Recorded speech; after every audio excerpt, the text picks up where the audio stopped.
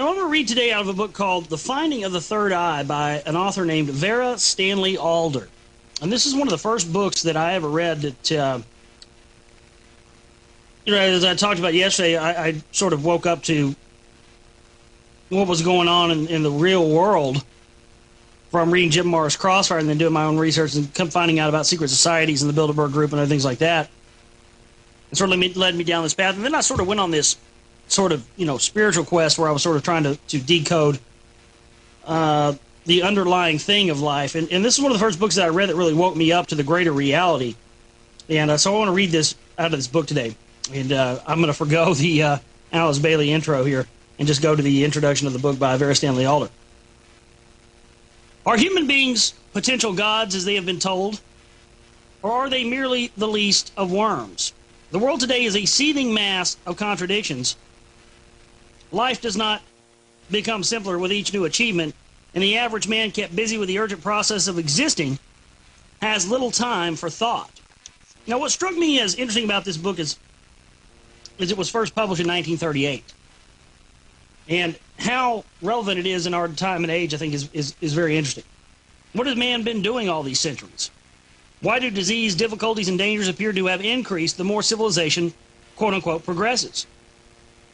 There comes a time in the lives of many people when they earnestly desire to find an answer to these questions.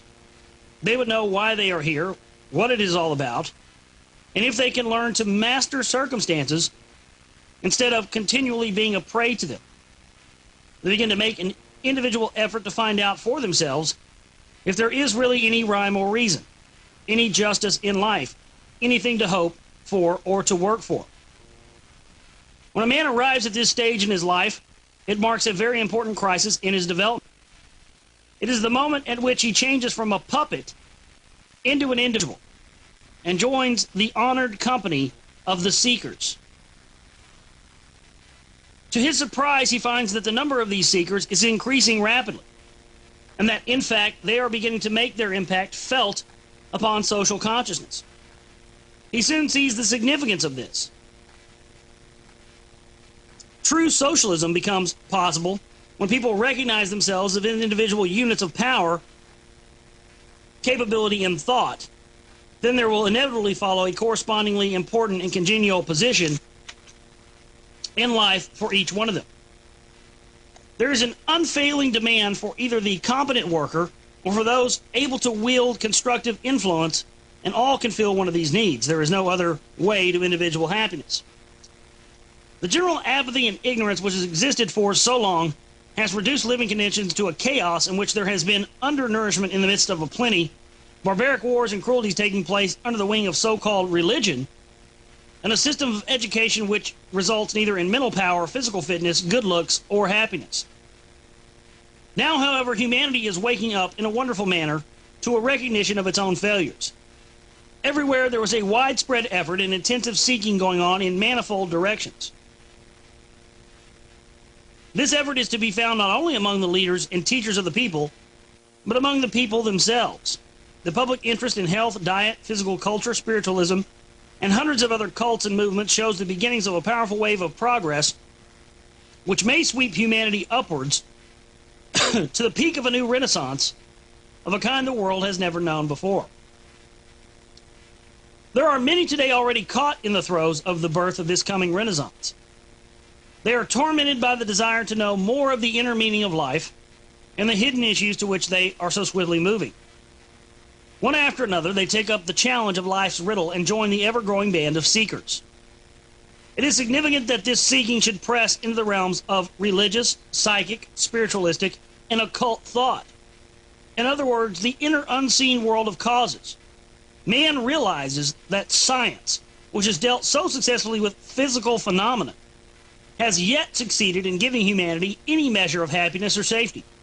So he is at least determined to try to find his happiness by getting in touch with causes instead of effects, by seeking for the laws of truths, if any, which may lie behind the reactions of living things, begins to sense the difference between knowledge and wisdom. Knowledge is the result of an accumulation of facts, and its tendency is, through specializing, to isolate subjects one from another. Wisdom is the deduction from these facts of useful laws, a process which can only take place by comparing the facts in one compartment with those in all the others, thus giving a vision of the whole. When a man becomes an individual seeker, his first effort is to discover what he can of facts connected with the fundamental truths of life. He wants proof. There are many people ready to admit to him in the world of inner research he is faced with a long and complicated pilgrimage. Wonderful promises are held out to him. He is assured of becoming a Superman, with health, happiness, and power hitherto undreamt of and hard for him to comprehend. He asks himself if all this can be true. If so, why is humanity still wallowing in such helplessness and bewilderment? He hesitates on the threshold of philosophy, spiritualism, Christian Science, or a dozen other cults and isms. His inexperienced eyes are unable to detect the true form from the false. And he is at the mercy of many people who seek to enlist him for their own pet cult, or who wish to make profit for themselves by trading upon his virgin curiosity and learning. If he has a tendency to emotionalism or a love of the sensational, he will be an easy prey. Now that's very interesting, isn't it? That sounds like the Patriot movement to me. Think about that. It's talking about how people who are seeking the truth may be enlisted by people for their own pet cult who wish to make profits by seizing upon their curiosity and their yearning. And if they have a tendency towards emotional things or sensationalism, they'll be an easy prey for these types of movements. Very interesting. How then is he going to escape the many pitfalls and manage to keep the true path to an understanding and mastery of life? These chapters have been written in an effort to provide the seeker with a simple guidebook for the pilgrimage to truth, a concise bird's-eye view of the new universe which he is about to explore. It endeavors to help him to place each new discovery into its relevant position so that he, while gathering his store of knowledge, may develop wisdom also, and learn those few essential secrets, through which he may attain the poise, power, and creativeness which will ultimately develop him into a superman. The seekers who acquire and use this knowledge will be the builders of the new and promised golden age. In this book, an effort will be made to sort out, summarize, and compare the ancient knowledge with modern science. Most of the statements made are capable of worldwide and extensive cooperation by trustworthy authorities, and can be verified by any reader who will care to give the time to it. He can satisfy himself by as many proofs as he has the patience and energy to seek, and the intelligence to judge and sift. The quest for truth opens up an unimagined and wonderful new world to the seeker, so thrilling and so full of reward and interest that it is not within the power of human speech to portray it. Only the fringe of this absorbing search has been touched in these few pages. But even so, this book contains the recipe for turning an ordinary human being into a superman, one who commands the means of success, happiness, or personal fulfillment always within himself and irrespective of all circumstances.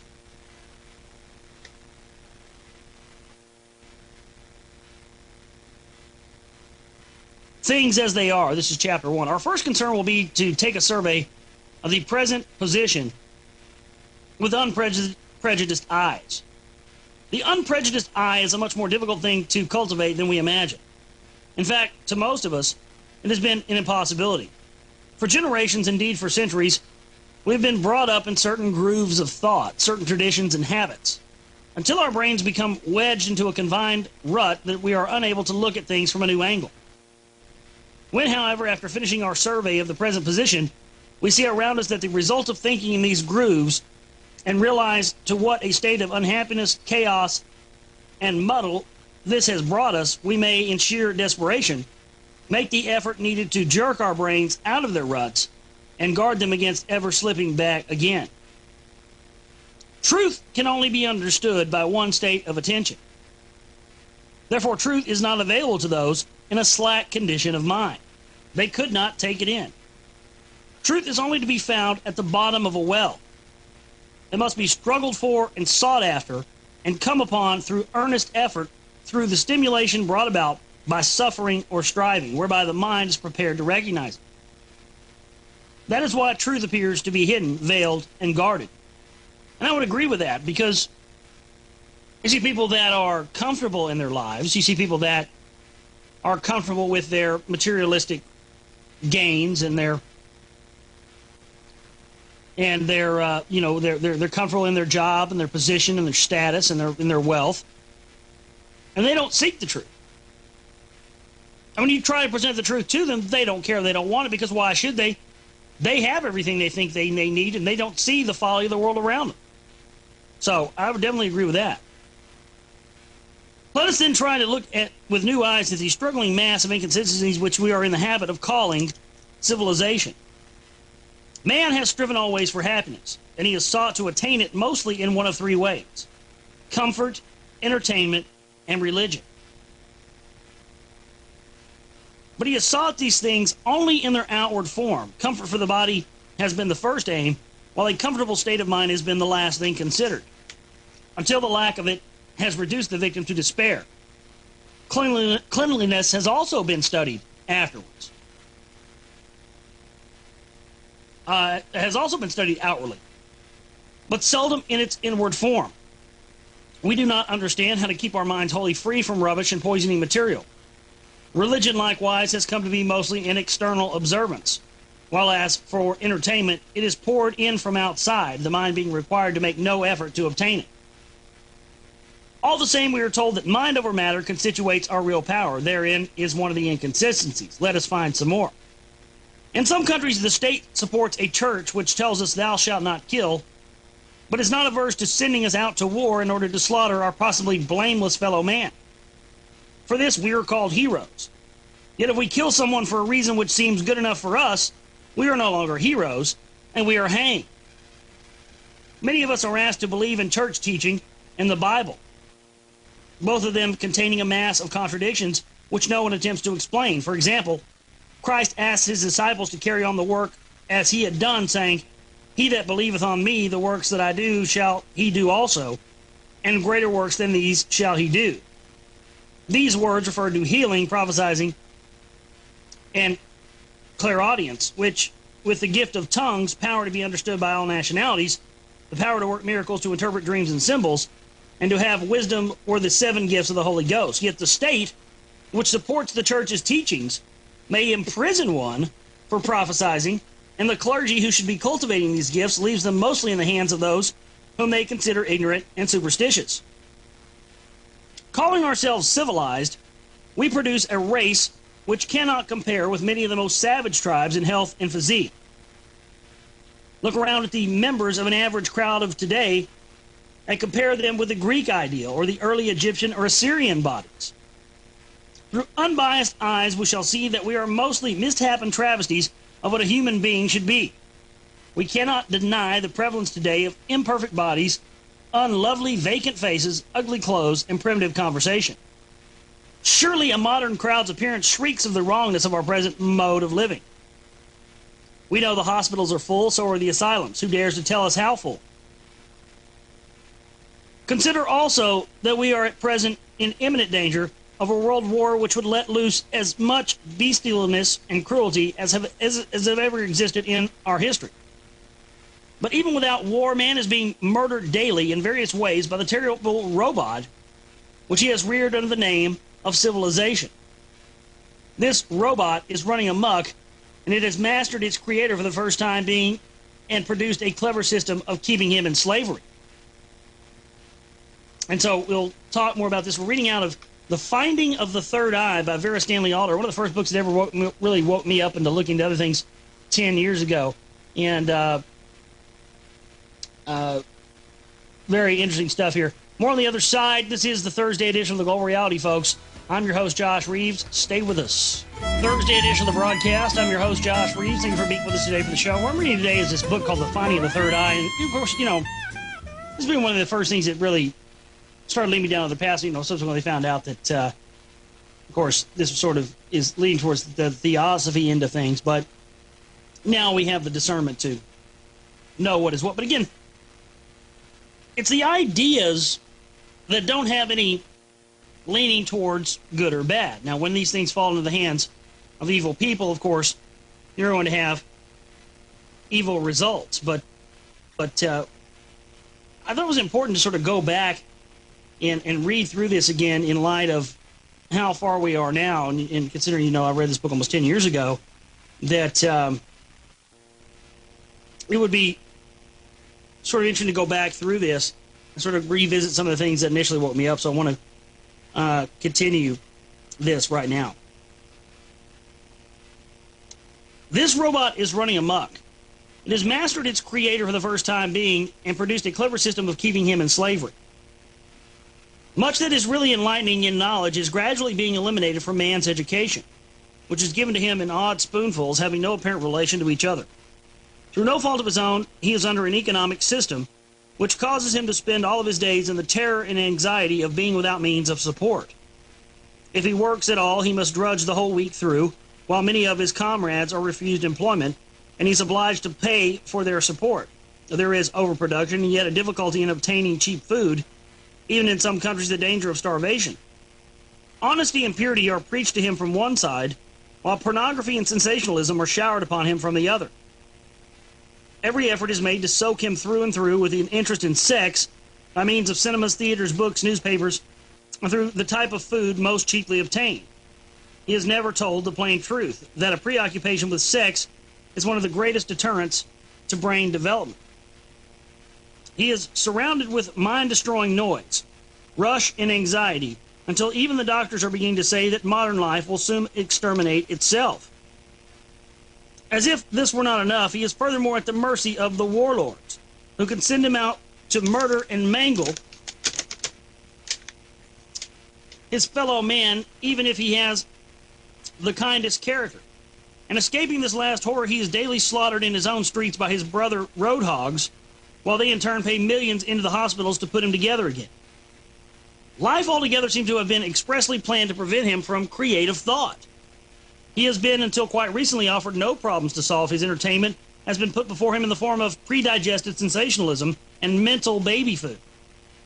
Weary and half-drugged by this intensive treatment, man has largely ceased to recognize the heritage of his wonderful mind. He no longer knows why he should think or what there is to think about. Here, then, is a pessimistic picture of life as it is today. Ought we to be satisfied with this state of affairs? Is this indeed the whole picture, or is there a brighter side to it? Let us not forget the claim that man is a marvelous creature. In spite of much that appears to the contrary, this claim seems to not to be entirely without foundation.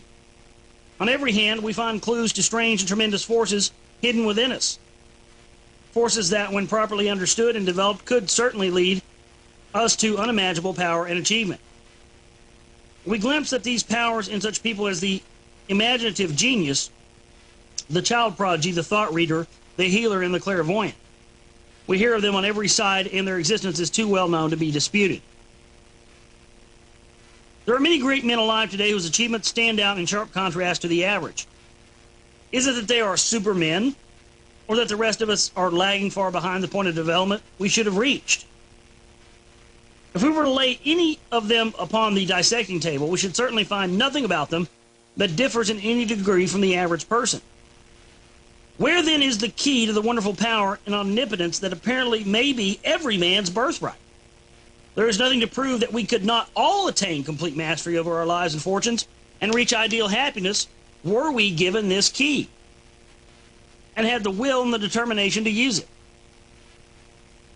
Had we this secret, instead of being as we are, slaves to life, to our possessions, to our environment, ill health, and bad luck, and the rest, we could be master and controller of all our circumstances, and welcome with content and understanding everything that life brings to us. We are told that the secret lies in the use and understanding of certain knowledge, through which is given an insight into the inner laws and forces of life, and the manner in which to use them. The knowledge has always existed, but it remains hidden forever from all but the earnest seeker. For the last few hundred years, humanity has been passing through a slough of despond and ignorance. The hour has already struck, which marks the beginning of humanity's emergency from that blackness. Men have suffered so much and for so long through ignorance that at last the inevitable reaction has set in. we can feel this change beginning to play in subtle ways through all phases of life. We have reached the time when we demand to know for ourselves and through ourselves, and to wield that knowledge irrespective of authority. We refuse any longer to dance like puppets to the drugging jazz tunes of incompetent authority. And soon authority will have to pull itself together and follow the lead of the seekers. Damn right. For there is widespread seeking going on everywhere now for the happiness, freedom, and power which we instinctively feel will be ours when we have gained the requisite knowledge. And the knowledge is to be found, hidden, waiting, wonderful. Our first clue to this knowledge lies in the study of what is known as the secret wisdom. The teaching was always in the charge in the early days of those who were well equipped both to govern and teach, but in time they neglected their deep knowledge in favor of the easier way. Power through money, superstition, and material pomp. This resulted in laziness and effete degeneration. Their only hope of retaining hold on the people was to plunge them into ignorance also. Therefore, a systematic persecution of certain knowledge began by edicts, inquisitions, and massacres. Finally, their end was so thoroughly attained that from the highest to the lowest wisdom had apparently faded out. However, there are now, and always have been, those who would give their whole lives to the guarding and hiding of a treasure so precious. Such people were the alchemists, the hermits, early Freemasons, and many more. So the knowledge was not really lost, but only concealed and safely guarded from desecration. Humanity is fast approaching the day when through patient struggling it will have earned the right to this wisdom. In fact, some years ago, it was given out in part for those earnest seekers in the vanguard of our progress to discover. Let us make all speed to gain for ourselves this rich heritage. So we'll stop right there, and we'll come back. We'll talk more on the other side. We're reading out of Vera Stanley Alder's The Finding of the Third Eye. Very interesting stuff. I think very important in our day and age and the things that we talk about here on this broadcast. This is the Thursday edition of the Global Reality, and you're listening to the Oracle Broadcasting Network. I'm your host, Josh Reeves. Stay with us. So we're going back in time here and going back to a book that I read about 10 years ago that really was one of the first books that's really got me down the path, beyond just knowing about, government crimes and things, but really the underlying aspects of reality that have been kept hidden from us through compartmentalization of secret societies and all of this stuff. And there was some talk going on in the chat room there.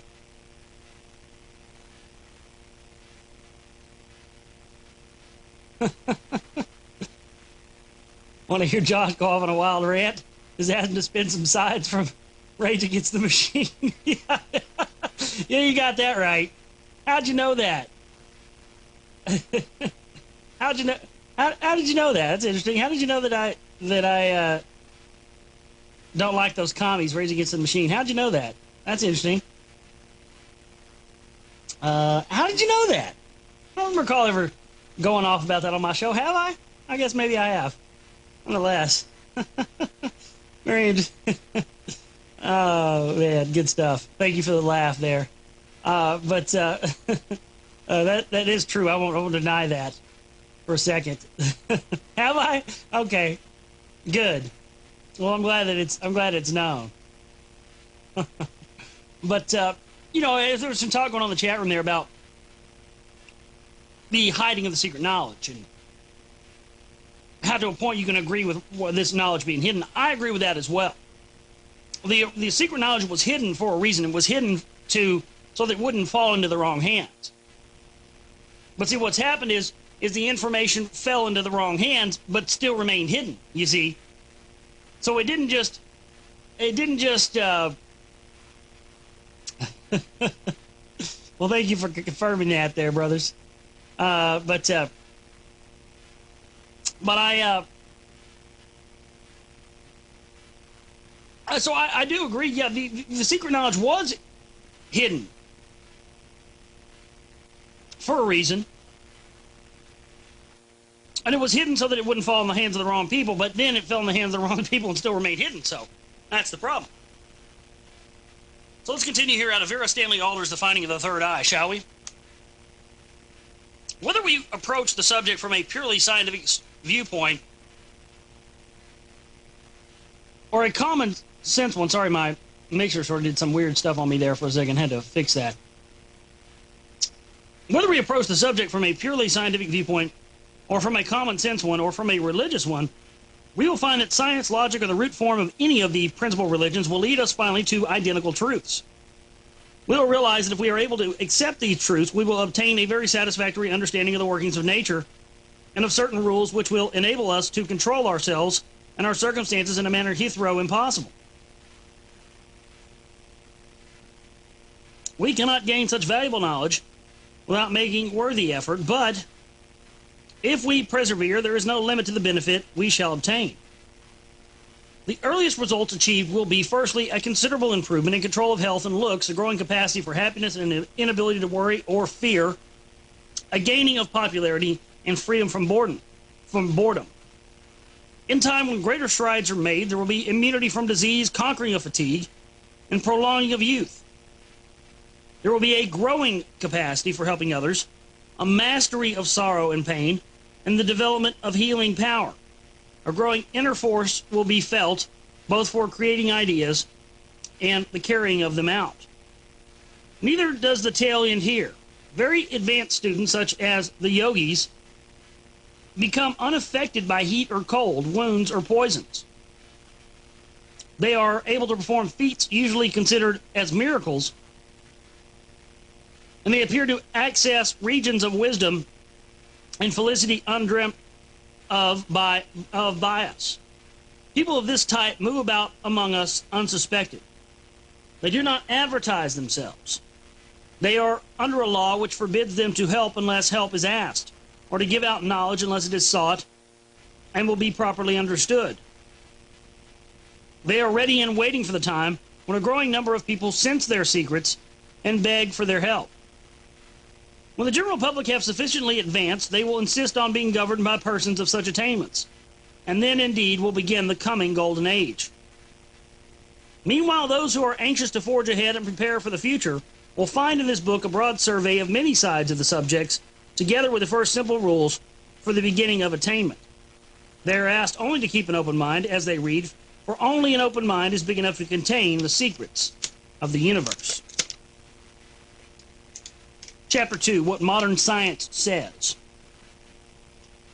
Before we begin studying the ancient wisdom, we will find it very helpful to prepare our minds by taking a survey of the ground covered by modern science today. It will be fascinating to see how identical facts can be known under different names and reached by different methods.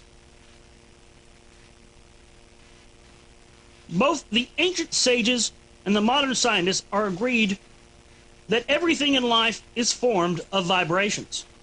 So that, as we shall be obliged often to use this word, we can begin by defining it. We are told that vibration is the result of force or energy, concentrated in some mysterious way and caused to vibrate, shake, or oscillate at different speeds. The composition of an atom, according to some scientists, is, first of all, a tiny vacuum, round which this force or energy revolves as a vortex, just as the circle of the sun's aura or zodiac revolves around it. The zodiac contains the planets revolving within it, and the minute zodiac of the atom contains also its planets or electrons, as they are called. The difference between one object and another is ultimately a question of rate of vibration. It is the number of arrangement of the electrons within an atom and the varied cohesions of atoms into molecules which go to make up these vibratory differences. The disturbance in the atmosphere caused by vibration sends out a ripple or air wave in all directions. As an illustrative simile of this, we can throw a stone into a pool of water. At first, we see the hole which the stone makes, corresponding to the vacuum in the center of the atom. Then we see the disturbance in the water created by the hole, the circle of energy, which sets up waves or ripples which spread out to an unlimited distance. Drop other stones in nearby, and their circle of waves will flow over and through the others, none, however, being destroyed, although they affect one another slightly. The distance between one ripple and the next is called the wavelength. We have in this a rough picture of what happens in the atmosphere, and of the waves set up by light, sound, or any other kind of object, anything, in other words, that vibrates.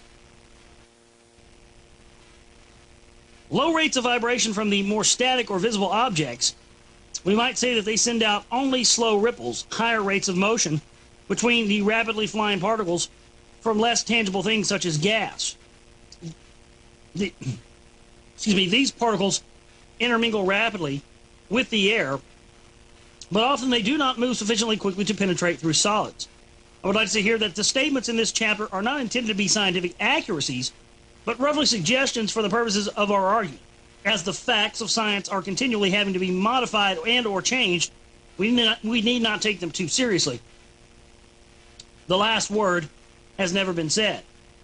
Vibrations of relatively low frequency are known to us as sounds. Higher ranges are known as heat. Sound and heat are fine enough to pass through certain solids. We know all about the ripples or waves caused by sound. So also we know about the electrical impulses through the wireless, and we call them wavelengths, and know all their measurements. Some of the wireless wavelengths are as much as 3 miles long. So we'll stop there. We'll pick more up on the other side. We're reading out of Vera Stanley Alder's The Finding of the Third Eye, written in 1938, and one of the first books I read. It sort of got me on this path about 10 years ago. So we'll continue this more on the other side. Thursday edition of the Global Reality, folks. I'm your host, Josh Reeves. Stay with us. Thursday edition of the broadcast. I'm your host, Josh Reeves, and I thank you so much for being with us today for the show. And we've got a lot more to talk about reading today. And, of course, we're not going to be able to read all of it today, but what we'll do is we'll do a series of this. And we'll read some out of this every day, and I want to get through all this. There's a few other books like this I want to read, and I'm going to read on air for you, stuff like this that I can't believe it took me this long to read this book on air. I don't know. I just happened to glance over at my library and was sort of flipping through this book and sort of think, wow, I haven't looked at this in a while, you know. It's so interesting to go back to stuff and go back over things that you have looked at in the past. You know, the reference in which they meant to you at the time, what they mean now, are very different. So let's continue. We might picture the scale of vibrations as a vast keyboard, in which there are many octaves and various types of vibration and motion. One range of motion expresses itself as a solid, liquid, and gaseous form. Other ranges are perceived as sound, heat, and those intangible things about which we know very little. Above the octaves of sound would come those of light and color vibrations. The colors range from red, the lowest, which vibrates at 451 million times per second, and has a wavelength of 36,918th of an inch, up to violet. We see this order of colors in the rainbow and in the spectrum. Above the violet, color can no longer be seen by the eye. And we find the ultraviolet rays and the X-ray. Now at last we have reached vibrations fine and rapid enough to penetrate through most solids. Higher up on the scale we come to the magnetic vibrations in their wavelengths, such as those that issue from the mind of the hypnotist. These can go through denser solids than the X-ray can, which accounts for the hypnotist being able to produce the effect of a deep trance upon a person seated in an adjoining room. Apparently the vibrations of the mind can travel instantaneously many hundreds of miles, as in thought telepathy passing through all solids which intervene. They have an intimate connection with electricity which, as we know, can travel around the world in a flash. Each thought is a vibration having a set wavelength. When, however, we consider the vastness of the scale of vibrations which we have to deal with, it will be seen that there are enough and to spare for everything. Now, having placed sound, light, and heat in their respective order as we know it, we must ask what they are and how we know they exist. Had we and the animals no ears, what would sound be?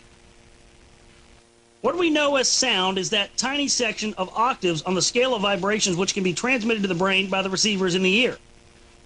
The human ear is successful up to a certain point, beyond which it can receive no more, but many animals hear vibrations which to us are no longer sounds at all. Higher up on our keyboard than sound comes heat. Our skin contains the little receivers to transmit these vibrations to which the ear is no longer sensible. Farther up the scale, still, we come to light and color.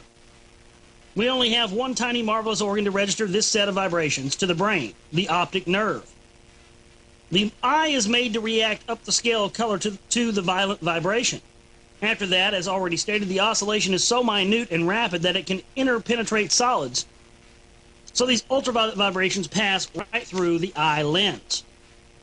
The question now arises, have we any organs which can deal with those higher vibrations, or the very subtle substance of which they are composed, and in what forms are these contacted?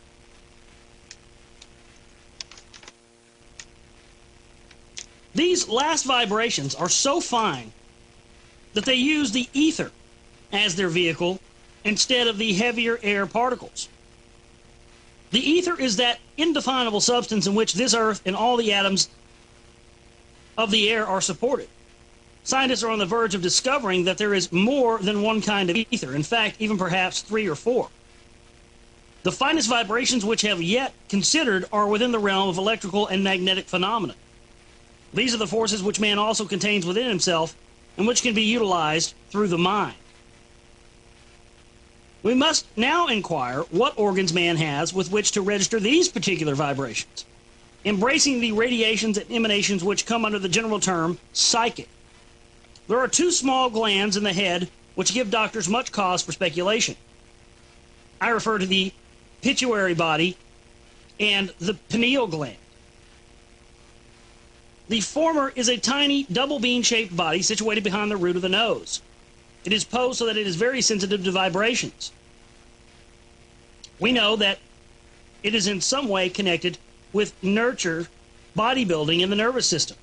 If it is removed, all organic function ceases. If overdeveloped, it produces giantism, while if underdeveloped, dwarfism is the result. The pituitary body has been called the seat of the mind. Its frontal lobe is concerned with emotional thought of the type which produces poetry and music, while the anterior lobe is connected with more concrete intellectual concepts. The pineal gland is a tiny cone-shaped body in the middle of the head, just behind and just above the pituitary, or the pituitary. It contains pigment similar to those that found in the eyes, and is connected by 2 nerve cords with the optic thalami. It is said to control the action of light upon the body. And for these reasons, scientists have suggested that it is the remnant of a 3rd physical eye. Men of learning, such as Descartes, have pronounced it to be the point in the human being where the soul and the body meet, the seat of intuition. And of course, we know that to be true now more than ever, especially considering that we know that on the 13th day of the 13th week, rather, of a child being in the womb of its mother, the pineal gland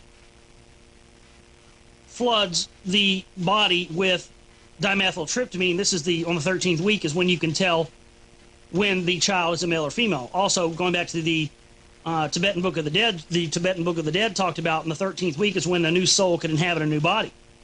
Very interesting stuff there. It is said that when, for specific reasons, the pituitary body and the pineal gland have become fully developed and stimulated, there are vibrations fuse and stir into life the mysterious 3rd eye of man. The eye of the soul. Apparently, this activity provides the mind, with a perfect instrument with which to work.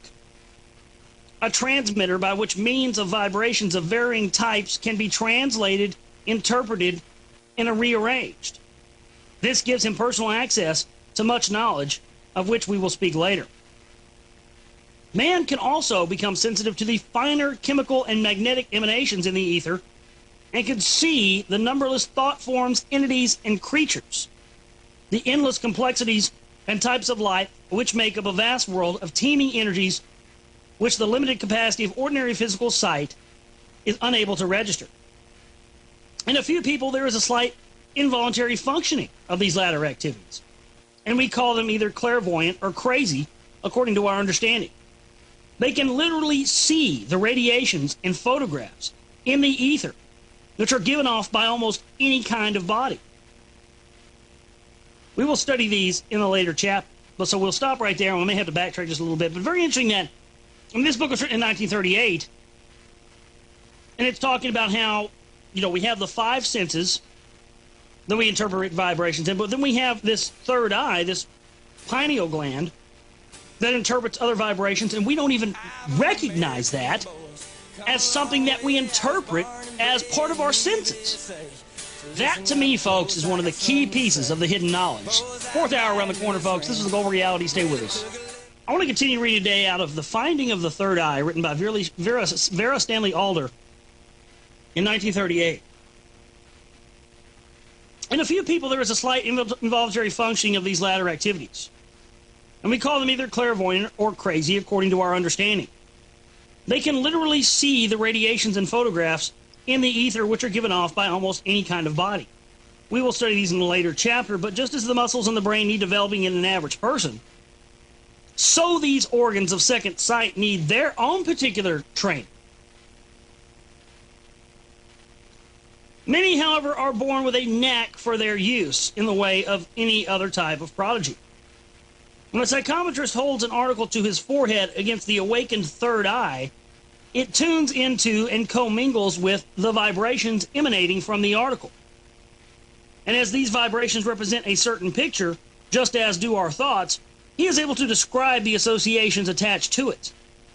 The emanations from an object are often so fine and numerous that they continue to be given off for thousands of years, just as with radium. Meaning that when someone is tuned in with their third eye, when their third eye is tuned in, you can hold an object like an artifact within the range of a person's third eye, and they can describe all of the energies that are attached to this object. Even if those associations of energy go back thousands of years, ladies and gentlemen. I mean, this is real. It's just, and it may be associated just as radium, just as like a radioactive particulate has vibrations that emanate for thousands of years. I mean, this is really the truth.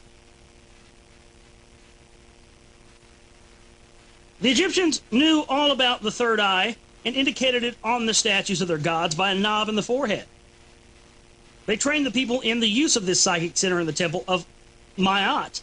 The god Maat was vulture-headed because the vulture has a sight so keen as to almost be clairvoyant. When people responded to this training, they became seers, or psychics as we should say now.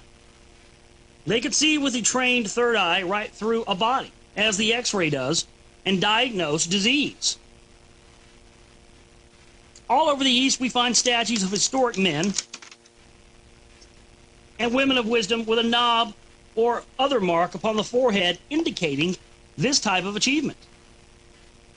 Of course, there are some people who have this power today, but do not understand its use, nor how to train them properly. Consequently, their development has been left to chance.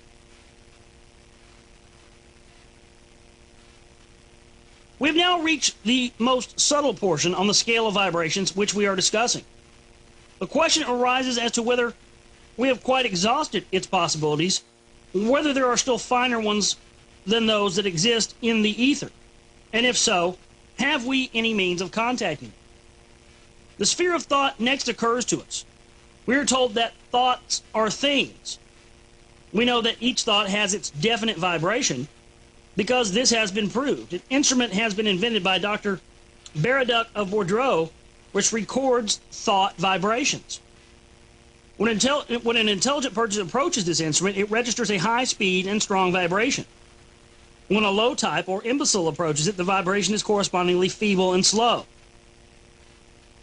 It has also been proved by experiment that by an act of will, the mind can cause objects such as metal layers and metal levers to move. We've also heard of numberless cases of fakirs and people of that kind having been able to prevent themselves from burning by fire, from suffocating when buried alive, from bleeding from wounds, and from other normal reactions. They can do this by being able to bring into action the power that the finer vibrations of the mind have over the lower ones of chemical matter. I mean, that is manipulating the matrix right there, isn't it, ladies and gentlemen? Being able to control, can you imagine being able to control your mind to the point that it has, the higher vibrations have a control over the lower vibration ones to the point where you can't be burned or bleed? This is another one of the secrets. We have this ability in each and every one of us. This is part of the secret knowledge. We have this ability. This is what's being kept from us, folks. And it's high time we set ourselves on the path to finding out these things and taking them back, because they've always belonged to us. The same thing that is done in chemistry is done through the use of electrical heat to split up, reorganize, or control chemical compounds. Sometimes people use these powers without knowing exactly what they are doing, nor what the result will be, as in the cases of some forms of mental healing based on blind faith. Such cases are a wonderful proof of existing possibilities, but at best they are uncertain and sometimes only flukes, and often much harm is done through lack of a fuller understanding. In curing some diseases, either by self-treatment or by a mental healer, the fine vibrations of the mind act on the lower vibrations of the diseased tissue. This can be performed at the same rate at which that particular mind is able to visualize and concentrate. It may take hours, days, or weeks according to the condition of the patient and the healer. However, we know that there have occurred many cases of instantaneous healing diseased and broken tissues being rendered whole in a flash of time. We have heard of such things throughout history, and they are said to happen at the present day in history, such as Lourdes. In these cases, we have at last touched upon the finest and subtlest vibrations of all, those of the spirit, or the highest creative force. Such vibrations, being unhampered by the process of the brain and operating at a terrific speed, can go through the whole process of cure so quickly that we cannot possibly follow its course, and the result seems to us to be instantaneous. With a great spiritual healer, such as Christ was, works of this kind are possible, especially if the sufferer can tune in through faith or through the medium of his own spiritual vibrations to the healer's actions. Christ encourages us to strive for these powers of healing, which are not really supernatural, but the result of an intensive development and understanding of the laws of nature. The mind has power over everything that it can understand and visualize. Therefore, the first step of all is to study these arguments and theories and those facts which are supported by adequate testimony with a perfectly open and logical mind. If and when we become convinced of any argument or concept, we must tabulate it carefully and pass on to a study of the next. In this way, we will begin gradually to discover what we really can know and believe. For instance, we may feel that it is impossible for us to prove for ourselves the truth of past miracles, or any others in the past. But actually such things are happening every day in every guise and form, and a little inquiry will soon put us in touch with it. Our own common sense will then enable us to separate the true from the false. The object of this chapter is to show that although we may approach this subject from an angle of pure chemical and mechanical science, we shall still be able to work through to the final result that there is a certain force controlled by our minds which can act more powerfully over solid matter than anything else, and that there is still a stronger force apparently outside of mind which can act instantaneously and miraculously. It is not enough to go on any longer weakly tabulating these things as hypnotism, thought reading, or imagination. They must be understood for what they really are. We must have an explanation for the changes in tissue and matter which occur. The old alchemists claimed that it was possible to direct a mental force to change the composition of atoms by altering their vibrations, and that thereby it would be possible to make gold. They believed it was so, but already materialism had stepped in, and they often endeavored to accomplish it by chemical means alone. The only real power to do such things lies within ourselves. We must first learn to use our own highest vibrations. These powers can only work if they are undisturbed by the inharmonious heavy vibrations which enter into our composition if we live out of harmony and with the laws of nature. The athlete knows that alcohol, smoking, unbalanced diet, worry, and lack of sleep upset his health and undermine his stamina, so that even the low vibrations of physical strength and steadiness cannot gain control. The mental worker knows that he has to steady down all his bodily disturbances and vibrations before he can concentrate at all. He needs not only to be able to ignore the vibrations all around him, which he can only do if they are steady and balanced. A hum of traffic disturbs many such less odd drops of falling water, but also must have a steadiness and balance of every activity of his own body so that he can ignore it. If, however, he is seeking neither athletic nor mental expression, but inspiration, he can only attain that by steadying down the brain itself so that, balancing its vibrations to the same state of poise as those of his body, he can ignore the brain and reach for the subtler forms of the mind. The greatest inspiration will flash suddenly into the brain at a moment when it is quiet and receptive. Therefore, although the highest vibrations are the most powerful, we cannot get in touch with them within ourselves when our bodies and brains are a mass of struggling, fighting, inharmonious vibrations, as is usually the case. Though the highest forces are there within us, we give ourselves little chance of linking up with them and consequently are unable to utilize them. The yogis spend hours in meditation for the effort to quiet down every activity in the body and brain so that the aforementioned portions of the latter, the pineal gland and the pituitary body, can tune in to those highest powers. When this is accomplished, these men can, while in that state, cure their own and others' bodies, mental ills, obtain inspiration or wisdom, and attain a high state of physical fitness and strength without methods of exercise. That's another thing. I mean, there are ways that you can have a strong, healthy body and be physically fit without even having to exercise or lift weights, ladies and gentlemen. This is all a part of how our minds have been destroyed and how taking back control of our own minds, again, is part of the secret knowledge. More out of Vera Stanley Alder's Finding of the Third Eye on the other side. Thursday edition of the Global Reality. I'm your host, Josh Reeves. Stay with us. And then very interesting information. We'll continue to read through this on up-and-coming broadcasts so we get all the way into it. It's just amazing to me. The synchronicities, you go back and you go back to things that you read 10 years ago. And it's weird. Over the past, I've never realized until today when I was reading this, I never realized that this was really the book that got me on the path of where I am now, and how much relevance it has towards my thinking and my thought process as far as this stuff now, and how the things that I've found in my research, in the hours of tireless research I've done over the years since first reading this book, have done nothing but strengthen and confirm these things I already knew. So that's why,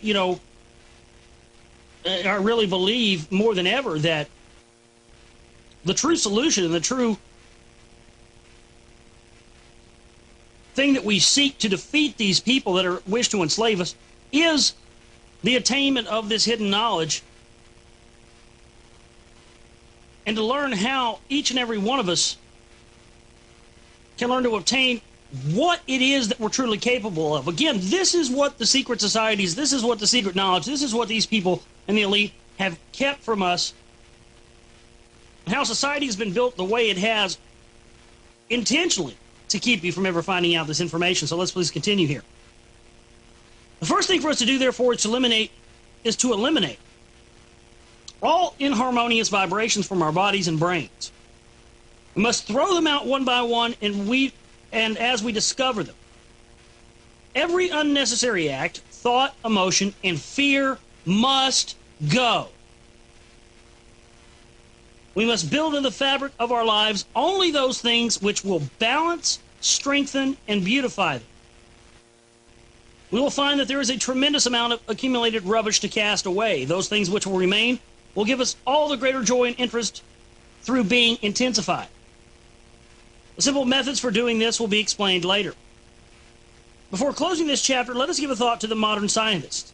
Having followed a long trail in their effort to discover the differences between matter and the life which pours through it, they have finally arrived at the perplexing result that there is no difference at all. They know now that solid matter in its final analysis is merely energy in a certain state of motion.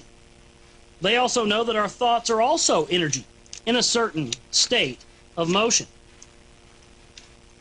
In other words, the world appears to be made up of the energy of the being or mind behind it, whose idea it was. The scientists do not put it this way yet. From a scientific point of view, they have come up against a blank wall, and their present attitude is probably that of a big question mark. Very interesting. In other words, the world appears to be made up of the energy of the being or mind behind it, whose idea it was. Meaning, we create our own reality, folks, in every sense of the word. Chapter 3 here. Beginning chapter 3, and I know we won't have time to get through very much of chapter 3 today, but I want to start it nonetheless. Chapter 3 is entitled, fittingly, ladies and gentlemen, The Secret Knowledge. This is where we're going to start to get into some interesting stuff. Having studied our world according both to the modern matter-of-fact scientist and the less orthodox modern ideas, let us now turn and plunge into the past and see what our ancestors knew and how their knowledge helped them. Now pay attention to this. I noticed that I highlighted this back in the day when I first read this book. And it's amazing that I would have highlighted this 10 years ago because it's exactly where I am now.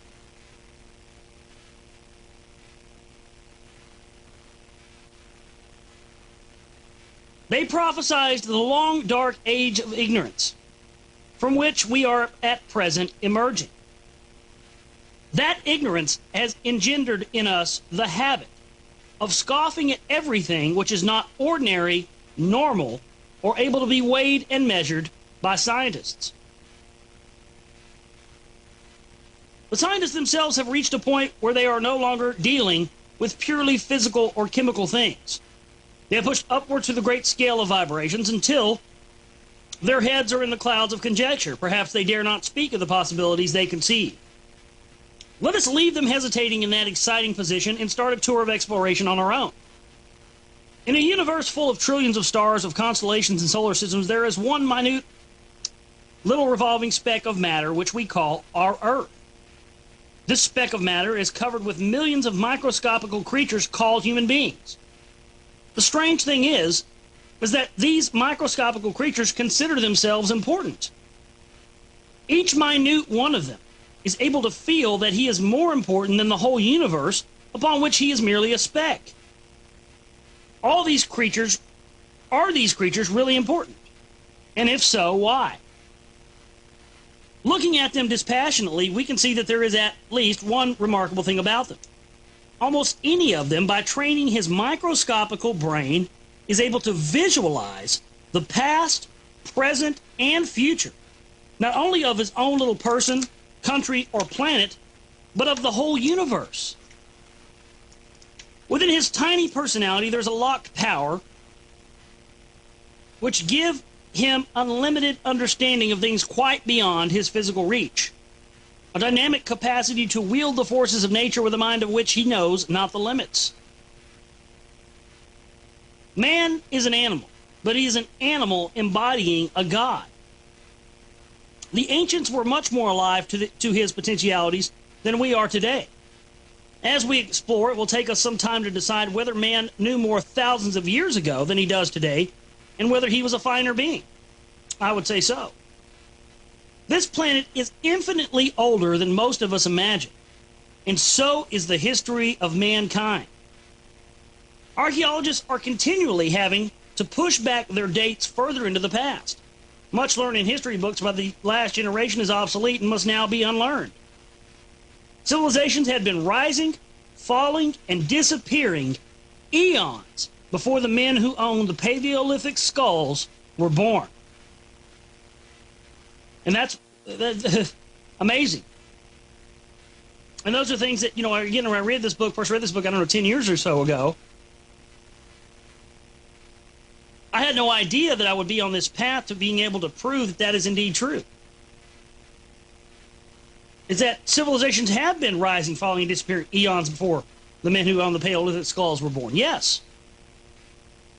And our history here is much greater and older than we have any idea. And that is one of the key things that the preach class and the compartmentalists of this knowledge have taken great care to keep from you. We'll talk more on the other side. Final half hour of this Thursday edition of the Global Reality. Vera Stanley Alders, Finding the Third Eye on the Other Side. This is the Global Reality. Stay with us.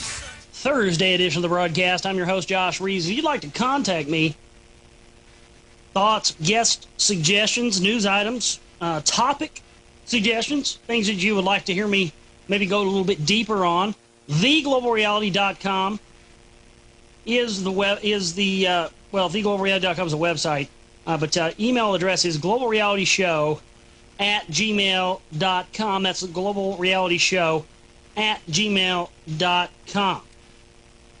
So that's where you can contact me at.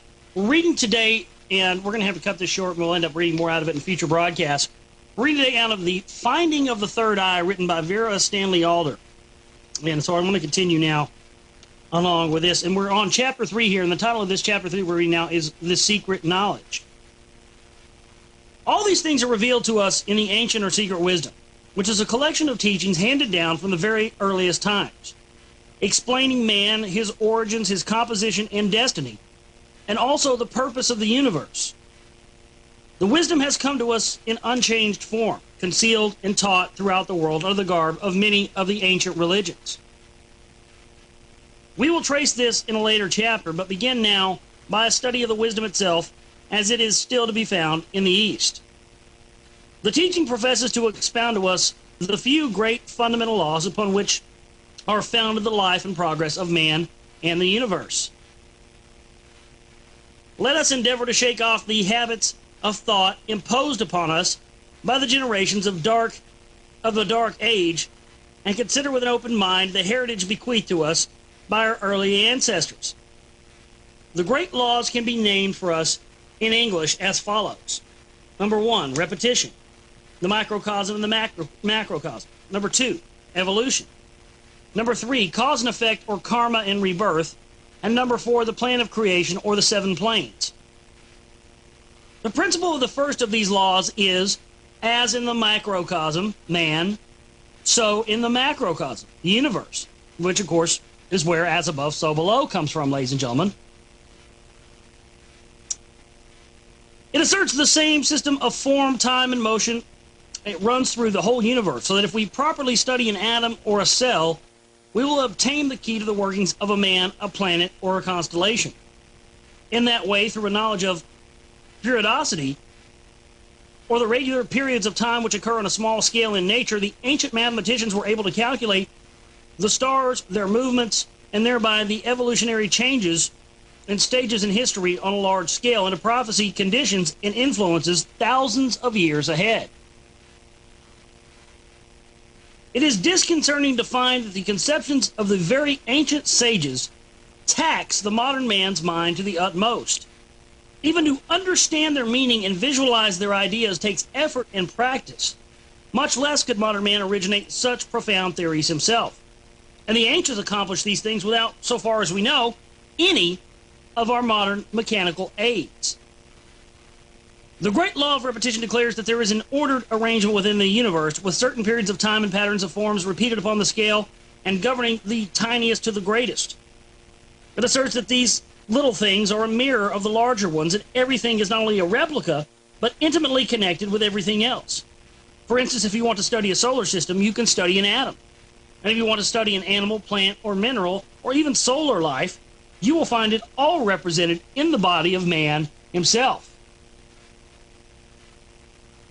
Man, know thyself was the ancient command written above the temple door. If we persevere with this fascinating study, we will find that in the form of every human being, the universe is presented to us. We can inspect the solar systems of his atoms, the mineral world in its most active and creative form in his interior laboratory, and the physical development of animal life from its lowest to its highest form in his embryo. In his nature, we will find a mixture of the passions and the peculiarities of all living creatures. We can also trace an intimate relationship with all the planets through the interplay going on in his body with the cosmic and planetary rays, and a connection with the world of magnetism and electricity as well. Finally, we will discover that man, in his puny frame, has the capacity to connect his mind with the highest unseen cosmic intelligence, the mind of nature. This first great law, then, that of the macrocosm and the microcosm, gives us at once a much more comprehensive outlook on life, and therefore the capacity of bringing vision and breadth into our creative work. The second great law is that of evolution. Everything in life is evolving upwards and onwards to a higher and more perfect state, having had its beginning in an uncreative, unconscious, and elementary form, and growing, progressing through striving, sacrifice, and struggle to a condition of creative, self-conscious, potent strength. But at the lowest end of the scale with the minerals, we know that they have an elementary consciousness or mentality, that they strive, struggle, and become tired, and that they are sacrificed to or absorbed by the kingdom above them, the vegetable kingdom which lives upon them.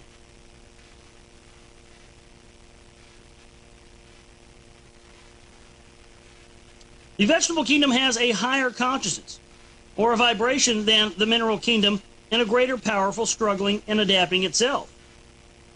In its turn, it is sacrificed to the animal kingdom who feed upon it.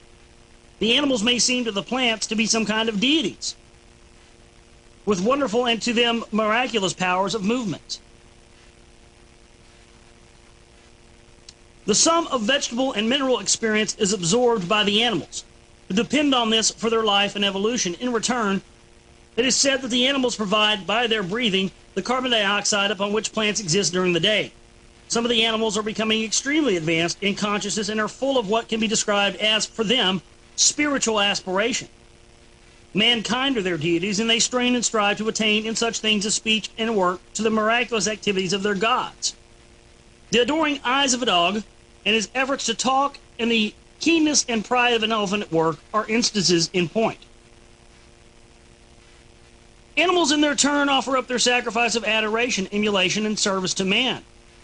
Whereas the vegetable kingdom should adequately sustain the body of man, the animal kingdom should feed his emotional needs only through his function of guardianship and dominion over them. This relationship of loving, learning, and teaching is the true one, instead of the prevailing extraordinary exploitation, slaughter, and cruelty enacted towards animals, which forms the basis of similar attitudes towards all other kingdoms, producing the predatory world which we have today. We continue to up the scale and find that in the kingdom of man the same process is going on. The more advanced type of human being is sacrificing his lower nature and striving to reach and copy a higher kingdom of beings than his own. He calls these beings angels, gods, deities, and has as much difficulty in understanding their wonderful capabilities as the animals have in understanding his own. But just as the animals depend upon man for the final development of their intelligence, so man depends upon the subtler and more inspiring minds of the angels for his own awakening. We are told also that just as a man depends upon his sustenance and progress upon the lower kingdoms of nature, so the angel world depends upon the offering and sacrificing of man's soul force for its own nurturing and development. Mankind and the angels can only reach greater heights of realization through the interplay of mutual service. Now that's kind of interesting, isn't it? You think about John Dee, the Book of Enoch, Enochian magic. You know, communicating with off-world entities that asked him for blood sacrifice so they could absorb etheric energy, your soul energy. Very interesting there, isn't it? All right, final segment around the corner, folks. We'll continue with more out of Vera Stanley Alder's The Finding of the Third Eye in the final segment of this Thursday edition of the Global Reality, folks. I'm your host, Josh Reeves. Stay with us. Final segment of this Thursday edition of the Global Reality right here on the Oracle Broadcasting Network. I'm your host, Josh Reeves, and I thank you for being with us today as we jump into the fire of news and information here, day in and day out, right here on the Oracle Broadcasting Network, Monday through Friday from 11 to 3 p.m., 11 a.m. to 3 p.m. Central Standard Time, Monday through Friday, and then also Saturday nights from 10 to midnight Central Standard Time here on the network. Let's continue here in the final segment with more out of The Finding of the Third Eye by Vera Stanley Alder. In accordance with the first great laws of repetition, we realize that the process must continue. And therefore we are bound to infer that the angels are also sacrificing to and striving to reach a higher kingdom of beings than themselves. The ancient wisdom has mapped out for us the pattern of these angel communities and hierarchies. An amazing vista of worlds ahead of us is thereby opened up for our consideration. The third great law is that of karma and rebirth. This states that nothing in life is wasted and that all things share alike the chance of gaining ultimate perfection and of going through the full course of experience and development. We see that in this physical world, as soon as a plant or other living creature has had its particular span of life, it dies or withers.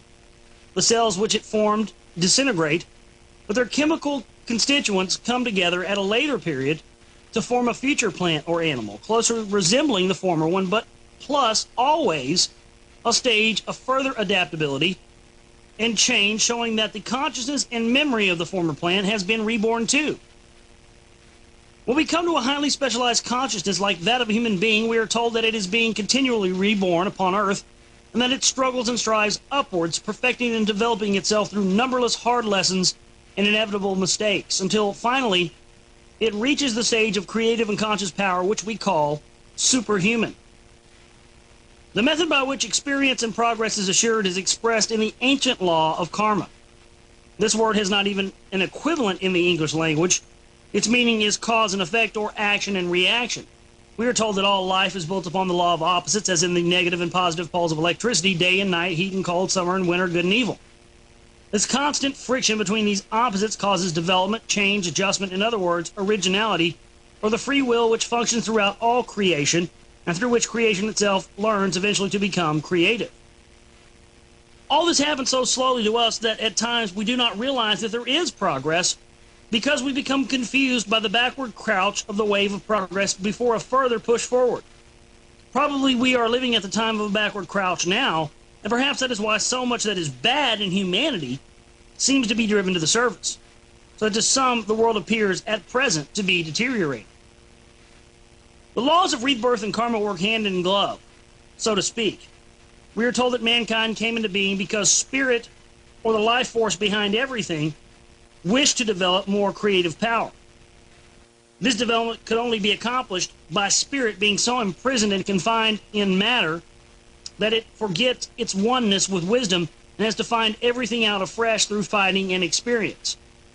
So we are told that virgin spirit divided itself up into fractions, and by ensouling the egos of man and all other forms of life, sank itself into the heavy imprisoning matter of this world, and is slowly and patiently figuring its way back to truth and light and power. The human egos evolve steadily, each undergoing constant rebirth until it gradually attains a knowledge of the laws of the universe through karma, or the effect of its own acts and thoughts, achieving power and strength through the mastery of one law after another, until at last it reaches omnipotence, both physical and spiritual. We might say that the friction between the opposite poles of spirit and flesh causes, as in electricity, light or energy, which is creative force power. The plants, the earth, the races of mankind, the animal, vegetable, and mineral kingdoms also reincarnate, all being under the same law. We must mention here that it is not possible, according to the secret teaching, for a man to be reborn as an animal, because however low he might sink in his own kingdom, he could not retrogress into a slower vibration. This theory, called the transmigration of souls, is held by certain people who have allowed their former knowledge to become distorted. Many persons here in the West find it rather difficult to accept this theory of reincarnation, because it has been stamped out for thousands of years. It therefore requires a great deal of unaccustomed mental exercise to obtain a real picture of it to hold in the mind. It is accepted quite naturally by most of the Eastern peoples, and has been untold for centuries, so that whether we believe in it or not, we should go into the theory as fairly and impartially as if we were studying their ideas on art or agriculture.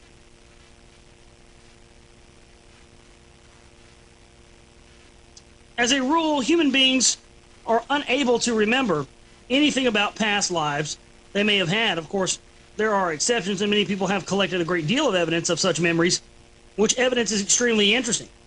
In fact, I think we would find it impossible to deny that some people, at least, have lived before, when we consider that we are unable to remember a great deal of our present life, especially things which have affected our characters deeply, until they are laid bare by a psychoanalyst. It is not surprising that if we do not remember past lives, we were told that experience gained in such lives is retained by us in those qualities which we describe as having a conscious, an instinct, or a knack for. According to this, then, a child prodigy is the result of a conscious, continuous effort in past lives along some particular line. It might reasonably follow that imbecility is the result of a continuous refusal to the brain and make effort that to be a dwarf or cripple is the karma of one who in previous lives neglected his body, and then an epileptic is probably a discharge, the debt of continuous immortality in a past life. In the light of this reasoning, we could feel that there is no injustice or inequality in life because the egos are choosing their own ways of learning life's lessons, which can only be learned through experience and suffering. Believe this, then. We could blame our parents for nothing, since we are the masters of our own fate and reap exactly as we have sown in the past, the effect of the cause, karma. So we'll leave it right there, and we will pick up tomorrow more of this, and we'll continue this in future broadcasts. Vera Stanley Alder's The Finding of the Third Eye, very interesting book, and gets into a lot of the secret knowledge, and definitely one of the first books I read about 10 years ago that sort of got me on this path, and it's just interesting for me to go back and see the correlations between my modern-day research and now. So, very interesting. Don't forget, tomorrow we'll have Mike Chambers coming up with us as our special guest on the broadcast. Folks, that's our show for today. I want to thank everybody for tuning in. Alex Answer is coming up next. You can contact me at globalrealityshow@gmail.com, myspace.com/globalrealityshow, and theglobalreality.com. My name is Josh Reeves. I love each and every one of you folks, and we'll see you guys back here tomorrow for the show. You guys have a great rest of the night. I want to continue reading today out of Vera Stanley Alder's The Finding of the Third Eye. Now, this is a book that I first read about 10 years ago, and this was, and it's just amazing to me to go back and read this, because I start to understand that this is really what led me to the path of where I am now. So I want to continue. We left off yesterday on chapter 3 of the book, The Secret Knowledge. I'd like to continue there with that for you now. We are told that certain groups of people incarnate together at intervals. In this way, old injuries and insults must be recompensed, old enemies finally adjusted, and old loves allowed to continue and to grow and beautify. Nothing is lost, nothing is wasted. Everyone finally reaches the same goal of perfection, although they are all in such different stages and classes now. No man becomes perfect or attains his goal so long as there is a single feeling of enmity between him and another, or until a score has been settled and wiped out by service and friendship. This is what messiahs and messiahs that have visited Earth meant when they gave us the difficult injunction to turn the other cheek and to offer thy cloak to him who shall take thy coat. If we love thy neighbor as ourselves, we cannot mind to whom the coat belongs. These conceptions are very difficult for a selfish world to grasp as yet, and few of us have the pluck to try them out. We limit ourselves by being possessive. The greatest things we have, wisdom, health, and power, are all pervading and cannot be divided. They can only develop and be shared. Possessiveness, on the other hand, causes wars, cruelties, jealousies, and sufferings. It can never do any good and usually despoils the most beautiful thing in life, love. Therefore, if we can once believe in reincarnation, we would realize that fear is a wasted effort. Because though we have suffered death and pain often before, we are here again. Fear is something of our making, and it paralyzes us and renders us stupid. Also, we can see that it is better not to think evil, unkind, or worried thoughts, because by doing so, we are causing effects, which we will have to work a lot in putting right again. Thoughts are things, and when we unloose any ugly or harmful thing into the world, we shall be obliged to remove it. Thoughts persist in the ethereal regions and are connected with the one who made them until they are distinguished through effort. The fourth great law is that of the plan of creation, which teaches us about the 7 planes. We learn that the whole of the solar system is built upon an orderly numerical system and a set of 7 definitively graded types of matter, substance, or as the mystics and occultics call them, planes. These planes meet one another in a delicately graded sequence of interpenetrating vibrations, which the modern scientist is experimenting today and which we discussed in Chapter 2. The scope of his discoveries lies roughly between the phenomenon of sound, with its lowest vibration at about 16 to the second, to that of X-rays. These vibrations constitute a portion of what is known as the chemical or physical world, or plane. The ancients were able to understand and tabulate 7 times as much as this, because they postulated 7 worlds of different kinds of life, interpenetrating and influencing one another, through which were functioning the various life forces, currents, rays, thoughts, emotions, and archetypes of form, which combine to produce life as it is, with all its different complexities. They had all of this thoroughly worked out and understood just how these different forces were concentrated into man's body through the channels of his various glands. The doctors of today are still struggling with the unknown functions of some of these glands because they have not had the inspiration to refer to the ancient knowledge and unravel the symbolism in which it was presented.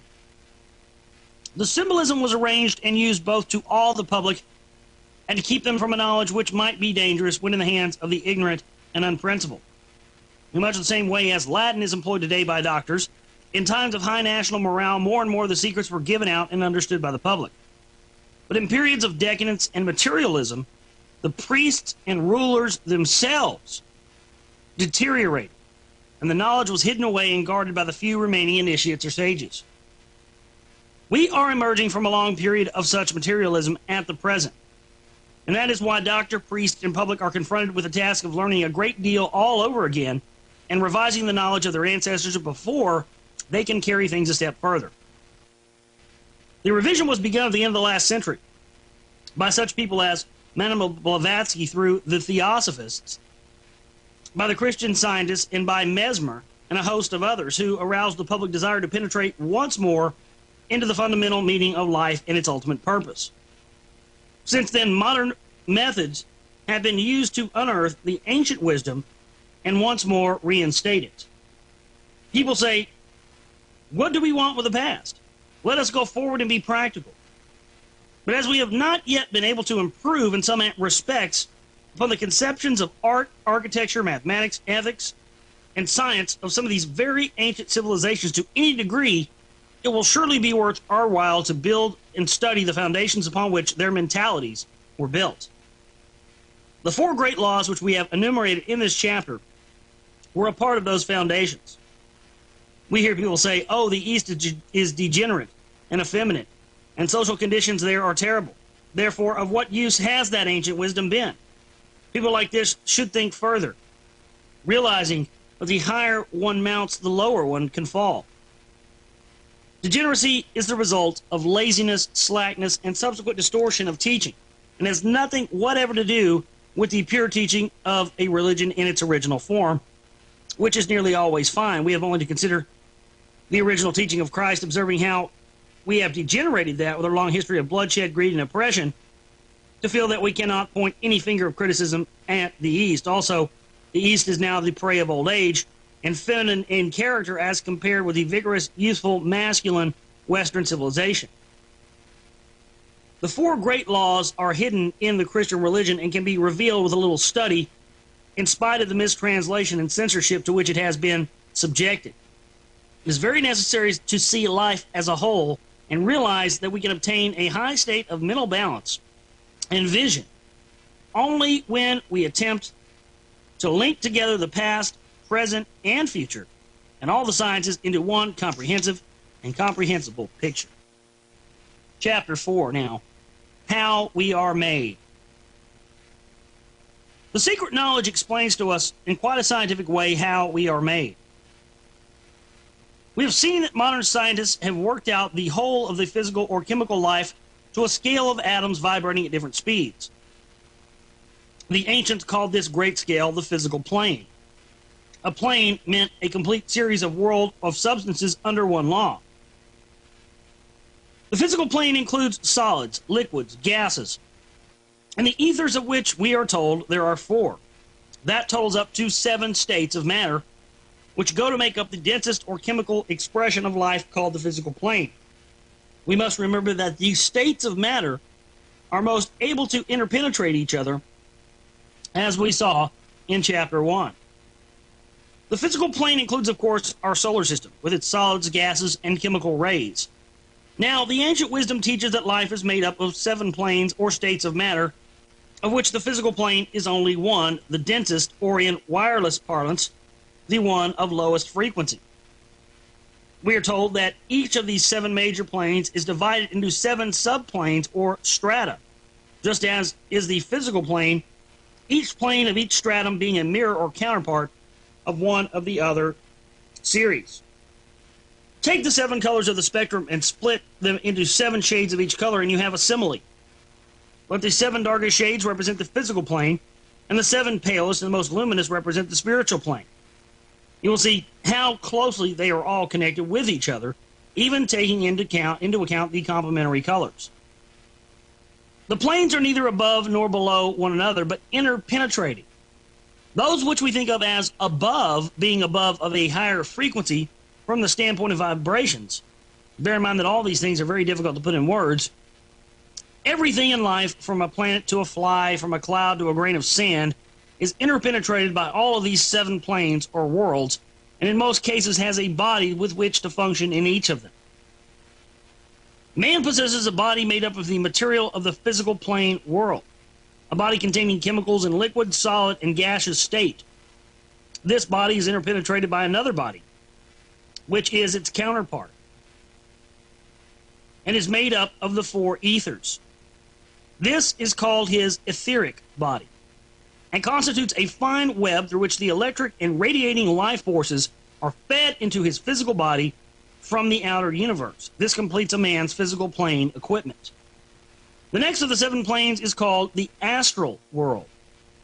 It is called by some the desire world, as it is the sphere of emotions or desires. It contains the substance that stirs or motivates us, and it is the world of attraction and repulsion. Man has a body of this astral material which is in full action when he is roused, excited, afraid, or full of desire. These feelings being, as we know, sometimes quite divorced from and stronger than our reasoning minds, it is possible for man, the individual, to separate his astral body from the physical body and wander about in it. Such an astral body can be seen by the astral eyes of another person who will speak of it as a ghost. Everything physical has its counterparts in astral substance, so that a man wandering in his astral body can see chairs and tables, or rather their astral counterparts. The counterparts of physical things are made up of the lowest and densest stratum of the astral material, whereas the counterparts of thoughts and feelings are made up of the subtle and malleable kind of astral stuff. This has been described by clairvoyants as a moving and shimmering kaleidoscope of swiftly interchanging colors. The astral world is therefore almost impossible to visualize by anyone who has not been able to see it. But a vague idea of it can be obtained by a study of all the various descriptions given to us by clairvoyants of all times. The third of the 7 great planes is the world of thought or mind. The densest stratum of this plane contains our own more worldly and material thoughts. The finer strata are used by cosmic intelligences for planning the archetypes and activities of the universe. This is why, if we can contact the higher strata of the world mind or mental plane, by training the corresponding parts of our brain, as all the sages have endeavored to do, we shall gain inconceivable knowledge. The world of thought is even more difficult for us to picture than the astral world. But as a beginning, let us realize that it is said to interpenetrate all life, like a forceful gas. It is not confined to the brain, which latter acts more like a kind of telephone switchboard to all thoughts which pass through it. The 4th plane is that of the will or the life spirit, and it is of this world that the real individual, the ego, is a part. It is the ego who uses the physical, astral, and body minds as tools with which to achieve his purpose. When they are completely under his control and in harmony and balance one with another, he becomes omnipotent and has achieved conquest over matter. He can, after careful training, shed his physical body like a coat, and leaving it safely in the nourishing care of its etheric web, continue his activities in other bodies or vehicles, as they are called. So we'll stop right there, and then we'll take a break and we'll come back.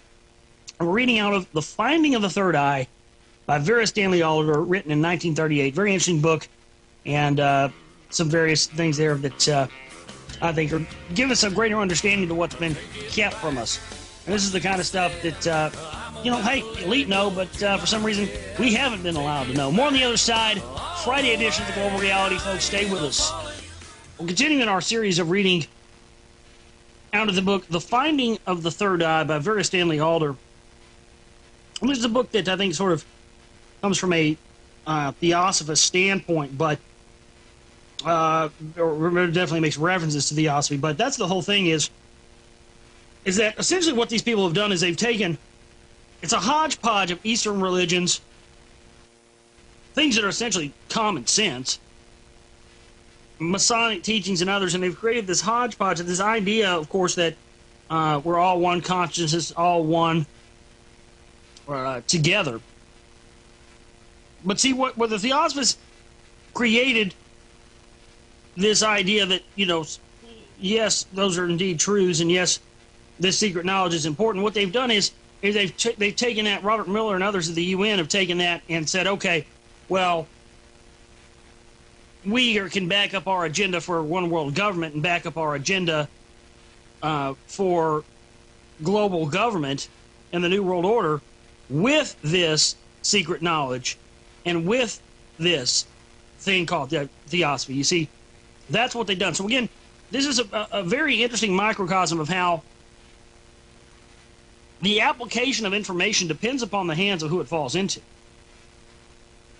And that's why it's our job to start learning this information and figuring out how we can use it for good and not for evil, like these people want to use it for. So, let us continue. When he wishes to return, he slips back into the cramping and restricting burden, which is his outer coating of flesh. We call this waking up or returning to consciousness. As the case may be, he has often brought back useful knowledge which would benefit mankind, but the jar of contact, once again, with the heavy earth vibrations is so harsh that it usually snaps the thread of memory of the preceding events unless the person has been specially trained. We've now come to a point where words are no longer even of the slightest help. So we will not attempt to describe the remaining 3 of the 7 planes, those 3 of which carry the consciousness through to a contact with the world of the divine creator himself. It takes courage even to think, let alone speak of such untranslatable wonders. But we do need such courage, and man is therefore obliged to reduce them to tiny physical plane conceptions able to be grasped by his 5 limited senses. Daring, however, is not without its reward, provided the motive is sincere. So man soon learns that he is more than an animal. The 7 planes then comprise the material of which the whole evolving universe is made. The physical plane or solid world takes up the smallest space because it is condensed and we can see it everywhere with our physical eyes. The etheric counterparts protrude an inch or 2 outside all living objects and can be seen with the help of the Kilner glass screens. Well, that's right, Kilner glass screens, K-I-L-N-E-R. Where are these at? I've talked about that before in my broadcast, these Kilner screens. That when this book was written in 1938, were a known thing, and apparently what these Kilner screens are is these are basically glass screens that when a person stands in front of them, you can actually see their aura. And there are people that do aura photography and stuff like that now, and they use computers, but I mean, you know, there were folks 100 years ago, there were people that could sit you in front of one of these Kilner glass screens, and by looking at the colors you were emanating, they could tell you everything that was wrong with your body. Now, where has that technology goes? And as this book mentioned earlier, the question that comes into mind is, you know, we like to think of ourselves with all our technology as somehow being advanced humans, or somehow being, you know, better than the people of the ancient days because of our technology. But are we really? I would say that a wholehearted resounding no. I would say the people of old were light years ahead of us because they didn't have propaganda and conditioning and all this stuff that we have to go up against now. The astral body protrudes to still a further extent and is described by the clairvoyant who can tell you a great deal about the individual by looking at it. Our Earth also has an astral body, of course, which stretches very far out from its circumference. Incidentally, we have to accustom ourselves to the idea that the Earth is still a living creature, as are also the planets. The astral world is the world wherein the 4th dimension is to be found and understood. If you can imagine having eyes that see right through everything in all directions at once, you are visualizing your condition when functioning in the astral world. The thought world or mental plane, or that part of it which is the thought body of our Earth, extends still further outwards into interplanetary space. It presents a marvelous field of exploration for the mystic and the occultist. The worlds of spirit occupy still a larger space.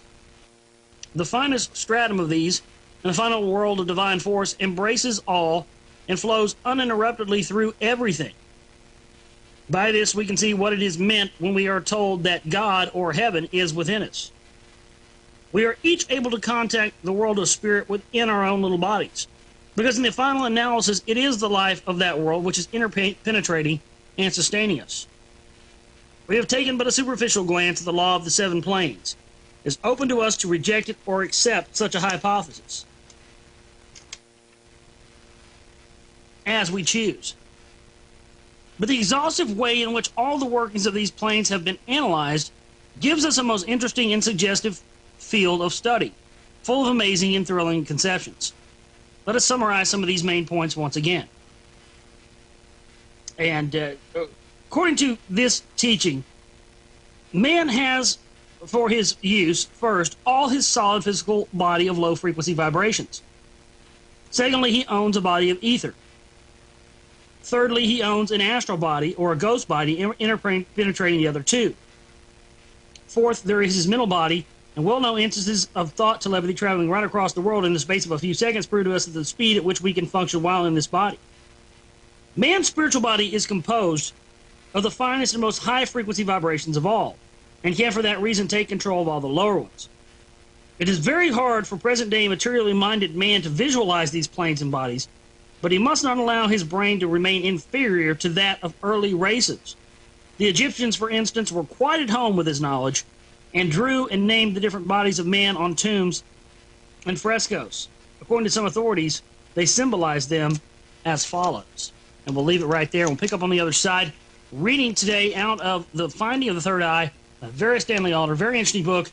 We're almost done with that chapter. We'll be moving on to the next chapter 5 of How We Are Classified here in just a bit. We're going to continue reading this today. Lots of interesting stuff here. This is the Friday edition of the Global Reality, folks. I'm your host, Josh Reeves. Stay with us. Back here on the Global Reality on this Friday edition of the broadcast. I'm your host, Josh Reeves. Thank you for being with us today for the show, folks. Today we're continuing in our series of reading here. The Finding of the Third Eye from Vera Stanley author, a very interesting book published in 1938. And it really gets into a lot of the hidden secret knowledge. I think it becomes a microcosm of how the people in the modern day are now taking these teachings, which of course, could very well be used for the purposes of good in this world, but are using them as the, New Age religion. This is where the whole modern day New Age movement has spawned from, and it is about selling people who, are well-meaning people who get on board with ideas that, we can all understand, but they use it to sell their New World Order. That is the key. Let's continue. The Egyptians called the physical body Kat, K-A-T, a dead fish. The symbol was a curled-up dead fish, perhaps the most physical of all creatures. The etheric double was called the Ka and symbolized as the vehicle or holder of the body by a breast and two upstretched arms. They called the astral body Ba, symbolizing it by a human-headed bird, a bird being a traveler through space. The spirit was represented by a lotus, which is able to rise out of the darkness and mud to reach light. The knowledge of these early peoples was astonishing. They understood so completely the power of mind over matter. One outstanding instance of this is seen in their feats of building, which is still incomprehensible to us. It is said that they were able to wield the spirit force over astral and physical substances and create entities to attach to the tombs to guard them for centuries. Present-day scientists are busy exploding the atoms with magnetic and electric force, but so far the results of their efforts have been dubious because of the poisonous byproducts procured. Perhaps they are doing things the wrong way, using physical plane instruments of low vibration to try to control higher vibrations.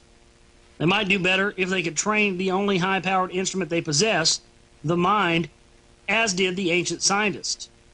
The true alchemists tried to use the burning force of the concentrated mind as the crucible in which they could distill the elixir of life from gold. Fire can burn up anything of lower vibration than itself. The mind can control fire, being of higher vibration.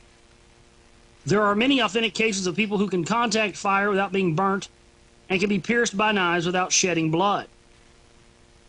The mind can act very quickly on matter, but the spirit can act instantaneously, rearranging the vibrations and reforming them. This fact is probably the basis of the performance of miracles and faith healing. Many people are testing these things out through mesmerism, hypnotism, thought reading, psychometry, and other methods.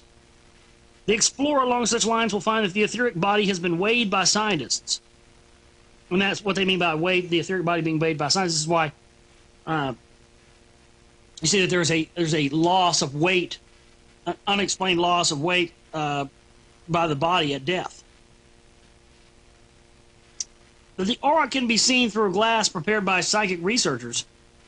That numberless people have had experience of the astral body, and that the vibrations of the mental body have been recorded by instruments, and the power of the spirit body demonstrated by innumerable miracles.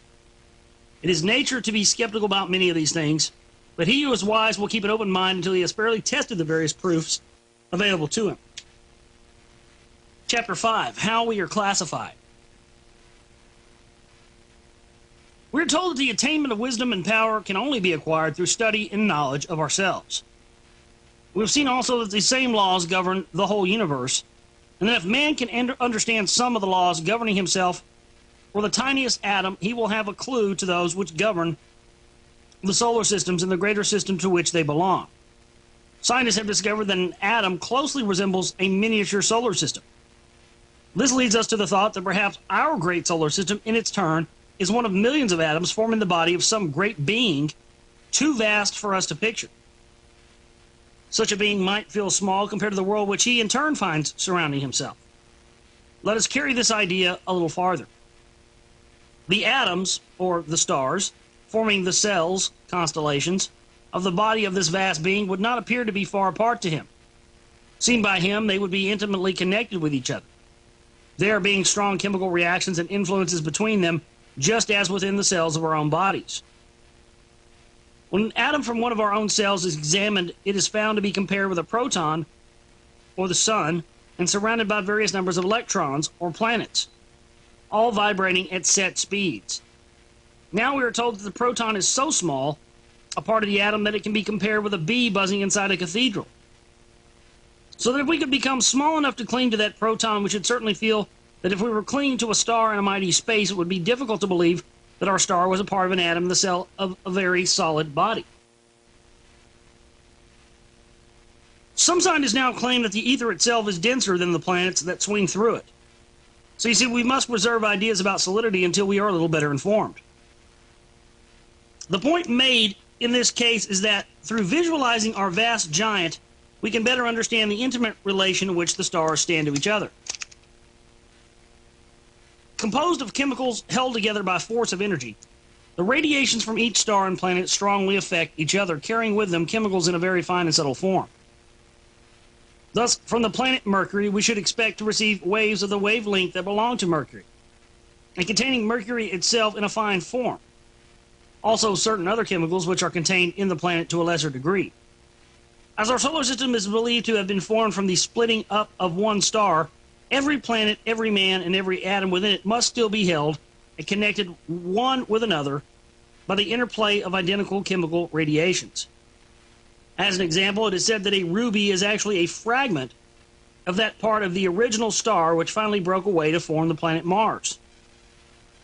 The astrologer makes careful calculations of the chemical and spiritual influences set up by the continual changing of the relative positions of the planets and luminaries, the sun and the moon, and of their effect upon the microcosm, or tiny replica, which is man. The macro-microcosmic law comes into play also in the question of time.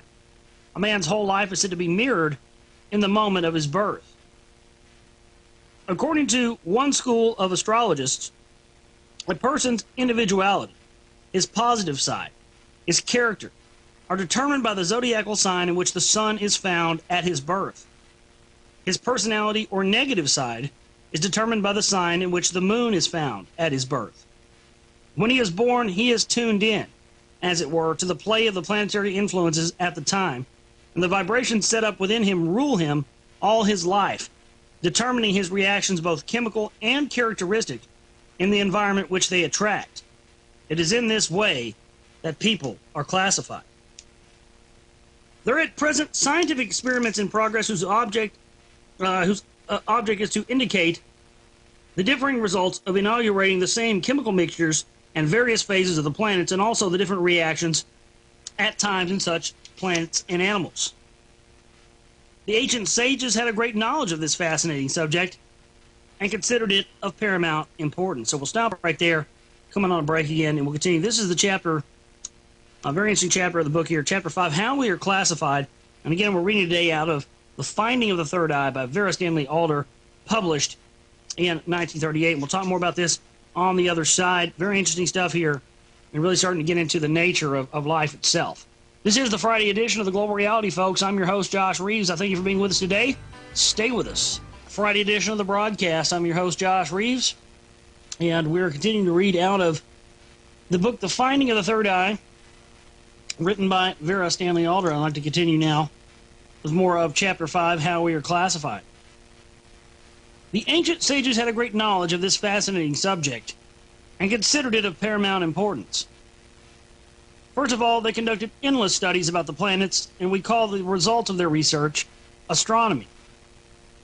They next made extraordinarily complicated and exhaustive studies of the combined influences of the planets on both the Earth and human beings, according to their different positions in the heavens and various times. Very strange. It's very, very strange synchronicity there. That exactly what I just read. I don't know if you noticed that, but that bumper that just played, all our bumpers here play randomly. Nobody's controlling it. And that Donovan song, Cosmic Wheels. In the current positions of the planets. I mean, yeah. And then I go and read. And then the next thing I'm reading here says that the ancients made extraordinarily complicated and exhaustive studies on the combined influences of the planets on both Earth and human beings according to their different positions in the heavens at various times. Strange. Oh, synchronicity. Gotta love it. I certainly do. The results of this particular research have come down to us embodied in another science which we call astrology. Astrology divides the heavens into 12 portions, rather like the divisions of an orange. These divisions, called the 12 signs of the zodiac, correspond roughly with the 12 months of the year. Each of these signs is governed by one of the planets, according to the month of the year in which you were born. You can tell which sign rules your life, and consequently what sort of health you may expect to enjoy, and what your characteristics will be. Astrology is such a lengthy study, and so difficult a science, that there are very few really expert astrologers in the world. Those few who do exist usually belong to a family of astrologers whose teaching has been handed down for generations. A genuine astrologer must make complete calculations of the interplay of influences, chemical and otherwise, of every planet upon the person or subject under consideration. But anyone can make a beginning with a simple study of the 12 signs of the zodiac, and although the information gained is only a generalization, it is close to the truth and therefore helpful, and can be used by those who have not learned to cast a horoscope. To attain his final development, man is supposed to be born under the signs of the zodiac one by one, to learn the lessons they teach. Sometimes he is obliged to learn one of these lessons for the third time, perhaps the 30th. This has all been beautifully expressed in the 12 Labors of Hercules, which was written with a profound knowledge of both astrology and symbolism, and contains deeply occult meaning. The ancients declared that the whole history of the evolution of mankind, the solar system, and the universe is described and foretold by the stars, grouped in a kind of mystic shorthand and capable of perfect translation. Such translations are contained in many of the hidden archives. In respect of our year, one sign of the zodiac with its planet is ruling from about the 21st to the 21st of each month. The influence of the signs overlap each other slightly, so that a person born between about the 15th to the 25th of the month is influenced by two signs, being born near to their conjunction. This gives them a more complex character. The most composite influence takes place on the 22nd of the month. So we find many prominent characters born on that date, such as Wagner, Von Dyke, Barron, Bacon, George Washington, Hitler, Conan Doyle, Baden-Powell, Faraday, and Rider-Haggard.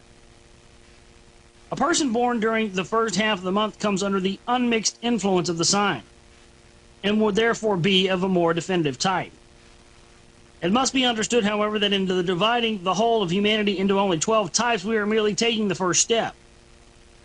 We are only generalizing, and although we have made an important beginning, we must not take it as the final word. The birth of Christ took place in a rare and wonderful conjunction of the stars, by which they announced in the aforementioned shorthand that tremendous event.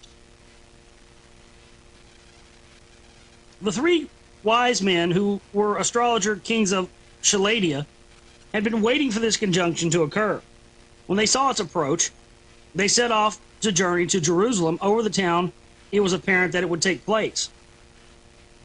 They arrived and told King Herod, who at once realized the significance of the conjunction, who heralded a new king.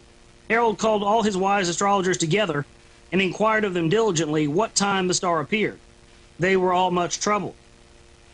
History is full of stories illustrating the immense importance given to astrology, of which astronomy was but at the foundation. All priests and governors in olden days had to be well versed in the science of the stars and in the science of numbers.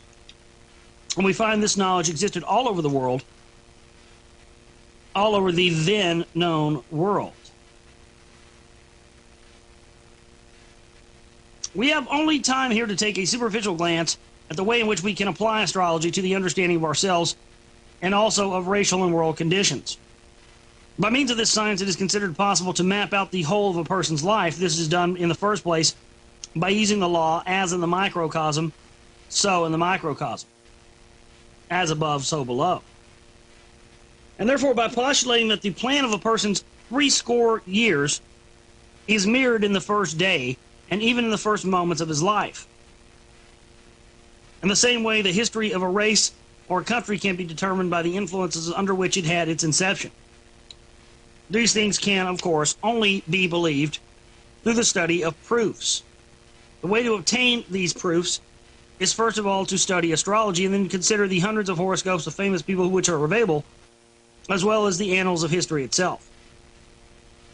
In astrology, the great law of cause and effect plays a big part. If, for instance, a man is greedy, it is not magical to predict that at a future date he will suffer from a digestive trouble.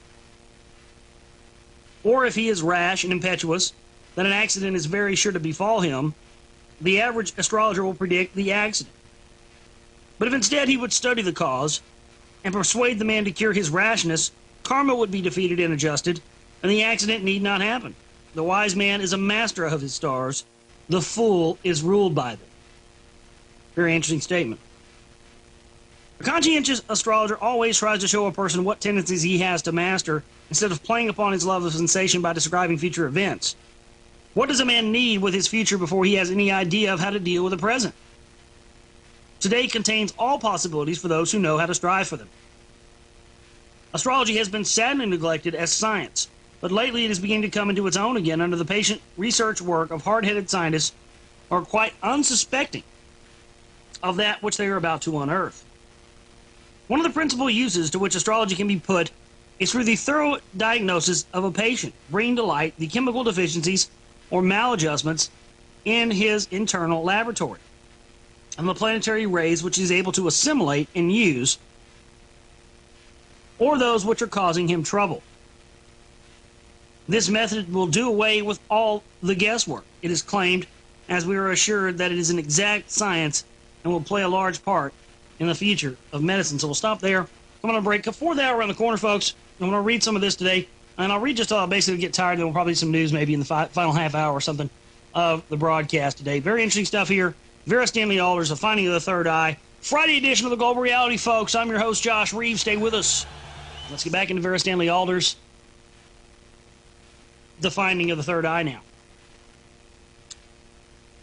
Some of the biochemical experts have declared that the 12 principal cell salts found in the human body are ruled by the 12 signs of the zodiac.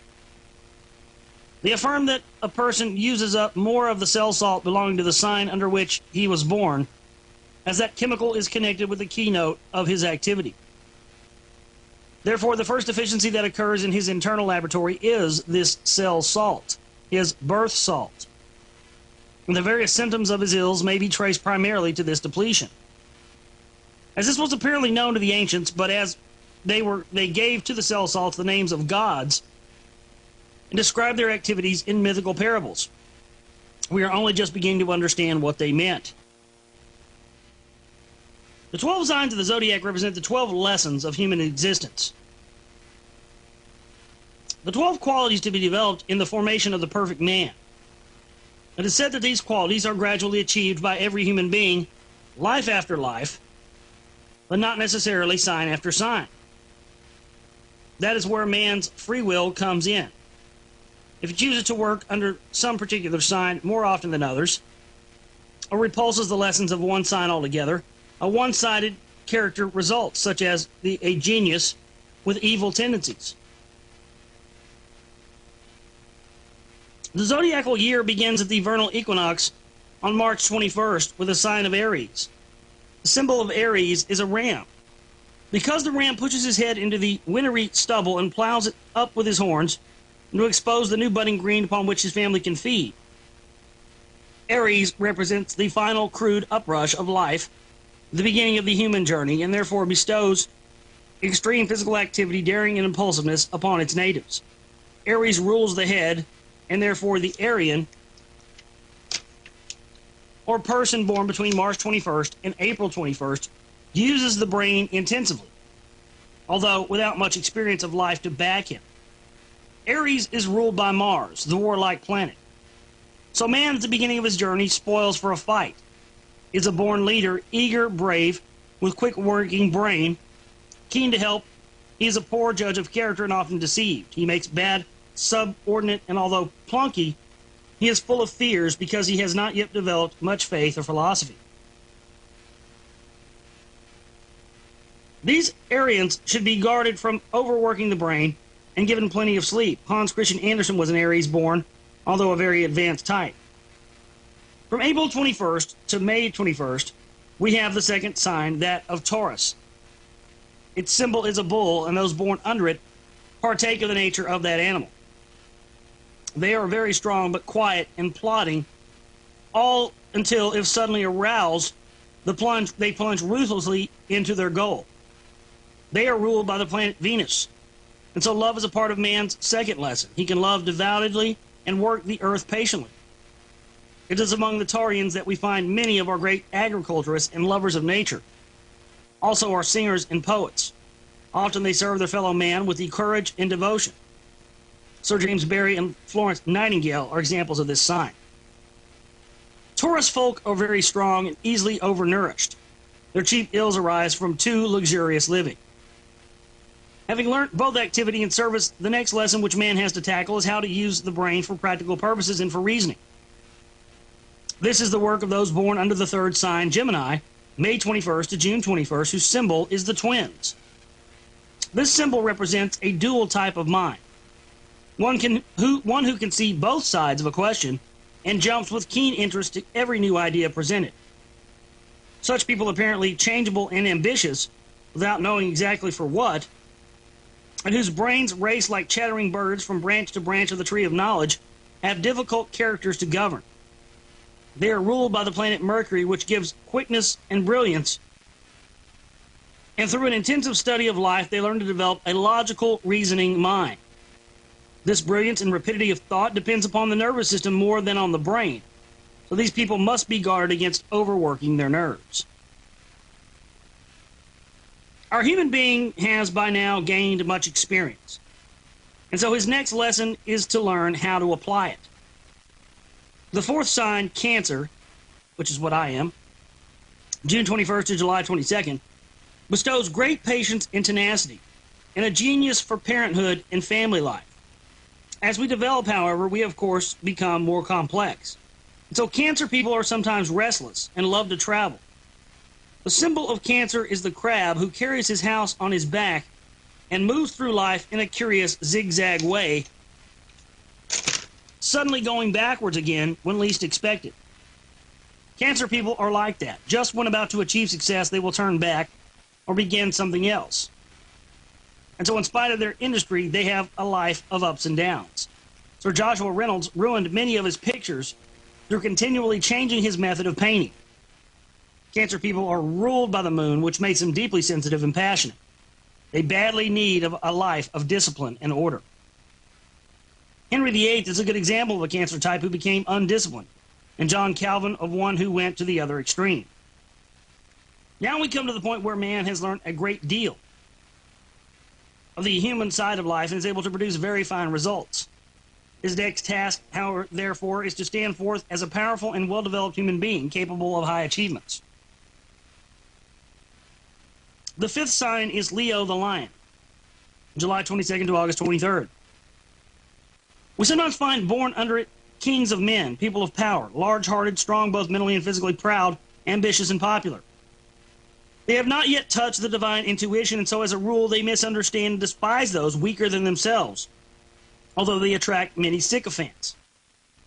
They often suffer cruel disillusion in their friendships through their own inadaptability. They are ruled by the sun and are therefore liable to high blood pressure and other affections of the heart and circulation.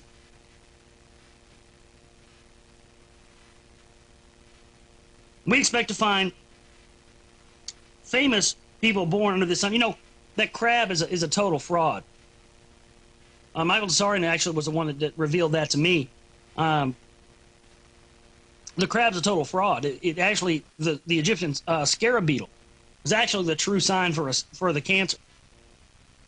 Of course, that's been twisted and manipulated, and you know, they didn't really want you to know what the scarab beetle really meant. So that's what it really means. Having risen to great heights through impulsiveness, forcefulness, and the talent for self-expression, the next quality to be acquired is that of discrimination, of taste, the lack of which brought Leo into many unhappy relationships. Therefore, we find that the sixth sign, Virgo, August 23rd to September 23rd, whose symbol is the Virgin, teaches this lesson. Virgo people are born with a natural fastidiousness and critical faculty. They are ruled by Mercury, who also held sway over the people of Gemini, but whereas in that sign great energy was expounded in collecting of facts from all quarters. The Virgo people have all that experience to draw upon, plus the fruit garnered in Cancer and Leo. So they are able to take up life from the angle of the critic rather than the man of action. They are adaptable to almost any pursuit, make excellent subordinates, are plodding and generally successful. Their exquisite taste is evident in many walks of life. From their ranks are drawn both restaurant keepers and art critics. Journalism and hygiene also attract them. They rely on the material side of life, and because Mercury rules the nerves, they often suffer from ills due to worry, hypersensitiveness, and imagination. Nevertheless, they can be controlled, practical, and resourceful. We can study one of the higher types of the sign in Elizabeth, the Virgo or Virgin Queen. The sign of Virgo ends at the autumnal equinox or on September 23rd. So we have therefore traversed the first half of man's journey around the zodiac. He has learned how to be the complete human being, but yet only half his journey is accomplished. The remaining half will be taken up in learning to give over the reins of power to the spiritual man and live in both worlds at once, with feet firmly planted on the earth, but with a mind in communion with the divine. The man has now become the aspirant, realizing that there was a world for his conquering worth infinitely more than the physical world. His task now becomes harder to understand, but the first thing that such a man must achieve is balance. And so the symbol of Libra, September 23rd to October 23rd, the seventh sign, is the balance.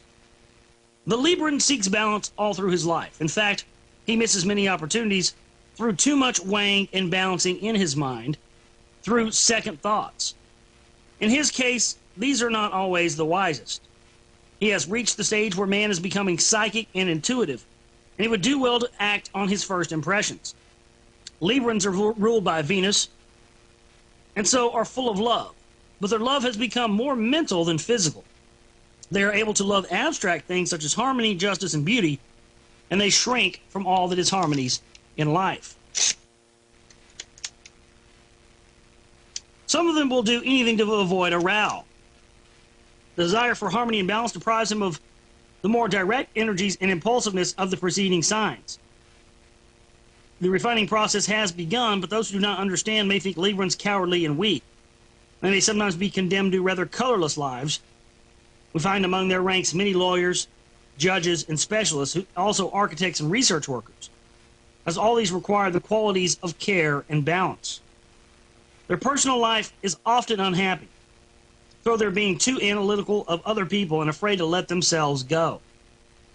So we can be sure that they must guard against loneliness and depression, which feelings often cause them to overwork themselves. So we'll stop there. More on the other side. And we're reading out of The Finding of the Third Eye by Vera Stanley Alder. And we'll talk more on the other side of the break. This is the Friday edition of the Global Reality, folks. Stay with us. We're going to continue reading out of The Finding of the Third Eye by Vera Stanley Alder. And this chapter we're talking about now is how we are classified. And it's really describing quite a bit of how the zodiac signs relate to the character of individuals. Having begun to learn how to transmute the tender passion of love to higher planes, man's next step is to bend the warlike face and force of Mars in the same direction. So we see that in the 8th sign, Scorpio, October 23rd to November 22nd, is ruled by Mars, giving to its natives a strong, forceful, and magnetic personality. We're coming now to the types who are so stored with accumulated magnetism and experience, so full of character that they exercise great fascination and sometimes call forth fanatical devotion from their friends. The sign of Scorpio has produced more saints than almost any other, and probably more villains too. These people are capable of the best or the worst, but never of being negative or unnoticed. Therefore, Scorpio has 3 symbols. Firstly, the scorpion, the animal who bites itself with its tail, representing the man who is his own enemy. Secondly, the serpent. A lot of people forget that one of the signs of Scorpio is the serpent, folks, representing the birth of wisdom. And thirdly, the white eagle soaring to the sun, showing the final rising upwards from earthly ties and attaining the spiritual sunlight. The Scorpio native usually passes through the fire of the temptation of sex in all its forms. He has to learn that it is his sex force which he needs for use in higher channels and no other. He is usually versatile, full of ideas, a leader who can sway audiences, a mental fighter, proud, ambitious, sensitive, and a good organizer. He is capable of intense and enduring feelings. The higher types are the humanitarians, peacemakers, and philosophers. The Scorpio native should be guarded against evil companions and always allowed to wield authority. By this time, man has become a very potential being, though still extremely self-centered. The I dominates everything, so that in the next stage of development, we find the beginnings of unselfishness taking place. The 9th sign is that of Sagittarius, November 22nd to December 21st. Its symbol is the archer shooting straight into the sky, representing the quick, strong mind leaping at its goal. Truth. These people instinctively grasp the fact that truth is beautiful and joyful and translate that realization into a keen wish to spread joy and beauty around them. They are the lovers of life, full of kindly humor. They may be domineering, egotistical, and stubborn, but they cannot live without attempting to make their companions happy. They are therefore usually the souls of hospitality. They give great encouragement to music, the arts, and all the pleasures and luxuries of life, containing as they do qualities of all preceding signs. They are extremely versatile, but as they are ruled by Jupiter, music and ceremonial make a special appeal to them. Their love of life makes them an easy prey to self-indulgence, and they are very excitable and emotional. Most of their ills come from these 2 characteristics. Their agile minds and prophetic instinct cause them to jump to results without patient study, and this is a snare for their undoing. They often fail to appreciate the worth of slower folk. As they are high-powered people, Sagittarians must always be actively employed, but they should have short intervals of complete rest in which to relax their tenseness. Because of their zest for life, they are very popular. We've arrived at the stage where man has at last realized the wonder of spiritual accomplishment and has bent his will to attain it. His challenge is at once accepted, and Saturn, or Satan, the great tester and trainer of humanity, steps in to help. So we find that the 10th sign, Capricorn, December 21st to January 21st, is ruled by the planet Saturn, whose metal is lead, and who exerts a heavy, crushing influence, holding his victim down to earth, pressing and pressing upon him until all the dross in his nature is forced out. The symbol of Capricorn is the goat. Man has ceased to be the sheep, listening and following others' lead. He has decided to stand on his own feet and work out his own salvation. He wants proof of all that he may here have to believe. So the Capricornian is above all thoughtful and practical, outwardly perhaps a materialist, yet with a worship of intellect and an interest in the sciences and in the occult. He is independent, proud, and domineering, happiest when leading and organizing, although he lacks the kindly humor of Sagittarius and the brilliant enthusiasm of Leo. He has more tact, pity, and patience than either. And with these, he is beginning to earn his godhead. He is learning to see outside of himself, using his own sufferings to identify himself with the feelings of all humanity. Such a one is likely to become a communist, a socialist, or a fighter for some idea. The difficult personal adjustments he is making often cause him to be hard to understand, complex, and peculiar in some of his reactions. Nevertheless, in spite of stern discipline of his life, he is usually long-lived and rarely is obliged to call in the doctor. We can take examples of the higher types of Capricorns in Joan of Arc, Woodrow Wilson, Benjamin Franklin, and Gladstone. Saturn's intensive work on man is not completed by the end of the sign of Capricorn, so he carries it right through the next zodiacal month. The sign of Aquarius, January 21st to February 21st, which follows, is also ruled by that planet. By now, man has lost much of his crudity, and if he had some of his pride knocked out of him, he is less egocentric. He feels that he is a part of the whole, and he has made a great step forward in that he is beginning to give more importance to others than to himself. The symbol of Aquarius is the water carrier, pouring out the waters of love upon mankind, and the child of this sign loves to merge himself with people in gatherings and functions. He loves to work in intimate relationship with the masses. He is visionary and inventive and has a great desire for public welfare. No longer ambitious for the self, he is apt to remain in the background unless inspired to work for a cause in which he can rise to great heights and can then push forward quite impersonally. The Aquarian mind is learning to be non-attached, clear-cut, honest, with a love of freedom, and a sympathy with human weakness. He is still oversensitive. He reads character instinctively, seeing through people, and this gives him intense likes and dislikes.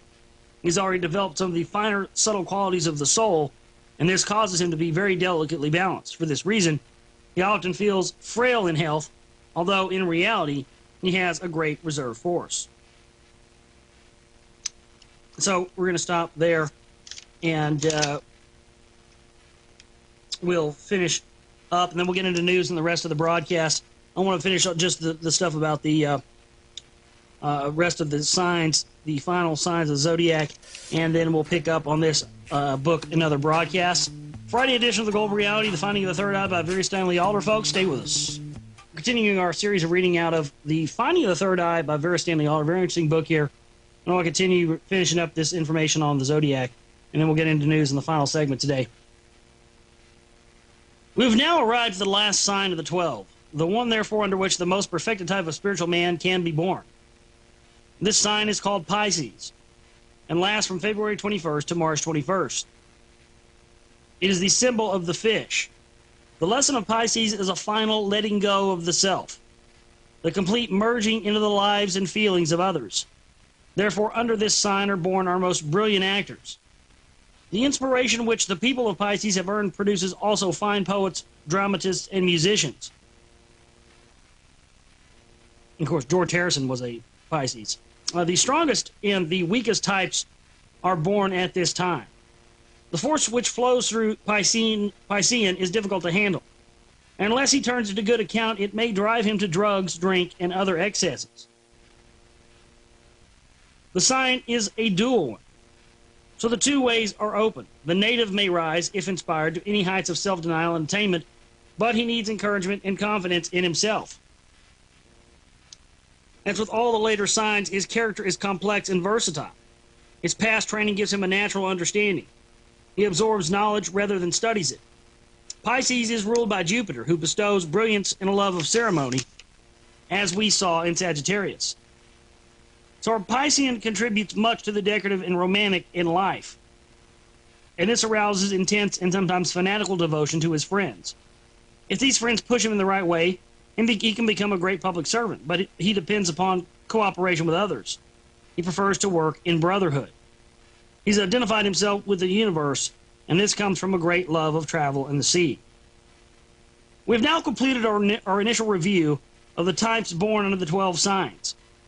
We must, however, remember that astrology subdivides them ad infinitum, and that the laws of rebirth, karma, and free will arrange for numberless variations, and numberless variations of the order in which people progress through these signs. So there's no path, there's no, you don't progress through the different signs in order, folks. That's what they're saying. You may be inhabiting a Cancer in this life, but you may be inhabiting, a Sagittarius in the next. There's no, there's a random nature to it. Where did I leave off here? The number of times that they have accomplished the full round will determine whether they are old and experienced souls or new souls. The old souls are, of course, becoming more rounded out as they approach the state of perfect man, who is a blend of the best in all the signs. The examples which we have given of famous people are therefore the older souls, and not really very typical of their sign, but the mediocre and simple types rarely leave their mark in history. With regard to the 12 cell salts, which are the principal active agents of activity in the human body, let us note the interesting relation they are said to bear in the sign of the zodiac. Aries the ram, the brain worker, uses up very much of the potassium phosphate, which nourishes the brain fluid and produces the highest rate of vibration in the body. A deficiency causes a brain deficiency and a lack of comprehension. Taurus the bull, ruling the liver, governs the cell salt sulfate of sodium, which eliminates excess water from the body due to the abundant intake of luxury-loving Taurians. A deficiency of this salt causes ills such as diabetes and quinsy. Gemini, the twins ruling the nervous system, governs that cell salt potassium chloride, which forms fibrin in the blood and so builds the nerves, while a deficiency causes thickening of the fibrin and therefore bronchitis, asthma, and other nervous disease results. Cancer, the tenacious crab, rules the spleen and governs the salt fluoride of lime, which builds the tenacious elastic fibers holding the body together. A deficiency of this causes sagging throughout the organs, with many attendant ills from depression to dropsy. Leo, the sun, ruler of the heart and vitality, governs the salt phosphate of magnesia, which regulates the muscular spasms, such as those controlling the heartbeats. A deficiency causes cramps, lack of muscular force, palpitations, and meningitis. Virgo, ruler of the solar plexus and stomach, governs the salt of potassium sulfate, which makes the oil necessary to keep the machinery going throughout the body. The deficiency causes thickening of the oil, which clogs the pores and produces various forms of stagnation. Libra, the balance, ruler of the kidneys, governs the cell salt carbonate of sodium. This salt holds the balance between the acids and the fluids of the system and produces harmonious life. A deficiency engenders acidity with hate, jealousy, depression, and their attendant ailments such as the headache and lumbago. Scorpio, the scorpion, ruler of the sex organs, governs the cell salt sulfate of lime.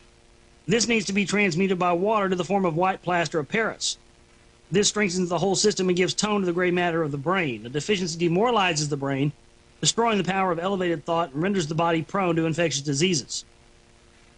Sagittarius, the archer, rules the thighs and governs the cell salt silica, which is really quartz. This is formed of strong, minute, arrow-shaped pieces which stiffen the walls of hair, nails, nerve sheaths, and cells, and pierce a way outward to the surface for necessary eruptions. A deficiency of silica produces weakness of the cell walls, leading to various forms of self-poisoning, such as rheumatism and other inflammations. Capricorn, the goat, rules the bones and governs the cell salt calcium phosphate. This uses albumin to make the cement for the bones. A deficiency causes diseases due to the overflow of albumin. Aquarius, the water character, rules the white corpuscles, and governs the cell salt sodium chloride, which acts as a water carrier to the human system. A deficiency causes frailty such as disease and jaundice. Pisces rules the feet, the foundation of the body, and governs the cell salt phosphate of iron, which is the foundation of the blood. A deficiency gives bad circulation, chills, and fever. Here then we have a rough idea as to how the planetary rays are said to affect the chemicals within us and our own reactions. Much research along these lines by certain of the biochemists and other scientists in progress at present. Naturally, the reactions of the cell salts overlap and interplay with great complexity, when the science would appear to be a deep one. How much truth there is in all this, and how much study it would take to produce useful results, are questions which we must not leave to the student who feels disposed to investigate. We cannot leave the science of astrology without applying the macrocosmic law to it and observing how it works out on a larger scale. According to its findings, then, our own sun, with its planets in its turn revolving around a parent sun, the signs of the zodiac repeat themselves in still a greater cycle, during which our sun takes about 2,500 years to pass through each sign. But as its greater movement is in the opposite direction from one smaller one, the signs follow one another in reverse order. Each of these great periods is called an age. During 2,000 years of the Jewish dispensation, the sun was passing through Aries, the ram, which animal figures very largely in sacrifice in the symbol of the time. Before the period, there was an age of Taurus, wherein the winged bull, representing the Tauran capacity for rising to spiritual heights, was worshipped and sculptured by such people as the Chaldeans and the Assyrians. The Sphinx would appear in this light to have been built during the age of Leo, somewhere before 10,000 BC, as it has a lion's body. Following the Jewish came the Christian dispensation under the sign of Pisces, the fish. The fish is a symbol of Christianity, and some of us are required to eat it every Friday. The 2,000 years of the Piscean age drew to a close with the 19th century. We are now gradually coming into the new age. This is the Aquarian age, where the waters of life will be poured out to mankind. During this period, we are told that universal brotherhood will become an accomplished fact, and a golden age will be brought to birth. So we'll finish up Vera Stanley Alder's Finding of the Third Eye in a later broadcast. Final 7 around the corner. We'll get into news there for you on the other side. Stay with us. Let's get into the Finding of the Third Eye here. We'll start it out in this segment, then we'll come back at the top of the 4th hour, and we'll get into a lot more of it here. We left off Friday. We finished the chapter, How We Are Classified. Today we're going to pick up on the chapter, Male and Female. So here it is. Let us see what part of the much tormented question of sex plays in this deeper conception of life that we are trying to reach. We must follow our usual procedure and first try to get at the roots and underlying causes, taking as broad and as scientific a view of the subject as we can. We find that male and female are really the positive and negative aspects in nature. That is to say that male is the positive or electrical quality, and the female is the magnetic, receptive, or negative quality. When the two fuse, creative action occurs. The word negative is here used in its electrical application and means that which does not act but holds power. It does not represent futility or weakness, but reserve force. The whole of the universe is built upon this fusion of male and female. From the greatest planet to the tiniest chemical cell, the same process goes on. It is really as if the world were an electrical pole containing vast numbers of other electrical poles of all sizes down to the most minute. Let us consider this question of electricity passing down a pole or a straight line. The pole can be a bar of iron, a planet, or a person. One side of the pole is a positive or electrical side, and the other side is the negative or magnetic side. The magnetic side draws to itself, absorbs, and retains power. When it contacts the positive, i.e. the action or electrical side of the pole, it gives off this power. Combustion occurs, a spark is lit, and force is generated. It is exactly this process which causes a plant to rotate, moves a car, creates a child, or makes a plant grow. The positive electrical male side of nature is represented by the acids, and the passive and female magnetic side of nature is represented by the alkalis. Before a plant or a car moves, the right constituents of acid and alkali must be assembled to create the little explosions of electrical life force which brings action about. There's also this identical driving force which motivates our bodies. The tiniest cell in our bodies is an electric battery in a state of combustion, just as our whole body is also electrically polarized. The acid part of our bodies is the action part. The muscles, the alkali part of us, is the blood which holds and carries the power to those muscles.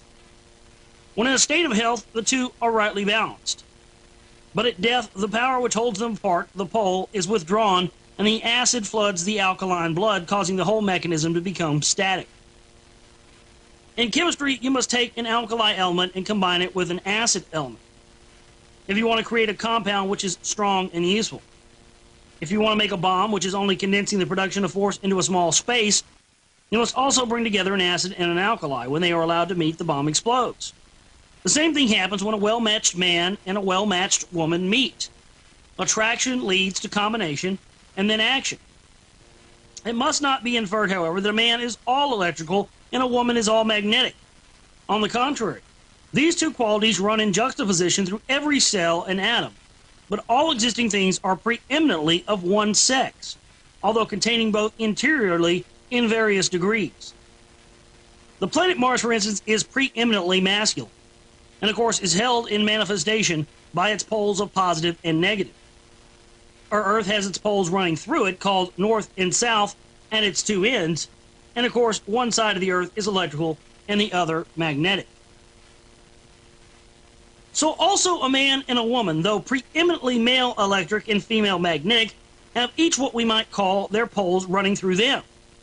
The right side of our bodies is electric and the left side magnetic. The right side of the action and the left side of the female or heart side.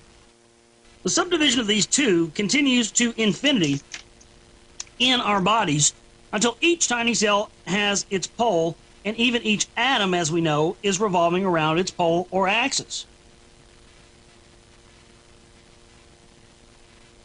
Thus, throughout the whole of life, from the greatest to the tiniest, we have the same process going on. The female magnetic power attracts the male electric force in creation, and action takes place. Now, as this process runs throughout everything, we may expect to find an expression of it in our own brain, and we do. The human brain has a shape curiously like that of a human embryo, and it contains a part which is male and a part which is female.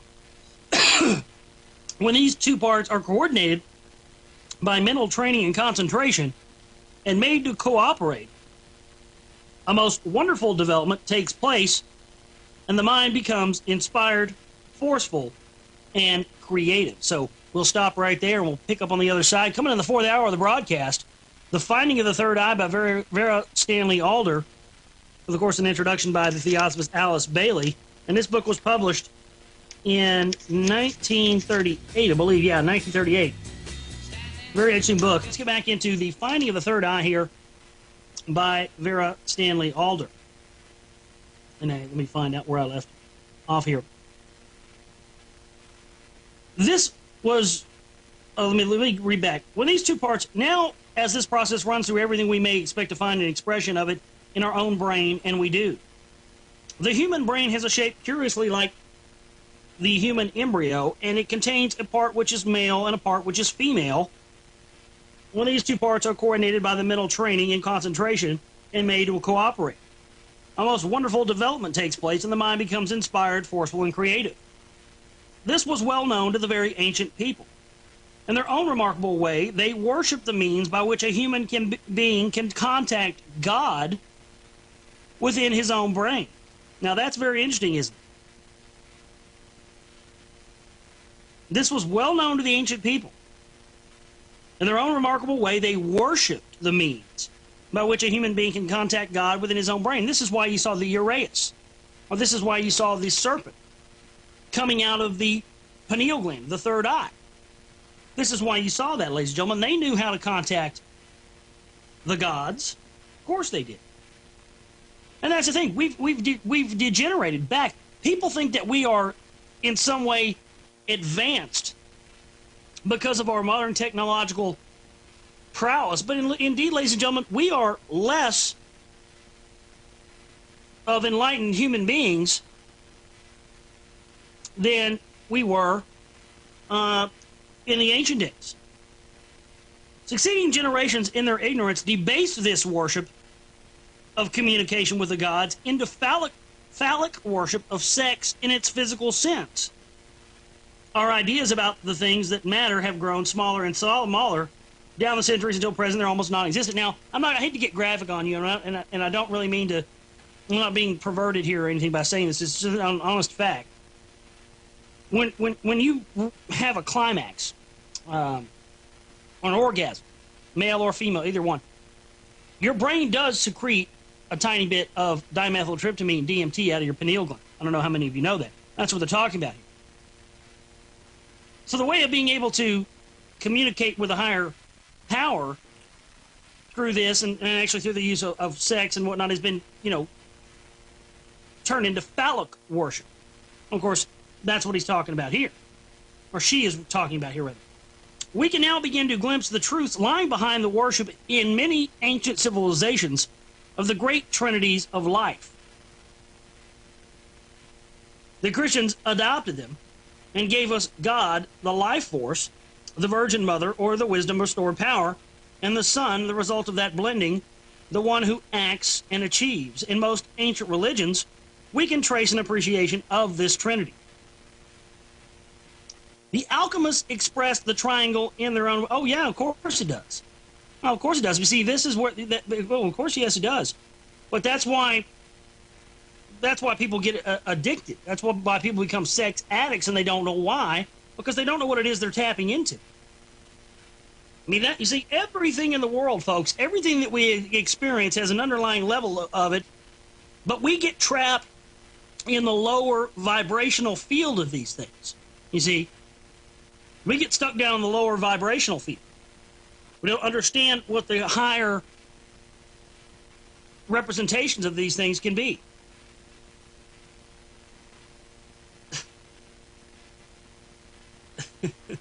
Now that got me laughing there, Wicked Mercy.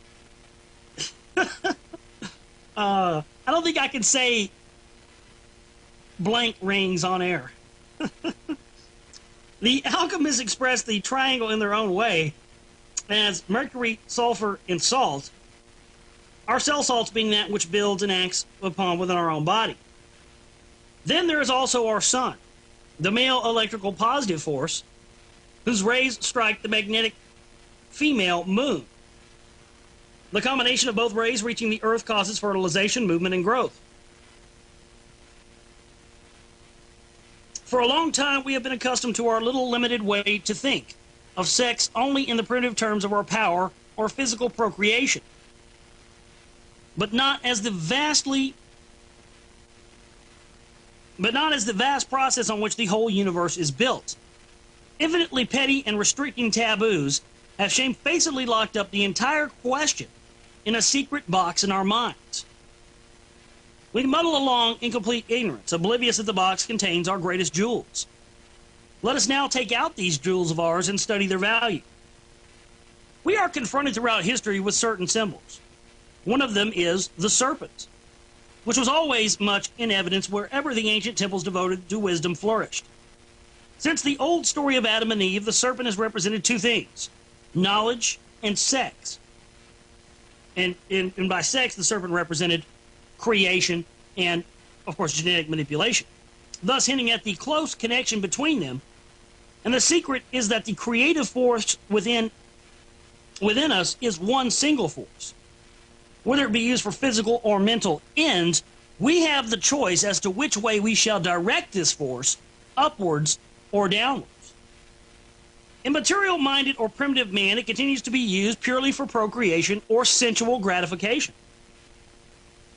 But as a man aspires to higher ideals, as he yearns to create mentally and live in the spirit, the force is gradually drawn upwards to the creative principles in the brain.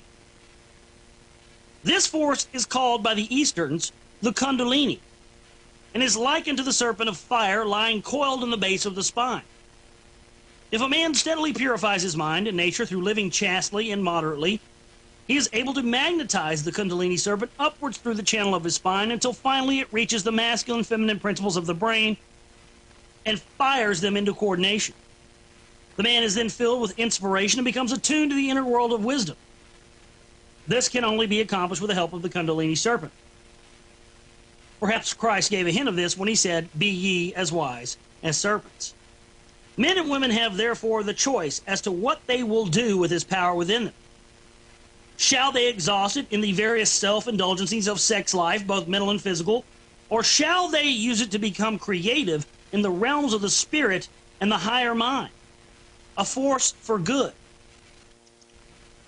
It is this tremendous choice which every human being has to face. Usually they face it unconsciously or in the dark because of the utter helplessness of present-day education in these matters. Hardly one of the many pitfalls surrounding them is properly examined. It is easy to convince ourselves of the fact that it is one and the same force which feeds either the procreative organs or the brain. The gland specialists have brought much to light proving this. They say the pineal gland in the head acts as a brake upon sex development. As we have said, it was once a third eye. Now it regulates the action of light upon the body. If it is diseased or inactive, we get precocious sex development. The pituitary body in the head is the gland of intellectuality, promoting the mathematical and artistic powers. When it is deficient, sexual abnormalities result. We also have the evidence of our numberless lunatic asylums, people largely with those whose brains have deteriorated through sex excesses of various kinds. On the other hand, we have many cases of people who apparently have gone mad as a result of fanatical piousness. This needs another explanation. Here we have come up against the result of what might be termed spiritual greed. A person who is greedy and self-indulgent on the physical plane will naturally not change his character just because he decides that more benefit will accrue from the pursuit of spiritual assets. It is possible to be greedy for spiritual food, which is as yet undeserved. Very often people attempt to make, in a few years, the spiritual progress for which they should have been patiently working for all their lives. Now, let me tell you, that's exactly what we see in our modern day. That's exactly what I see within our own movement. I see people that come in the chat room all the time. I see people that come to me, and they want me to give them everything that I've required in my own quest for truth, in my own quest for enlightenment in 17 years. They want me to wrap that up for them in a span of a few sentences in a damn chat room. And there is no fast track to enlightenment, ladies and gentlemen. It takes years of dedication, and it takes years of deciding that this is what you're going to do. But I see so many people that all the time, they want me to give them the fast route. You know, they want all the answers, and they also think that they can expect to even understand all the answers, even if you do attempt to give them a fast track. And so I like that it says that there. I do like that it says that.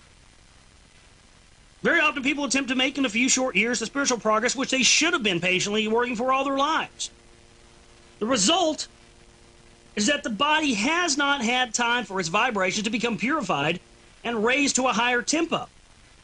And the brain is still full of the dregs of worldly and impure thoughts. When, therefore, by a forcing process, the Kundalini serpent of fire is prematurely driven up the spine, burning away all the dross as it goes, and it arrives within a brain unfitted to receive it, parts of the brain cannot stand this bath of fire and perish with a sudden burning of the dross they still contain, and various forms of derangement ensue.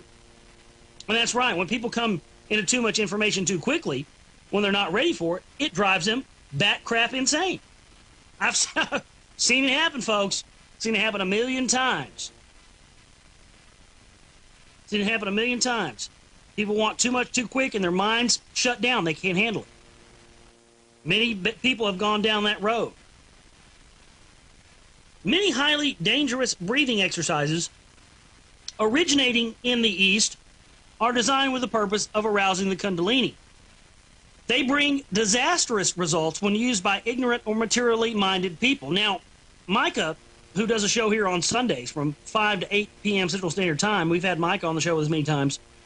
Micah, one of the things he does in his show is he explains these various breathing exercises. And he would be the first to tell you as well that they bring disastrous results when used by ignorant or materially minded people. I've heard him make that caveat before where, look, you know, this is not to be used by someone just, an amateur here. Sometimes the same issue is achieved when those with mixed motives fling themselves violently into various religious cults and isms. we hear that their final goal turns out to be a mental home. Yet another mishap can befall the aspirant who is not sufficiently wholehearted. If he once arouses the serpent and then subconsciously repents of his endeavors, the serpent rushes downwards and plunges his owner into the worst of orgies and excesses. Fortunately, this sometimes happens to these saintly men who have just been a little too ambitious for spiritual gain. We'll stop right there. More on the other side, more out of The Finding of the Third Eye by Vera Stanley Alder here on this Monday edition of The Global Reality, folks. I'm your host, Josh Reeves. Stay with us. Back here on The Global Reality on this Monday edition of the broadcast, I am your host, Josh Reeves. I want to thank everybody for tuning into the show today, and thank you so much for being here with us today as we continue to read out of The Finding of the Third Eye by Vera Stanley Alder. We should be able to get through this book this week, and then we're going to continue to read more books. I wanted to do this just to go in between and go in between news and information and go in between research and also go back and read various books and whatnot. Because, you know, one of the reasons why when I first started making documentary films was I noticed that so few people read anymore. Because I thought about writing a book, you know, at one point, but then it's like, well, not very many people read. And then, you know, making films and putting information into a audio and visual format is an easier way to get information across to people than it is to get them to read a book about a subject. The same thing kind of applies here, you know. I think a lot of people are more apt to take the information in if I read it out loud, they are to just, you know, would take the time to read the book themselves. So I kind of force people into having to be read to. But let's continue on here as we continue to read. This chapter is entitled Male and Female, The Finding of the Third Eye by Vera Stanley Alder. We have to realize that steady, patient, even, and balanced progress is the surest way. We must not expect to come to results too easily. Greed of the mental or spiritual body will produce a congestion and sickness on those planes as surely as its counterpart will on the physical. To try and attain mental expansion. Now listen to this, folks. Listen to this. This is important. To try and attain mental expansion while still the victim of inhibitions and repressions is like expecting to become a ballet dancer while still refusing to use certain limbs or muscles. We have so fully to realize the glories of possible attainment that all lesser desires simply fade out. They do not have to be repressed. It is only in the purity of a one-pointed mind, the root of pure is complete, that we can welcome as one of the greatest events of our life the safe awakening of the Kundalini serpent. Now that is very important, because I see this in a lot. I see people who, it's one of the biggest disappointments, and you know, I used to encounter the same type of disappointment with friends when I was involved in playing in bands and stuff. You know, you'd always be with people, and you know, I always was in it for the music. I was always in it for expression. And then you would, you know, of course, you would want to hang around those type of people. And then you would find out that those people were full of it. They were full of crap. When it came around to it, right down to it, they were in it for the money or for the sex or the drugs and everything else. And then you're left all alone as the one person who really was, at least I was, in it for the right reasons. And I found that a lot within this type of realm of research and whatnot as well. I've met a lot of people who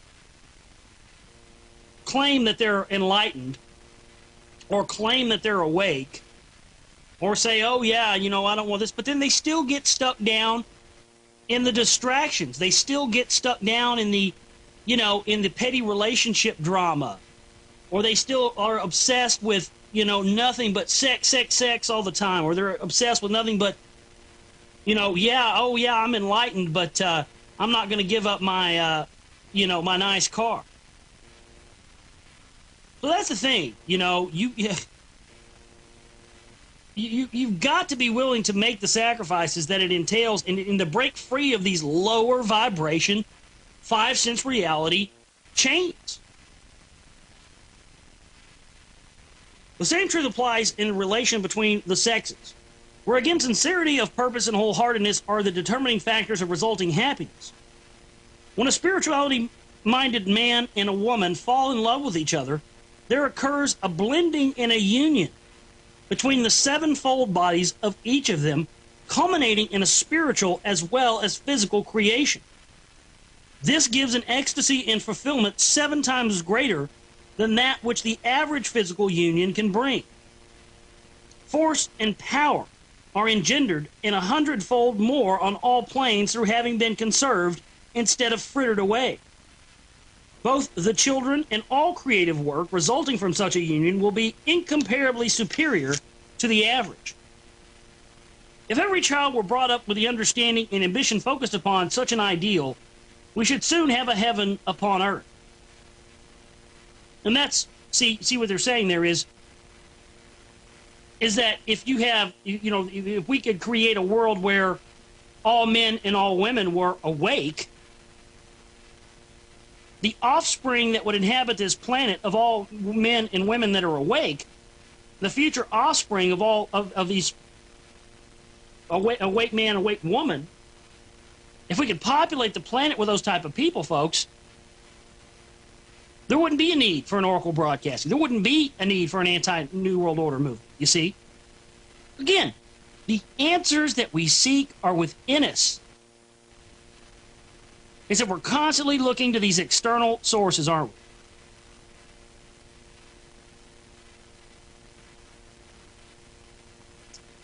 As it is, the subject of sex is so little understood that any irregularities in its manifestation consign the victim to suffering in ignorant and misunderstood wretchedness. The interplay of the masculine, feminine, positive, negative principle throughout our bodies is not yet fully grasped. The ancient wisdom teaches that man, having a positive masculine physical body, has a feminine, negative, etheric body. This may be why he has, in some ways, much less staying power in the matter of pain and endurance than women, who owes her endurance to the fact that in spite of her negative female physical body, she has a positive or male etheric body. Man's astral or emotional body is masculine and therefore active and under his control, whereas woman's astral is negative and absorbing, is at the mercy of outside influences, and that is why she can be dragged down to lower depths in some ways than a man can. A drunken woman is more terrible than a drunken man. Boy, you got that right. Ooh, you got that right. A drunken man, you just punch her lights out. A drunk woman out of control, forget about it. Good Lord. It would seem to follow, then, that man's mental body has a preponderance of the female quality. We'll leave there. We're coming on a break again. And so we'll pick up where we left off on the other side of the break in the final half hour of this Monday edition of The Global Reality right here on the Oracle Broadcasting Network. We're continuing to read out The Finding of the Third Eye by Vera Stanley Alder. Stay with us. Let's get back into The Finding of the Third Eye here. Let's finish up this chapter today, Male and Female, Finding of the Third Eye by Vera Stanley Alder.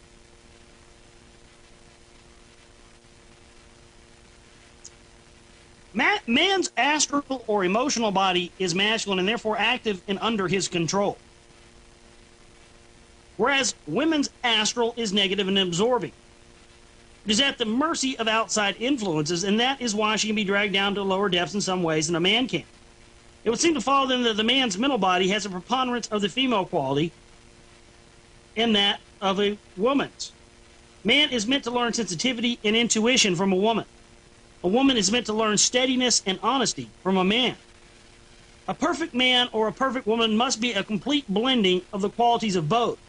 That is why we are told that at the end of evolution there will be no differentiation of the sexes, meaning while the process of this integration will bring about temporary aberrations which result through misunderstanding and homosexuality and irregularities. irregularities. We are taught that men and women change their sex at various incarnations. This change sometimes produces a masculine woman or a feminine man until the readjustment is complete. It is necessary that these things are better understood. Then people, instead of giving way helplessly to any abnormalities which they discover within themselves,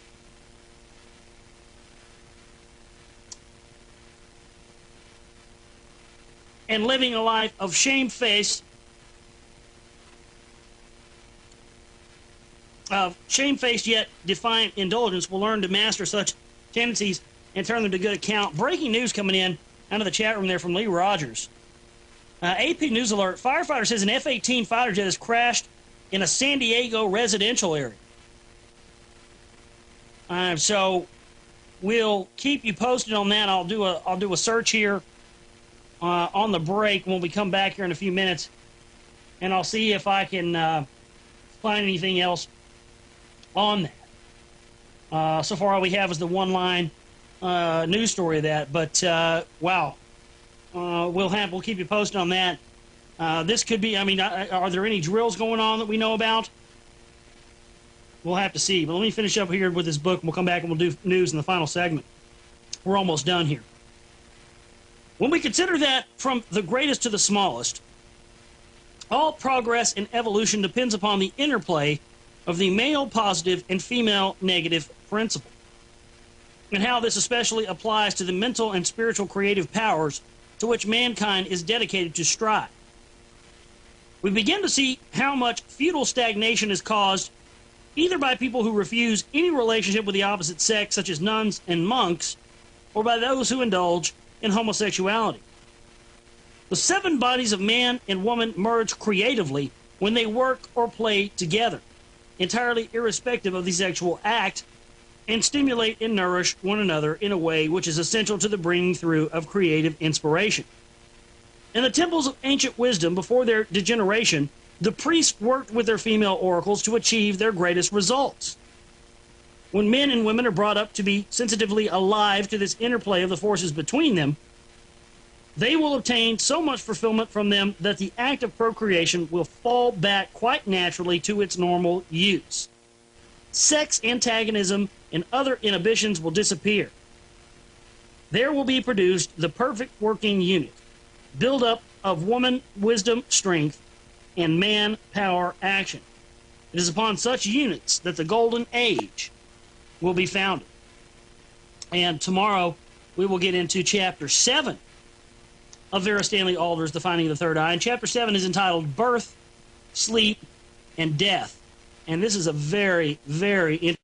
We've been reading for the past several broadcasts out of a book called The Finding of the Third Eye by Vera Stanley Alder. This book was published in 1938, and I want to continue that reading today.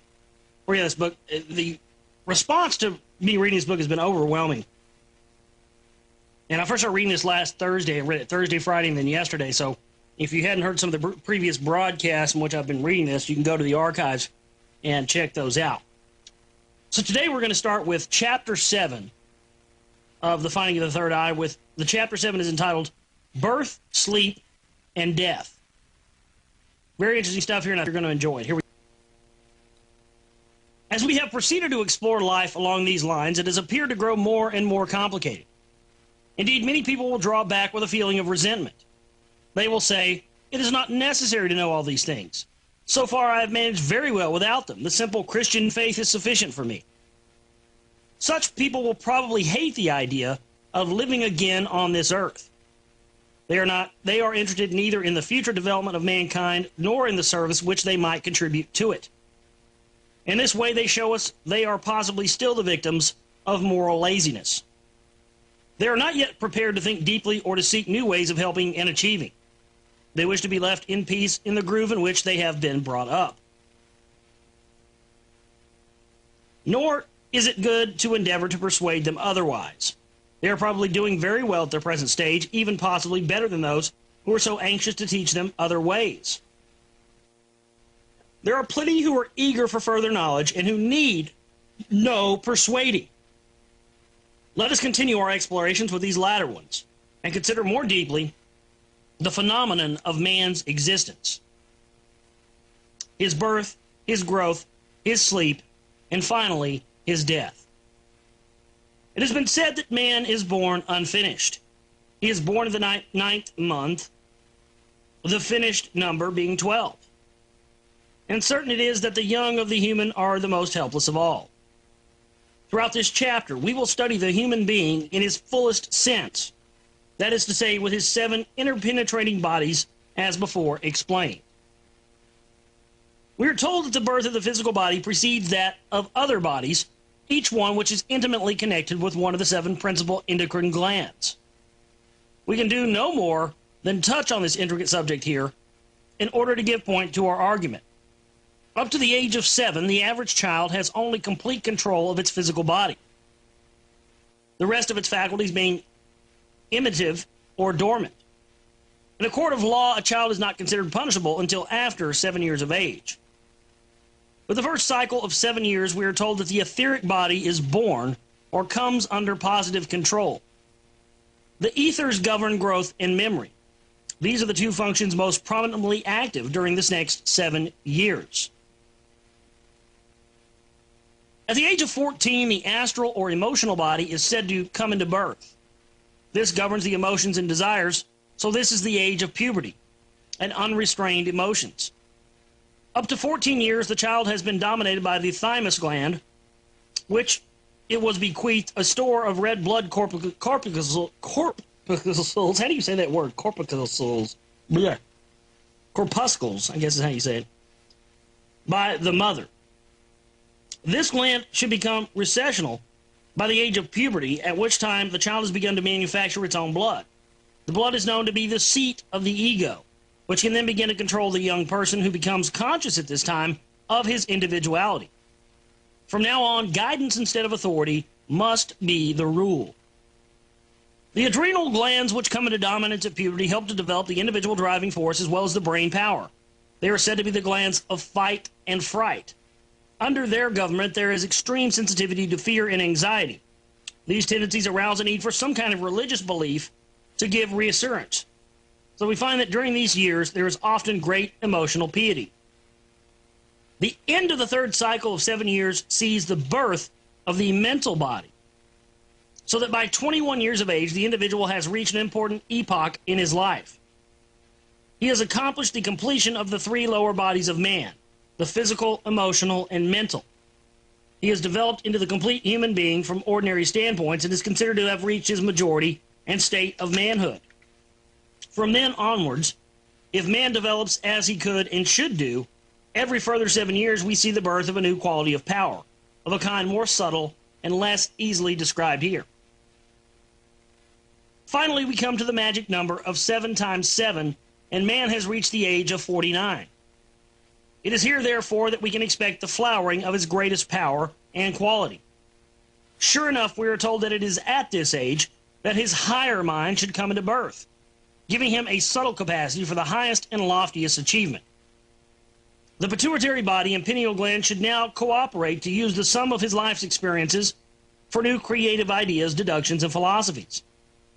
Therefore, at this age, it would indeed be well if man could retire from all mechanical routine work and concentrate on giving to the world his contribution in the way of schemes for the betterment of mankind and the various inspirations resulting from his experience. As we could still have expectation of life for another 50 years, this would allow him to close on half a century of potent fulfillment in living. Such would be the program of the perfected man or woman who was able to live up to his or her potentialities. But at the present time, many people dissipate their energy and strength to such an extent while young that they never reach the flowering of their greatest faculties at all. They live and die without ever tasting the ultimate joys and triumphs of human existence. They are never able to feel that they have made any knowledge really their own, that they know any one fundamental fact of life, what they are, why they are here, or to what they are progressing. They live always like the man who said, "The only certain thing in life is doubt." They admit their dark ignorance by scoffing at the bare possibility of such knowledge, refusing to see that right down the ages there has been a vast accumulation of circumstantial evidence compiled for their own heritage and benefit. They continue to muddle along interminably in their stagnant grooves. Such laziness makes man willing to be blind to the fact that his greatest contribution of value to the world can be expected after he is 50. Therefore, he does not husband his mental and his physical strength to that end. He should realize that the inspired productions of the higher mind give the intense joy of fulfillment than which there is no greater glory. The fact that many people are half-exhausted wrecks by the age of 50 and others much before that, is a disgrace to progress and modern education. And one more proof of the prevailing ignorance is that people are not sensible of this disgrace. When healing the sick, Christ said, "Thy sin is forgiven thee," pointing out very definitely that disease is the outward manifestation of wrong thinking. But we have not yet taken the hint. We are still proud to tell of our disease, unaware that we are giving away the unclean and unkept condition of our minds. That's very key there. Very key, very important. In the future, people will feel ashamed of letting down the community by becoming unwell. A man will be as unwilling to admit to having a cold as he is now to confess to a thief. Let me tell you something, folks, and I'm not bragging here at all. I'll try to say I'm some Buddha or something over here, but let me tell you something. I've been meditating and been keeping my mind in this sort of level for about 10 years now. I never get sick. Very rarely do I ever get a cold. Very rarely do I ever get any sort of, and believe me, I believe that my well-being is part and parcel of me keeping my mind the way that I've kept it. And I think, and then, reading this book 10 years ago, and now that over the course of 10 years I can look back on that, I'd say in the past 10 years I've probably been sick 5 times. But when I get sick, Most of the stuff I get is from these damn chemtrails. Ugh. The present general ill health is responsible for many irregularities in the development of the glands.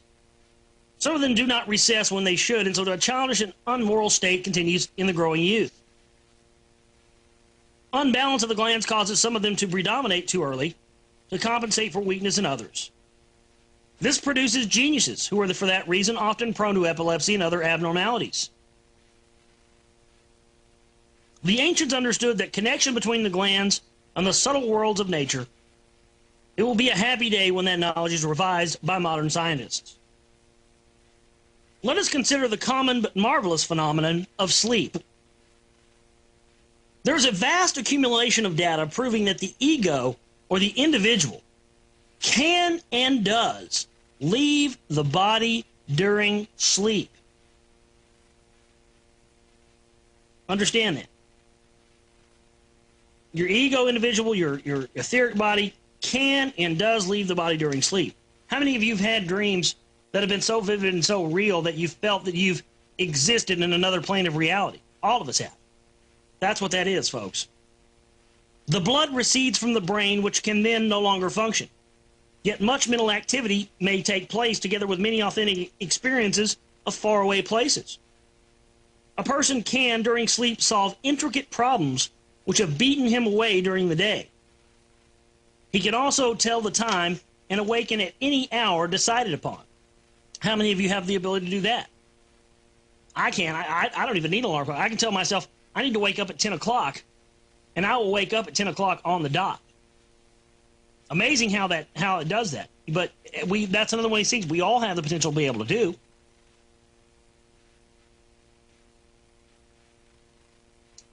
He can function in a complex world of happenings, which he calls dreams. We are told that if the ego leaves the physical body during sleep, he does so clothed in his mental and astral bodies, in which he is as mobile as electricity. The physical body is left enveloped in its etheric body, or double, that counterpart of the human being formed of condensed ethers, through which the life forces are fed to the tissues from the surrounding ethers. Man's various bodies are linked together by a vital elastic cord operating rather like an electric current without the wire. This cord is a kind of umbilical cord which joins the ego and his vehicles to that part of Mother Earth which is his physical body. When it snaps, he is born into the afterlife, and we say that he is dead. This cord is referred to in the Bible as the silver cord. As long as it is intact, the traveling ego is able to get back to his body as surely as a telephone message can travel along the wire.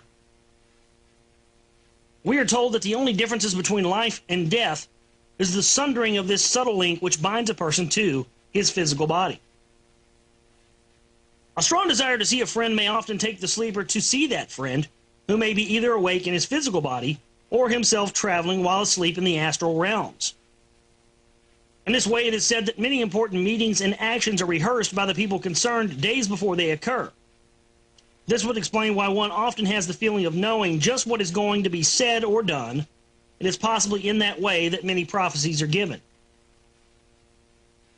In this connection, we should notice the extreme significance which all ancient nations attached to dreams. The power clearly to remember one's dreams was cultivated assiduously by the priesthood, as was also the ability to interpret the dream. Again, something else the priest class has kept from us, folks.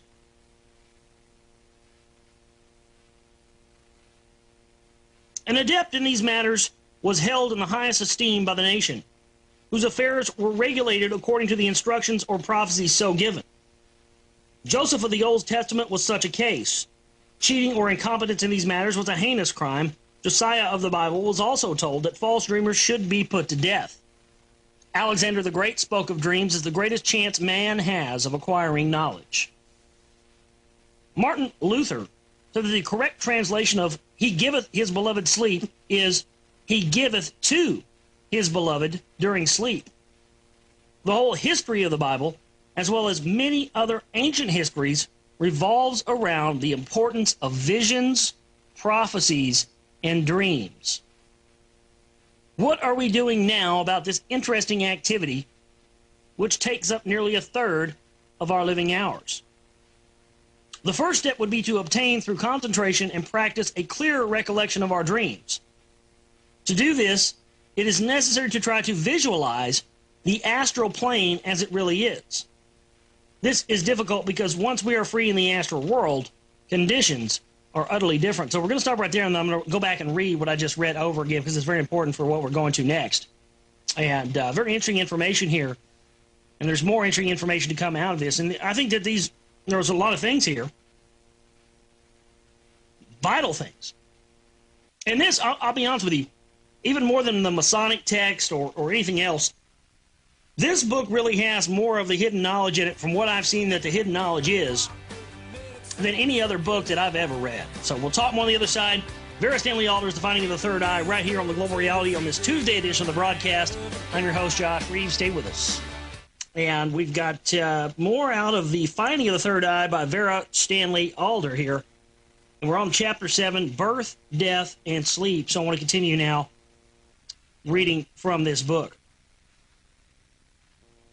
What are we doing now about this interesting activity which takes up nearly a third of our living hours? The first step would be to obtain, through concentration and practice, a clear recollection of our dreams. To do this, it is necessary to try to visualize the astral plane as it really is. This is difficult because once we are free in the astral world, conditions are utterly different. Then around us pulsates the living, malleable astral stuff, which is free from the laws of gravitation and which molds itself at once into form under the impetus of our minds. If we want a horse, for example, we involuntarily and rapidly build one with our thoughts, and it is only such a horse as our powers of visualization and observation can produce. So we are told that at night the astral dreams are people with sleepers surrounded by their dreams or creations, which are sometimes ludicrous in the incompleteness of their conception. Apparently, a person, therefore, either actually can meet his friend in sleep or converse with his own conception of his friend, which he has created. How near he gets to his desire depends upon the extent of his concentration and willpower. Another condition of the astral world is that many things can be happening in the same spot without being aware of one another. As it were, the different grades or vibrations of astral stuff flowing through and interpenetrating without losing their separate identities, in much the same way as we are when in the physical bodies can walk right through in a ghost. Here we enter the realm of the fourth dimension.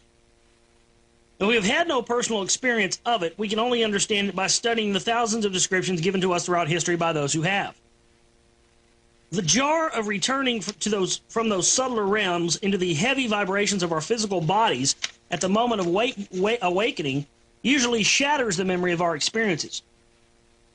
And that is very true. You notice how when you first wake up in the morning, it's a very jarring thing. You notice that? You're sort of kind of disillusioned and sort of out of it sometimes. You feel like, oh, when you first wake up.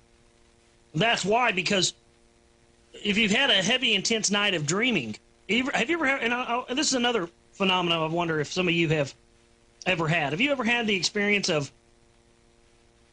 you'll be relatively, have not had a very hard day, and you'll get a good night of sleep, and you'll be aware of the fact that you've been dreaming intensely and heavily through that night of sleep, but when you wake up, you're exhausted because of the amount of dreaming that you did the night before. Has that ever happened to anybody else? Anybody else ever had that happen to them? That's what that is. That's because your body, your astral body, has been on such a trip that by the time it's getting back to your physical body feels the effects of this. Now, this is what I also believe what a lot of the abduction phenomenon is based in. I believe a lot of the what people claim to be alien abductions and abduction phenomenon is some sort of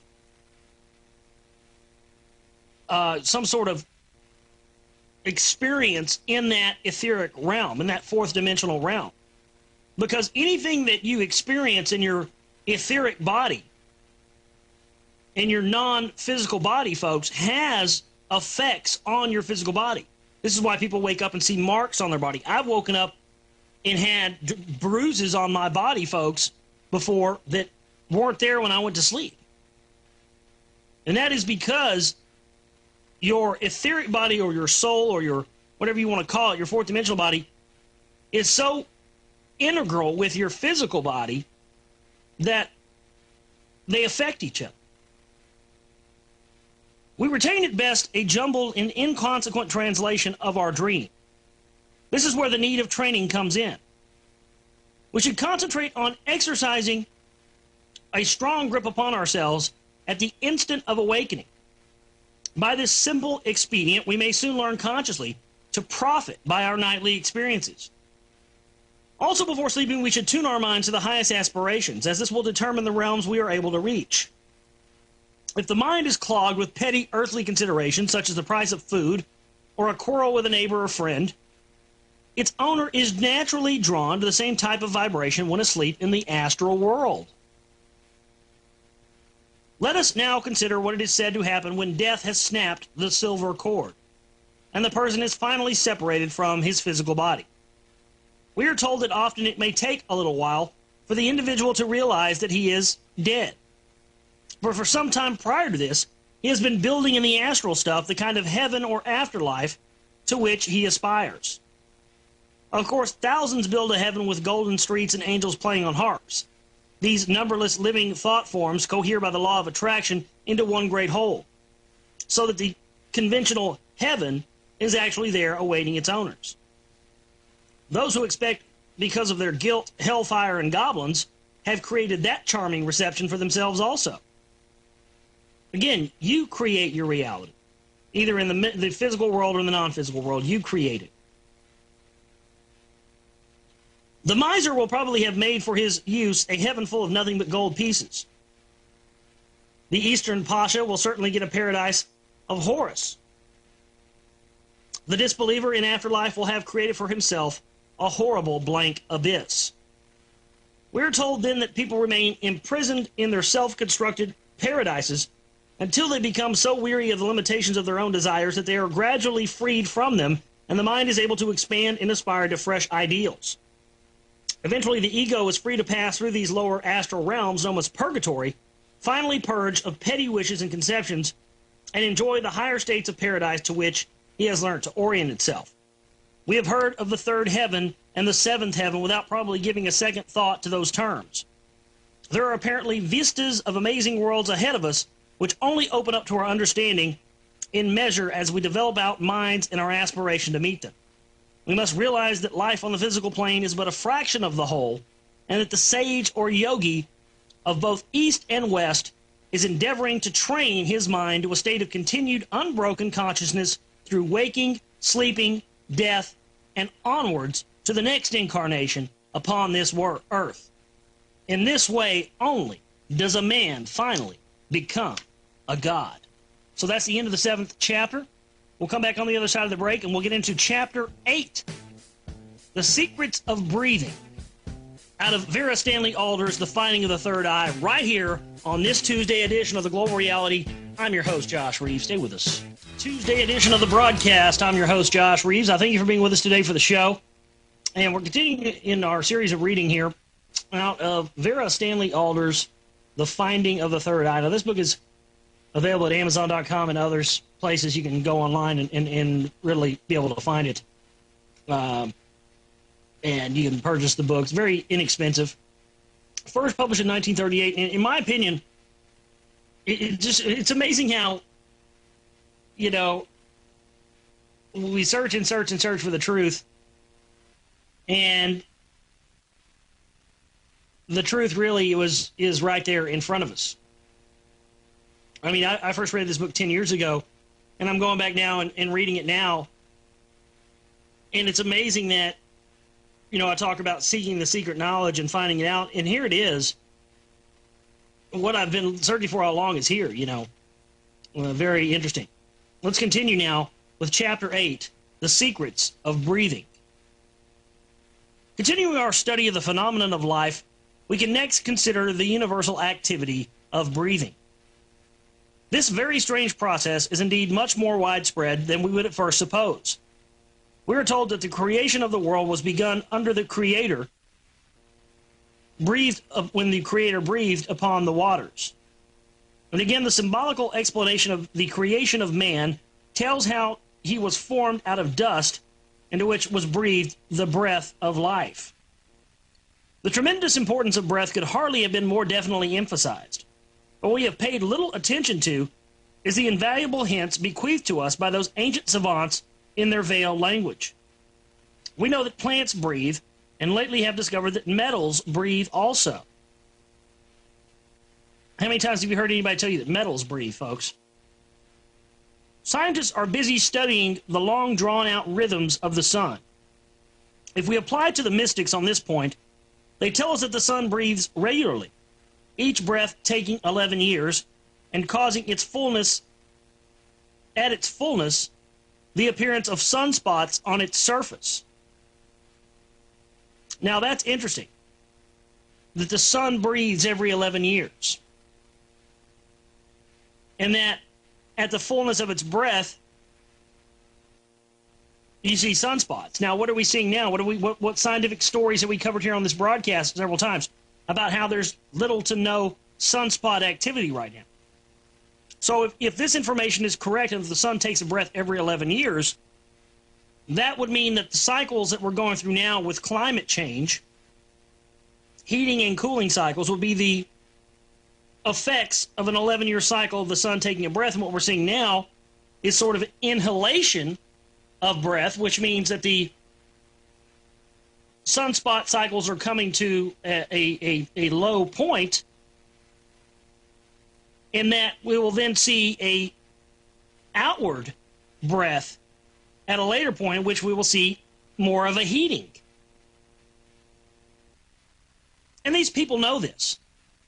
And so when the sun gets ready to exhale and more heat begins to come out of it, when more sunspot cycles, the Earth will heat up again as it's cooling down right now. And, of course, they'll say that's global warming and tell you we need a carbon tax. So we're really starting to break through here, folks. If we apply... I'm sorry, let me go back. The sun is called the heart of the solar system. We may suspect that it really is the heart of a very vast living being, in whose breath we have our own breathing and living. We are familiar with the main chemical aspects of the act of breathing as applied to ourselves. Primarily, we must contain a definite amount of air to counteract the law of gravitation which pulls us to the earth. At sea level, the pressure is about 16 pounds to the square inch, and this must be equalized by the intake of air. That is why the lungs never empty all the air they contain. Their total capacity is said to be 250 cubic inches, but they only empty 150 cubic inches, so that there always remains 100 cubic inches of air within them. For this reason, if it is desired to clean and refresh the lungs, very prolonged outward breathing is most effective. Nature's way of refreshing us is to cause us to collapse limply into a chair and sigh out a long breath. In breathing, we absorb the oxygen from the air into our lungs to be used for the production of heat and energy through combustion with the substances contained in our food, and we exhale to us poisons as carbonic acid gas. The animals breathe in the same way, but plants, on the other hand, need to breathe in the carbonic acid gas for their sustenance. Here we have one of the secrets of the give and take existing in nature, and the reason why animals and plants could not live without each other. In a normal human being, there are approximately 16 to 18 breaths per minute, each taking in 30 cubic inches of air. Each breath consists of inhalation, exhalation, and a pause, the whole process taking up the time of 4 heartbeats. Our artificial methods of living have gradually ruined the natural quality of our breathing, and hardly one person in 50 breathes as nature intended.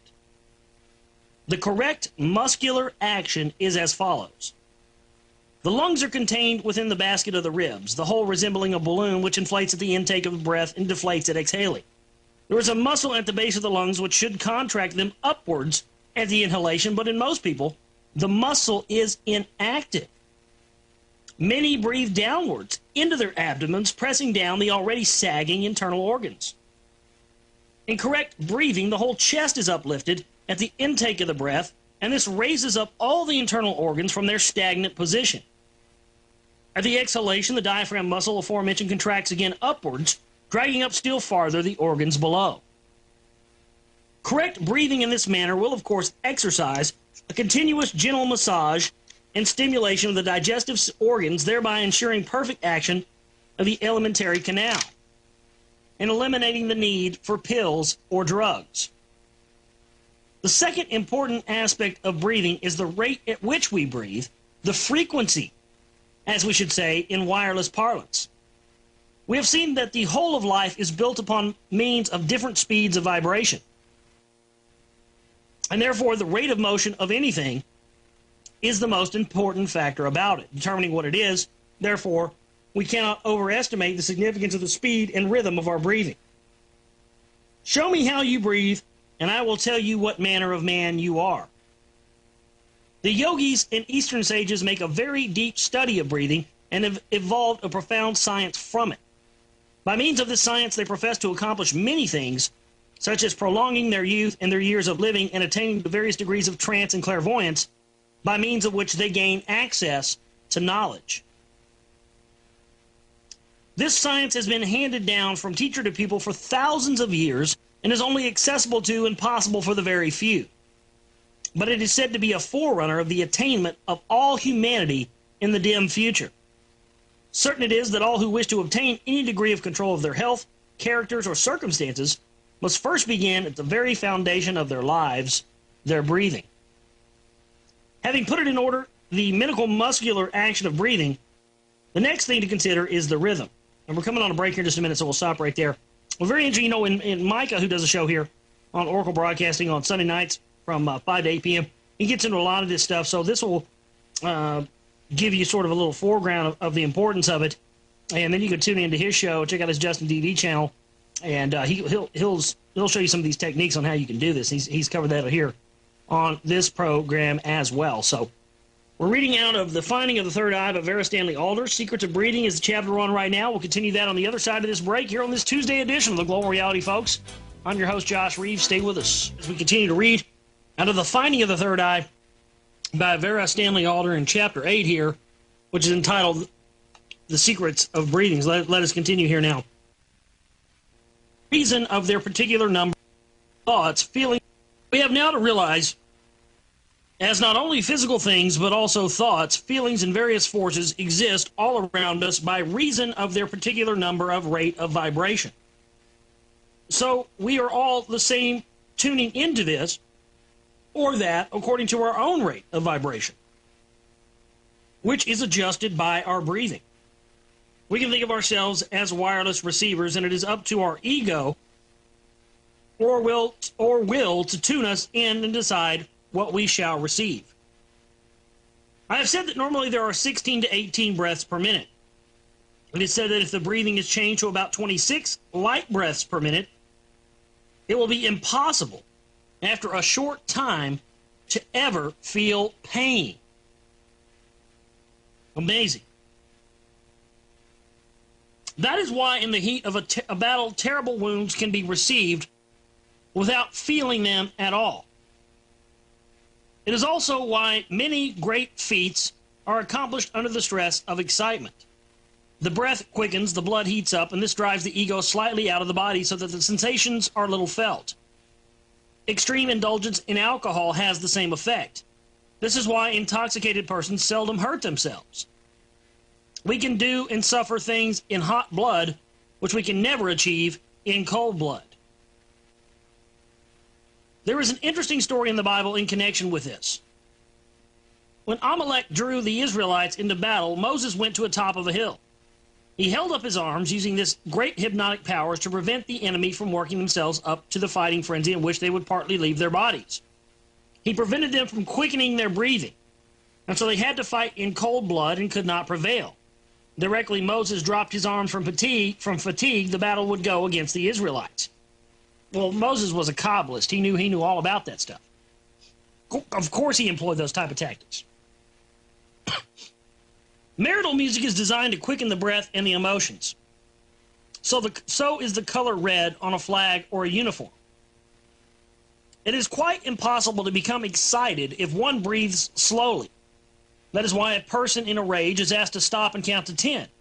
And the breathing inevitably slows down and the excitement drops. Some of the sages believe that we will have a definite number of breaths allotted to us for our lives. Those who waste them and speed them up in excitability and emotionalism shorten their span. Those who become philosophers in the true sense of the word, balanced, measured, and contented, will be able to live to a very ripe old age with unimpaired faculties. By quickening the breath, the body loses its power of self-protection and exhausts and injures itself without feeling it at the time. By slowing the breathing down to 10 or 12 per minute, it would be found impossible to feel excited, irritable, or nervy. This is a useful and invisible little exercise with which we can protect ourselves from those states of mind which tend to poison our systems. If the breathing is reduced to a deep or slow rhythm of 10 per minute for 5 minutes, the brain will become marvelously clear and ready for work. This can be done before taking up any study, the result lasting for some hours. Many of the conflicting vibrations and thoughts which we have allowed to pass haphazard through body and brain will have been canceled out by the rhythmic power beat brought about by the slower breathing. If the breathing can be dropped to an even 3 per minute, all the bodily vibratory activities will become so subdued and harmonized that the more delicate psychic perceptions will be discernible, giving us what we call inspiration, instinct, or premonition, for they are the instigators of all great achievement. The above-mentioned rates of breathing can be used without danger, if practiced gradually and intelligently. But it is extremely dangerous for the average person to attempt any of the more complicated systems, sometimes unwisely given out, which might lead them into a mental home or worse. Yogis can slow down the breath to 1 per minute, which allows them an intensity of concentration, resulting in experiences beyond our imagination or comprehension. Finally, they are able to suspend their breathing altogether and allow themselves to be buried for weeks at a time without coming to any harm. Breathing must always be performed through the nose, quite silently, steadily, regularly, and without strain. It should preferably be practiced in a quiet place and not just after eating. While breathing, the mind should be focused on the highest ideals and aspirations. Remember that we are breathing in, besides oxygen, nitrogen, and hydrogen, a host of subtle and powerful elements and forces. It is the mind which subconsciously directs the selection and utilization of these powers. We breathe in life, we breathe in God, according to what we aspire. Slow, deep, gentle breathing will cure insomnia, nerves, blood pressure, fear, brain disorders, and bad temper. The Easterns apparently know many things about breathing which the Western world is not yet familiar. They believe, for instance, that in correct breathing, only one nostril is actually used at a time. This is said to be caused by tissues in each nostril which swell alternately at intervals, thus allowing full use of only one nostril. There are said to be two currents which pass up and down the spine, the one on the right side being positive and the one on the left side being negative. The breathing, therefore, is performed alternately along an electrical current indrawing positive sun-ruled particles and a magnetic current indrawing negative moon-ruled particles. It is said that by using this knowledge, the temperature of the body can be regulated. Astrologically, a sign comes up on the ascendant every 2 hours, alternately a positive and negative sign, and this is connected with the breathing. It is said that the Indian doctors always study the patient's breathing first of all, being in this way able to determine the condition of the magnetic and electrical areas in the body at the time. Apparently, after a meal or during the changeover, both nostrils are used so that it takes a little time to determine the exact state of affairs. An expert in these matters would, however, know the quality of his powers of achievement, and at any given hour being thus able to ensure the maximum of creative output with a minimum of expended energy. Whereas all we know now is that we are either in the mood for work or not in the mood for work, and this results in an indifferent and uneven output. The much-discussed power of levitation, in which a yogi is said to be able to conquer the laws of gravity and rise in the air, appears to have a strong connection with breathing. A simple little experiment will point this out. Let one person lie down straight and stiff on a couple of chairs. Let 4 persons stand around him, one at each shoulder and one at each knee, each one placing a finger beneath their prone comrade. All must then breathe steadily and in unison for a minute or so. Finally, after the intake of breath, raise the prone man into the air upon the tips of the fingers. He will seem to weigh nothing at all. The Egyptians in early races could lift mighty stones by some agency which still puzzles scientists to this day. Were they perhaps able to overcome the laws of gravity by concentrated scientific breathing on a large scale? If 4 people can lift, say, 12 stones without feeling it, by breathing in unison, what could 1,000 of those type of people do? So just have 2 paragraphs left in the 7th chapter. We'll come back into the 4th hour of the broadcast. We'll get into Chapter 9, Secrets of Color, on the other side of the break. This is The Global Reality, folks. I'm your host, Josh Reeves. Stay with us. Let's continue now, the final few paragraphs of Chapter 8 of The Finding of the Third Eye. And then the Secrets of Color will be Chapter 9 that we'll be getting into here in this segment as well. It has been found in some factories that the output of work is much improved by allowing the workers to sing. After all that has been said about breathing, it will be realized at once what an enormous power for good singing could be if properly used and understood. There is no end to the benefit to be obtained by combining breathing, rhythm, and sound as in singing. A person who is timid, cowardly, or shy narrows his chest and breathes feebly. Diseases such as asthma are probably the direct result of nervous breathing. If we are calm, confident, and courageous, we breathe deep and slow. As an aid to attaining these qualities, we must first correct our breathing. Everyone should breathe in the divine breath of life with all his heart and sing his song of thanksgiving no less regularly than do the birds. Awesome chapter there. Let's get into Chapter 9 now, which, in my opinion, is even more awesome. The Secrets of Color. Some poet has said, color is not the rose, is not in the rose, but in ourselves. What is color? In Chapter 2, we stated that out of the vast scale of nature's vibrations, a tiny octave is registered by the optic nerves. Our physical eyes respond to these particular vibrations with a reaction which we know as color. If we had no eyes, those vibrations would still exist. But as what? Medical science has proved that different colors have definite and varied effects upon our nervous systems, and that they act upon us quite independently of our eyes or minds. Their influence is particularly marked in the case of lunatics.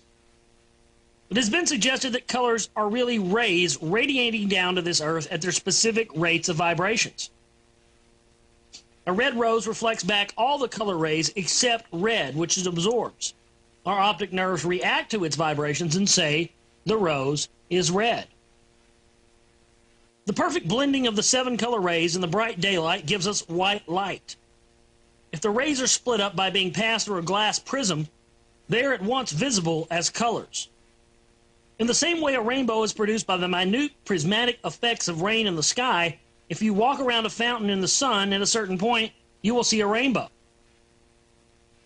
The color rays are pouring down on the earth night and day. Every object and every atom responds to them, thereby announcing its own quality to those who are able to decipher the language of colors.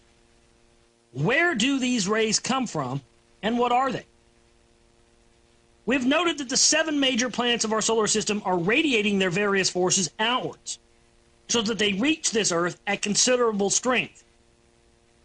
As there are also 7 primary color rays radiating to the Earth, we may suspect a definite connection here, and suggest that colors are really an expression of the planetary rays, observable by us as they are absorbed and held by different objects.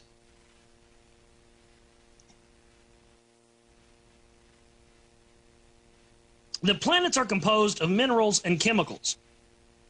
In each planet, one particular metal is said by astrologists to predominate. In Mars, it is iron. And in Mercury, it is that metal. Just as radium radiates off minute particles of itself for hundreds of years, so do these enormous planets radiate subtle emanations of their own chemical constituents in an infinitely fine form.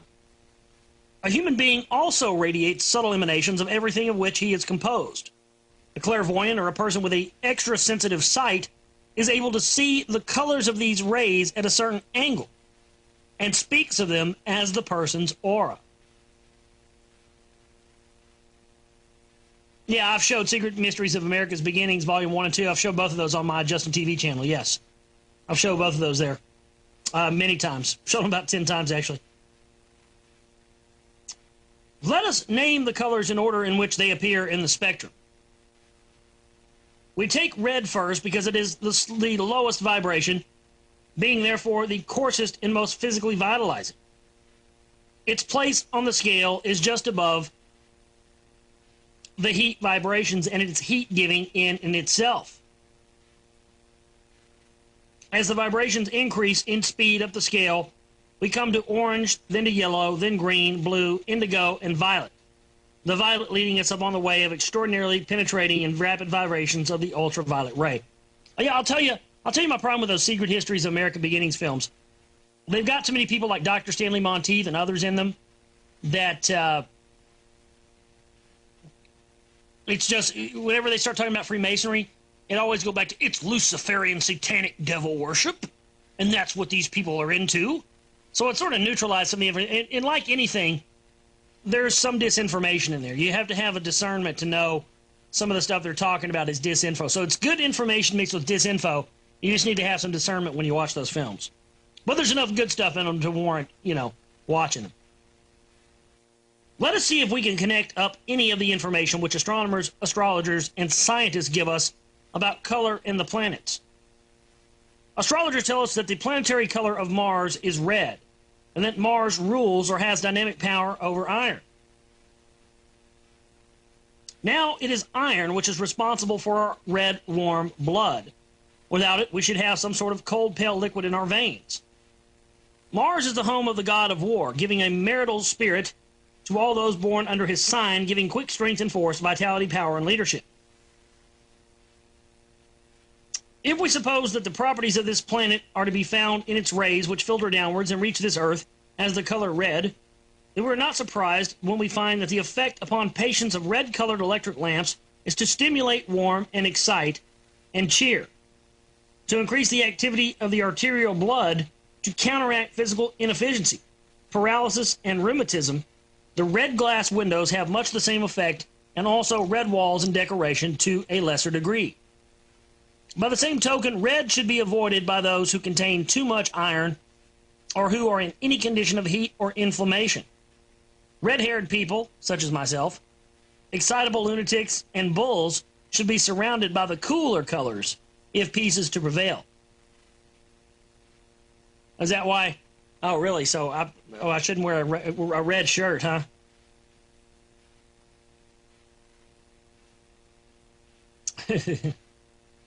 That's funny.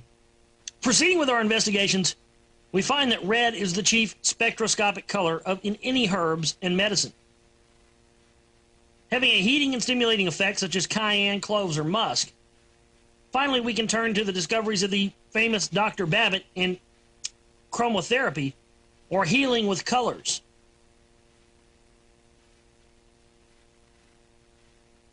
He proved that plain water hung up in the sunlight in a sealed chromo lens of red glass becomes impregnated with certain chemicals in a powerfully healing form, the chief of which is iron.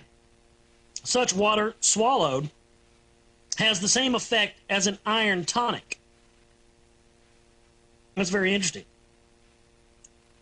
Let us therefore, when using or thinking of the color red, bear in mind the following attributes which scientists and sages have connected it. It is the color of Mars, whose stone is the ruby, and whose metal is iron. It is the lowest of the 7 of the color scale, and it belongs to the lowest of the 7 notes of the musical scale, which is C. When C is played, certain sensitive people see the color red, and most marital music is played in the key of C. Red, when predominating in herbs, colored light, or glass and surrounding, gives warmth, increased circulation, vitality, and energy to the body, and cheerfulness, stimulation, and excitement to the spirit. The red flag has been used throughout history for incendiarism. Finally, if dark red is seen in the aura, it indicates passion and a fighting spirit. The second color in the spectrum is orange. The beautiful color is associated with the sun and also has a warming and invigorating effect. But whereas red is stimulating to the body and the blood, orange is stimulating to the emotions. It cures those states of paralysis which are often due to emotional reaction, and it should be avoided by extremely emotional types, who should acquire balance through its complementary color blue. Its note is D in the musical scale. Melodies in that key have a strong emotional appeal. The metal belonging to the sun is gold, from which the alchemists believed they could obtain the elixir of life, which rendered man immortal. Used as medicine, gold has a very purifying effect. The third color in the spectrum is yellow. We are told that this color belongs to the planet Mercury. Mercury confers a quick intellect by stimulating the nervous system. To be quick-witted, the nerves should be in an active condition throughout the body, so nothing can remain stagnant under the beneficial influence of this planet. Wisdom is said to be conferred by Mercury, and its color yellow. Therefore, Buddha always clothed his priests in yellow, which color has stood for wisdom and intellect throughout the ages. Yellow electric lamps or glass windows stimulate the nerves of the brain and the body and cure a stagnant condition of the internal organs. They should not be used for highly nervous subjects. We find that yellow predominates spectroscopically in all herbs, which are purgatives or nerve stimulants, such as senna, sulfur, fig juice, tartar, phosphorus, and castor oil. An extreme amount of yellow has a disastrously overstimulating effect upon the nerves, causing death, as with prussic acid and strychnine, which are very yellow. Dr. Babbitt proved that plain water hung in the sunlight in a sealed lens of yellow glass becomes impregnated with very nerve-animating properties such as phosphorus and sodium, and it will have a purgative action if drunk, or possibly other drugs have failed. This lens must not be entirely filled, as it will absorb such highly expansive chemicals from the yellow rays that would burst if full. It's interesting to learn that the water so treated goes bad in a few days. That's a very interesting concept of putting colored lenses and sealed glasses and putting them in the sunlight, and how the water will take on the properties of these chemicals and elements that are related to that color. That's very interesting stuff. I wish we had some way of trying that out. Yellow is the third of the color scale. It corresponds to the musical note of E. Its jewel is the yellow topaz, and it represents luminosity. When seen in the human aura, yellow, if dark and crude, tells of deceit, treachery, and cowardice. We have all heard of the yellow streak. But if pale, pure, luminous, it shows high wisdom and intellectuality. Our fourth color is green. Standing in the center of the scale of 7, it is the meeting ground between the thermal or heating and expanding colors of red, orange, and yellow, and the electrical contracting, cooling colors of blue, indigo, and violet. Green gives stability, endurance, and quietude. We are allowed much of it to look in the nature and to partake of it as nourishment. Its action is to cool the blood and animate the nerves. It belongs to the planet Saturn, whose metal is lead. Saturn rules the spleen, which makes the white corpuscles of blood. These harmonize the building and destroying going on in the human organism, so people with the luminous green of Saturn in their auras are the harmonizers and pacifiers of the world. They stand for social stability. If the green is dark and crude, it tells that its owner, so concerned with the affairs of others, has become green with envy. So we'll finish up. We'll talk more about that on the other side. We'll come on a break again. The secrets of color here in this chapter of The Finding of the Third Eye by Vera Stanley Alder. And again, very interesting information, and the response I've had from all this has just been immense. So this is the Tuesday edition of the Global Reality. I'm your host, Josh Reeves. Stay with us. Back here on the Global Reality on this Tuesday edition of the broadcast. I'm your host, Josh Reeves. I thank you for being with us today as we continue reading out of The Finding of the Third Eye by Vera Stanley Alder. We're on the chapter The Secrets of Color now. We're talking about specifics of the color green, so I want to continue there.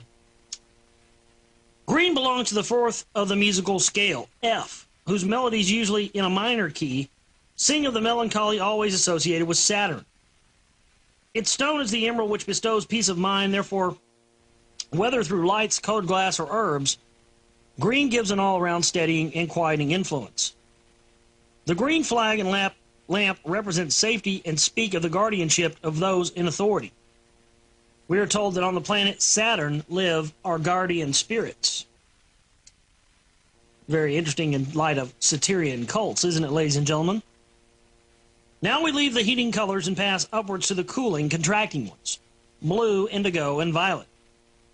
These rays have a soothing, narcotic, and antiseptic action. They act as sedatives to the vascular and nervous system, subdue mania, and angry passions, inflammation, sunstroke, insomnia, eye strain, and all irritated conditions of mind and body. Sedatives, antiseptics, and narcotics contain much of these colors. Narcotic flowers are blue and purple. Blackberries are valued for their astringent qualities. Blue belongs to the planet Venus, the giver of love, devotion, and harmony. Its stone is the amethyst, the super sacred of the 7 sacred jewels. Pale blue in the aura represents devotion, while dark blue shows fanaticism. One can either be true blue or have a fit of the blues according to one's outlook. Dr. Babbitt says that blue lenses filled with water and exposed to sunlight become impregnated with chlorine, cobalt, manganese, and other properties having soothing and antiseptic action. This water will never purify. It acts as a sedative and an antiseptic and is cooling, especially to the blood. The musical note of blue is G, a favorite key for the composer of romantic music. Indigo is the 6th of the color scale. It is light green, a meeting ground for all the colors. Its action through herbs and chemicals is intermediately between blue and violet, soothing both nerves and blood. Its planet is said to be Uranus, and its stone is jet. In the aura, it shows dignity and high aspirations. Violet is the 7th and last of the color octave. It represents the 7th and highest quality which man attains, noble spiritual aspiration. Therefore, it always has been connected with the priestly ceremonies. Its musical note is B, in which key much sacred music is written. Its planet is Jupiter, ruling the metal tin and the jewel sapphire. In its medical action, it approaches the realm of the violet ray, it cools the nerves, is magnetic and antiseptic. Violet lens water keeps indefinitely and greatly benefits the hair, eyes, and digestion. Violet in the aura speaks of honor, spirituality, and self-esteem. Above the violet, we begin a new octave of higher and more ethereal colors, mostly unseen to the average human eye. The first is rose, which is the red of Mars transmuted to its higher octave, where it speaks of optimism, hope, and spiritualized love. The colors continue in octaves which become more and more sublimated, luminous, pure, and pale, until in the end they blend back again into the glorious white light from whence they sprang. When the character of a human being is sublimated and perfected, the colors of his aura also resolve themselves into white spiritual light. In the olden days, people were able to see this. They represented it as the halo shining around the head of a saint. Colors, therefore, are of the very deepest significance to us throughout all phases of our life. They have more influence upon us than we can possibly imagine, and if we can use them intelligently, they are the greatest of friends, strengthening, soothing, and inspiring. Dark, drab, and dingy colors harm our spirits, morals, and health. They encourage crime, inhibitions, inferiority complexes, suicide, and stunted development. They actually prevent the radiation of personal magnetism, the give and take between human beings. They inhibit optimism, inspiration, and therefore success. A glance at some of our streets with their dingy dark bricks and shrieking posters will at once show us one reason why apathy, dullness, and poor health are still prevalent. Brown is the color of earth and holds us to earth and to material thoughts. Gray is neutral and useful as background to other colors. White reflects back all the rays and is therefore cooling and restful. Black absorbs them all and is therefore warm, although neutralized. The modern trend towards plain, pale pastel shades shows a promising awakening to a new and uplifting color sense. A color campaign intelligently launched would do much to cheer, inspire, and invigorate humanity. Now, we've only got a few minutes left here in this segment, and then we're coming into the final half hour of the show. So that's all we're going to read out of Vera Stanley. That is the end of chapter 9 there. And Vera Stanley Alder's The Finding of the Third Eye. But in the final 2 minutes, I want to sort of read you the intro to the next chapter that we're going to get in tomorrow, just because I can't wait to get into this chapter, because being a musician and someone who's into sound design and whatnot, this is a very key chapter for me. And so The Secrets of Sound is chapter 10. We'll preface this and we'll read from it tomorrow. In the beginning was the Word. Thus is the importance of sound emphasized to us, although so simply and directly that it is easy to miss its significance. The universe was created by speech. The Creator did not act. He spoke. He said, "Let there be light," and there was light. Let us not pass over these words with a shrug, as if they were charming fairy tales designed to enthrall the native peoples of old. The deepest scientific knowledge of all times was always thus veiled by symbolism and by myth, and rich is the reward of every effort at interpretation. Certain of the ancient peoples made a profound study of chemistry. The fact that they chose to give the chemicals the names of gods and goddesses and describe their reactions under the guise of myths and legends does not in the least detract from their actual knowledge. On the contrary, it may show how much deeper and further they penetrated into the realms of ultimate causes than men of science do today. So that's the beginning of chapter 10, The Secrets of Sound. We'll pick up there tomorrow on the Wednesday edition of the Global Reality, and we will continue to read until we are done, and we're about halfway through the book now, ladies and gentlemen, a little bit more than half, through The Finding of the Third Eye by Vera Stanley Alder, published in 1938. And so we'll come back, we'll take a break, we'll open up the phone lines if you'd like to join us in the final half hour of the broadcast today, and we'll talk about some news as well. This is the Tuesday edition of the Global Reality. I am your host, Josh Reeves. Stay with us. Let's get into The Finding of the Third Eye by Vera Stanley Alders, chapter 10 today, entitled The Secrets of Sound. In the beginning was the Word. Thus is the importance of sound emphasized to us, although so simply and directly that it is easy to miss its significance. The universe was created by speech. The Creator did not act. He spoke. He said, "Let there be light," and there was light. Let us not pass over these words with a shrug as if they were charming fairy tales designed to enthrall the native people of old.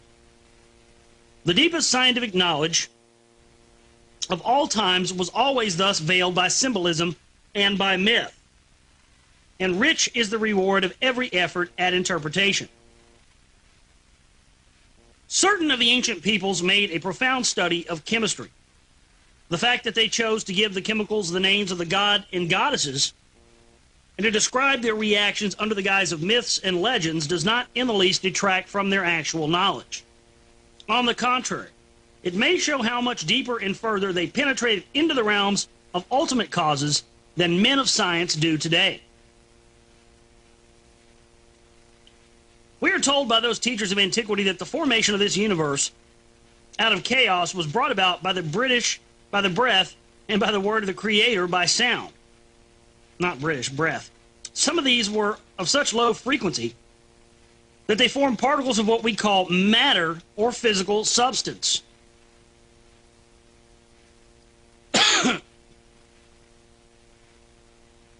There could not be light as we know it without minute specks of matter in the ether to reflect it. We learn that later these particles of matter coalesced in the force of their mutual attraction or gravity, causing them to commence spinning. The endless arrangements thus formed and produced this solar system and all that is therein. We can gain an idea of the infinite number of these arrangements by considering the vast scale of vibrations which we dealt with in Chapter 2. The little section of oscillations on this scale to which the ear can react and which we know as sound are of comparatively low frequency. They occur below the heat vibrations. A vibration of 16 per second gives the lowest note heard by the human ear. And the scale of sound, that was strange.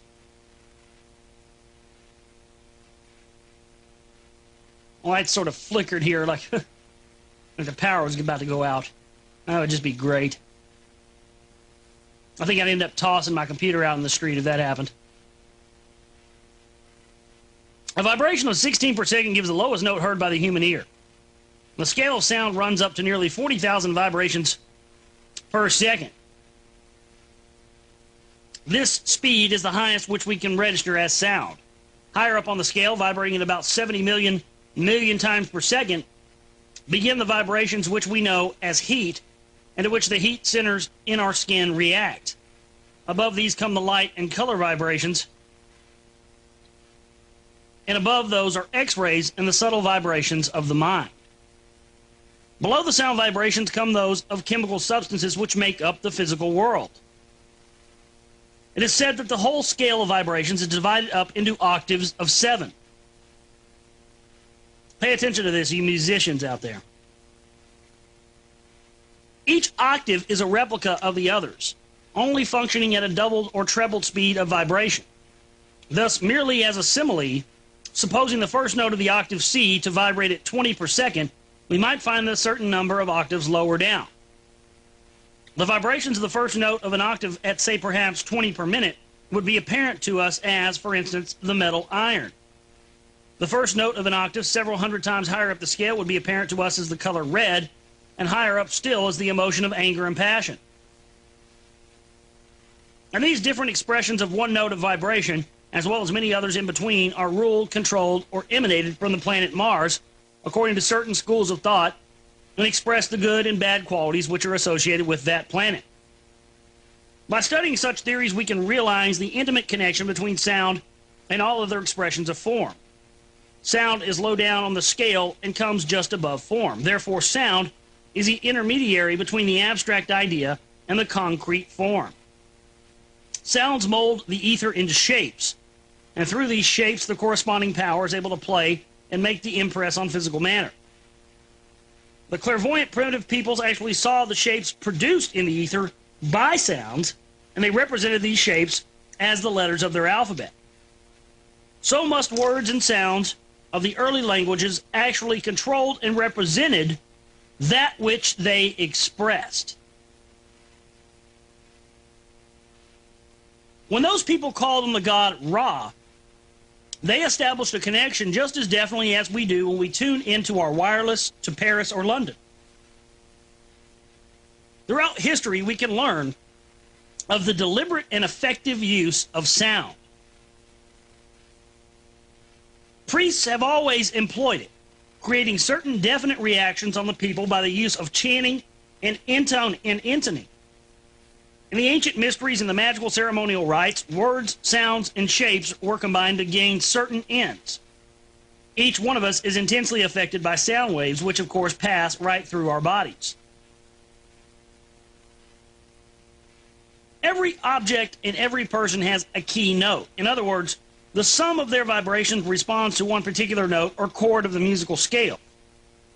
If a person's note or chord is sounded gently and melodiously, it has a healing and constructive influence upon him. If it is sounded loudly, harshly, or continuously, it has a correspondingly destructive influence, making that person ill or unhappy. If you can discover the note belonging to a particular wine glass and sound it loudly into the glass for a little while, you will shatter the glass to pieces. It is said that the walls of Jericho fell because of this same law, as the keynote of the wall was purposely sounded with continuous harshness by the trumpets under the instructions of someone with a knowledge not uncommon in those days. An instrument has lately been invented called the idiophone. It contains a tightly stretched drum surface upon which a paste is spread. Sounds and words are then uttered underneath this drum, and they cause beautiful shapes to form.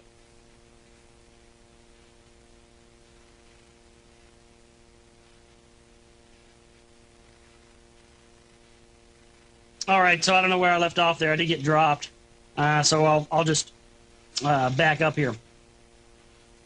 An instrument has lately been invented called the idiophone. It contains a tightly stretched drum surface upon which a paste is spread. Sounds and words are then uttered underneath this drum, and they cause beautiful shapes to form in the paste, exact replicas of trees, ferns, and flowers as they are in nature. If sand is spread on the drum instead of paste, the sounds will produce geometrical designs instead of plant forms. It is even said that ugly and obscene words will produce ugly and displeasing patterns, and the reverse. This experiment proves the creative aspect of sound and helps us to visualize the definite forms and radiation set up in the ether by our own words. The sounds which were surrounded in the present-day city life are mostly harsh, monotonous, and unbeautiful. If the roar of the traffic were suddenly to cease as we walk down the street, we should find that we had been screaming discordantly at our companions to make ourselves heard. Our pleasures also are mostly crudely noisy. At the average cocktail party, everyone shouts at once. The hostess is disappointed if it is not so, while some of the dance music is harsh beyond words. Tube, train, and bus all add their quota to the barrage of hideous noise, which we have to endure. People who are obliged to listen all day, day after day, to sounds which are discordant, offense to nature's laws, will inevitably become sick and depleted, and soon be suffering from one of the most innumerable nerve complaints, which are the order of the day. The only way to counteract these bad effects would be healing the damaged nerve centers with soothing harmonies, or with the blessed balm of complete silence for a short period of the day of every day. If a person is able to discover his own keynote or chord and to play it over gently to himself, he will revive as if by magic. One's keynote can be ascertained by listening to some good orchestral music. When the note is played, it will send a thrill right through its owner. If a person's life is in some ways inharmonious or destructive, this can be detected at once in his voice, which will often jar upon the listener's nerves, whereas one who is living in accordance with divine law will have a melodious, pleasing voice. The more advanced types of people have resonant voices, while primitive types have the flat chest voices, such as are heard among natives, gypsies, or Apaches of Paris. The creative use of sound can be observed on all sides. The baby cries to promote its own growth. Until the little one has uttered its first cry, its progress is not assured. It is said that the birds set up the vibrations which promote the growth of the young leaves by their singing in early spring. When the leaves are full out, the birds' songs cease, except at twilight and at dawn, at which time the chemical activities of the plant life change. At night, plant life breathes out carbon dioxide, although during the day it breathes out oxygen. The times of the changeover are heralded by the birds. The ancient Japanese mystics, such as the Zen monks, were said to be able to bring the dead or dying back to life by uttering a certain loud cry. An interesting description of this can be found in the novel The Garden of Vision. Some people assert that in order to connect ourselves with power and wisdom, we should go apart to a quiet pace and call our own name over and over again very gently. uttering a noun or name creates a form in the ether which acts as a receiving station to certain powers which then play through it. Tennyson declared that he could leave his own body consciously and gain much experience by calling his own name. He describes this in The Ancient Sage. The potent action of sound has always been recognized and applied throughout history. But at the present time, a stringent tackling of the sound problem is urgently needed. An anti-noise campaign is actually in existence, but its efforts are not much in evidence as yet and have not received the wholehearted public support which they deserve. The medical profession is experimenting with the healing properties of sound, but it is up to every individual to take a personal interest in this vital problem and all the infinite possibilities connected with it. And so we'll stop right there. We're coming on a break, and we only got about a paragraph or so left in Chapter 10, The Secrets of Sound. So we'll finish up that final paragraph on the other side of the break. Then we're going to get into Chapter 11 today, The Science of Numbers. Chapter 11, The Science of Numbers, in Vera Stanley Alder's The Finding of the Third Eye, on the other side of the break here on this Wednesday edition of The Global Reality, folks. Stay with us. All right, back here with you, ladies and gentlemen, on The Global Reality. We got dropped again, but we are back. I was able to catch that, and I was able to see it right when it happened. Luckily that time. We were back. Yes, we were back. We are back now. Yeah, you know, every time we get rain or snow or ice, or we don't have any snow, but every time we get some sort of severe weather, this starts to happen. So that's just going to be part of the deal as we continue on here. Let's finish up this Chapter 10 of The Finding of the Third Eye by Vera Stanley Alder here. The medical profession is experimenting with the healing properties of sound, but it is up to every individual to take a personal interest in this vital problem and all the infinite possibilities connected with it. Those who really wish to get the best out of life should shun inharmonious noises and all superfluous chatter. They should feed their spirit and nerves with music. They should sing often, aiming more at rhythm and resonance than at loudness and high notes. They should study the tones of their own speaking voices to gain an insight into their own characters. They should watch and guard their own words, remembering that in speaking they are building definite forms of good or for evil, which will persist in the ether, connecting their owner permanently with good or evil influences and attracting him to much that he may ignore, he may ignorantly consider he has not deserved.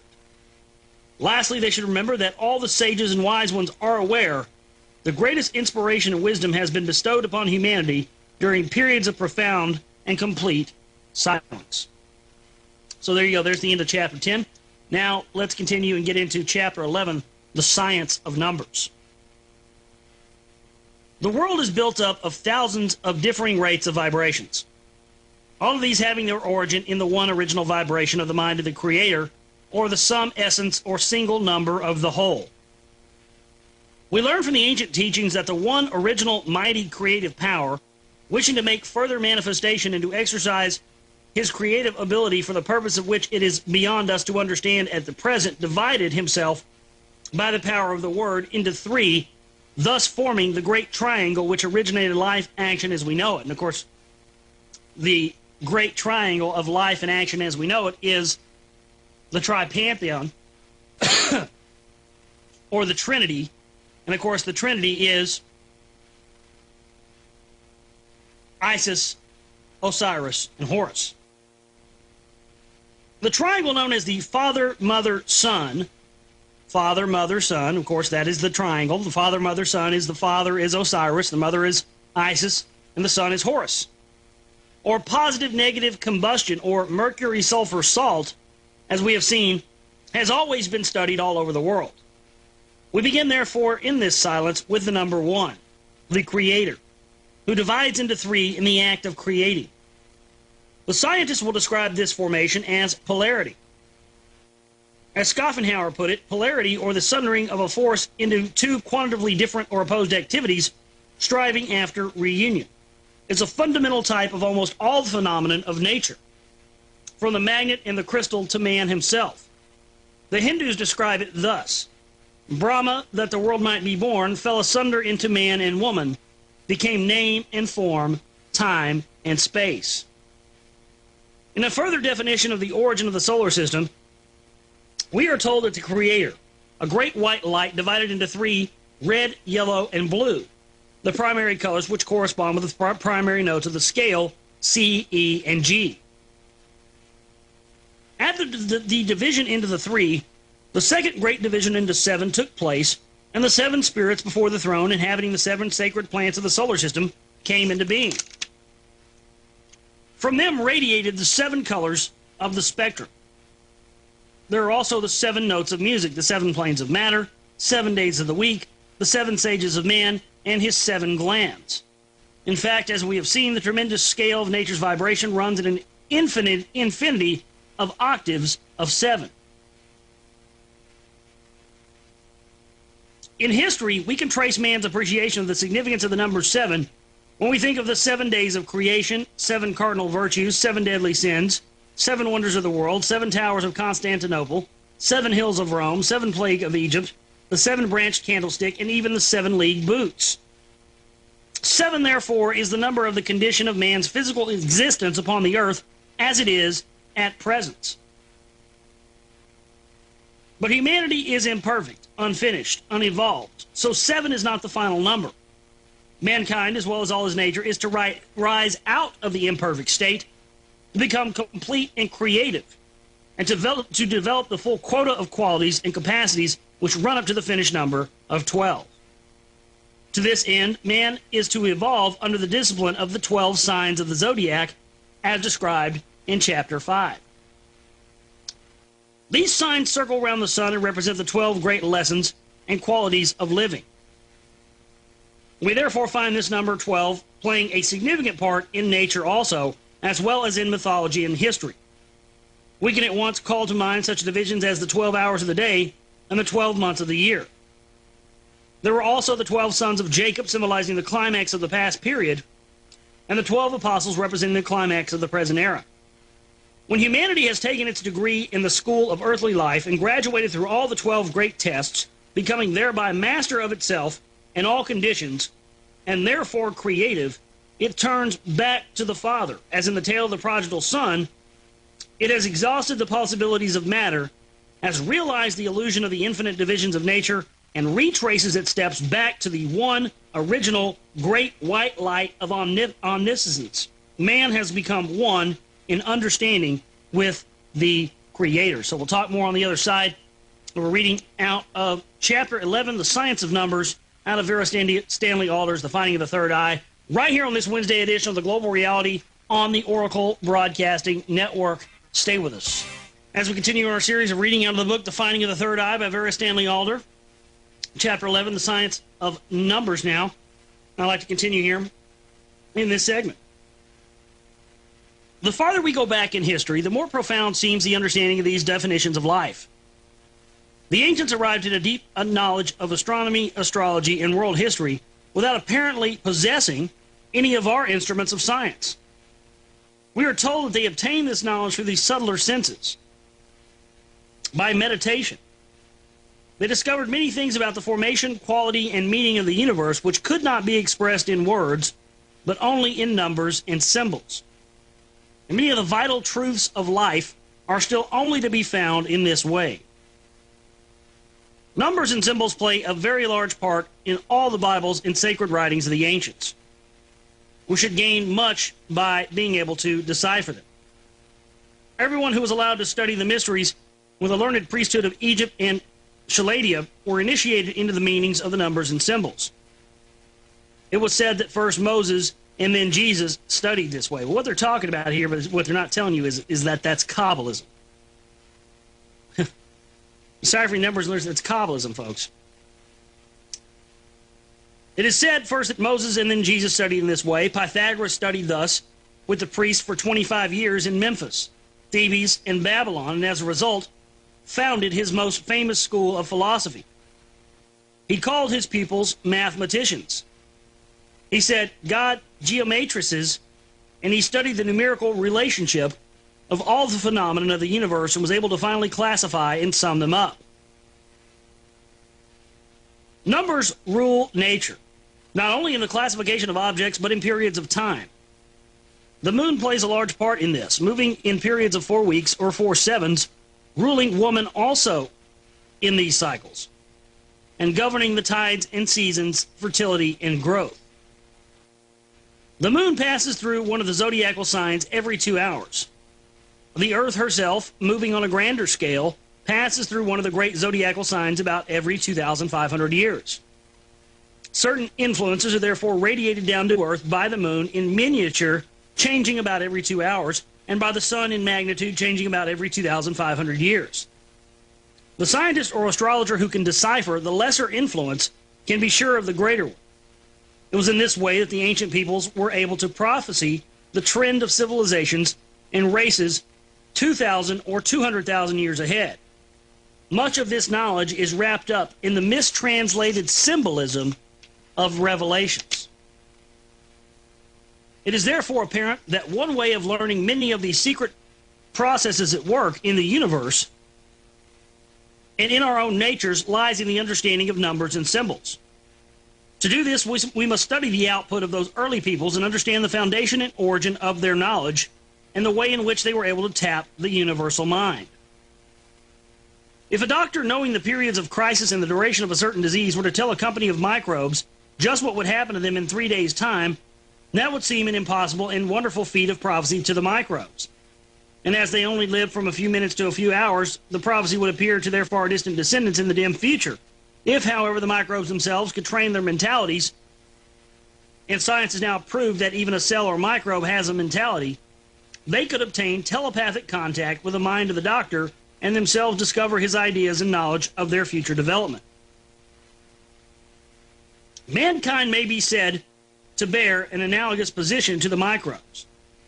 We are little more than microbes upon the body of a great being, which body we call Earth.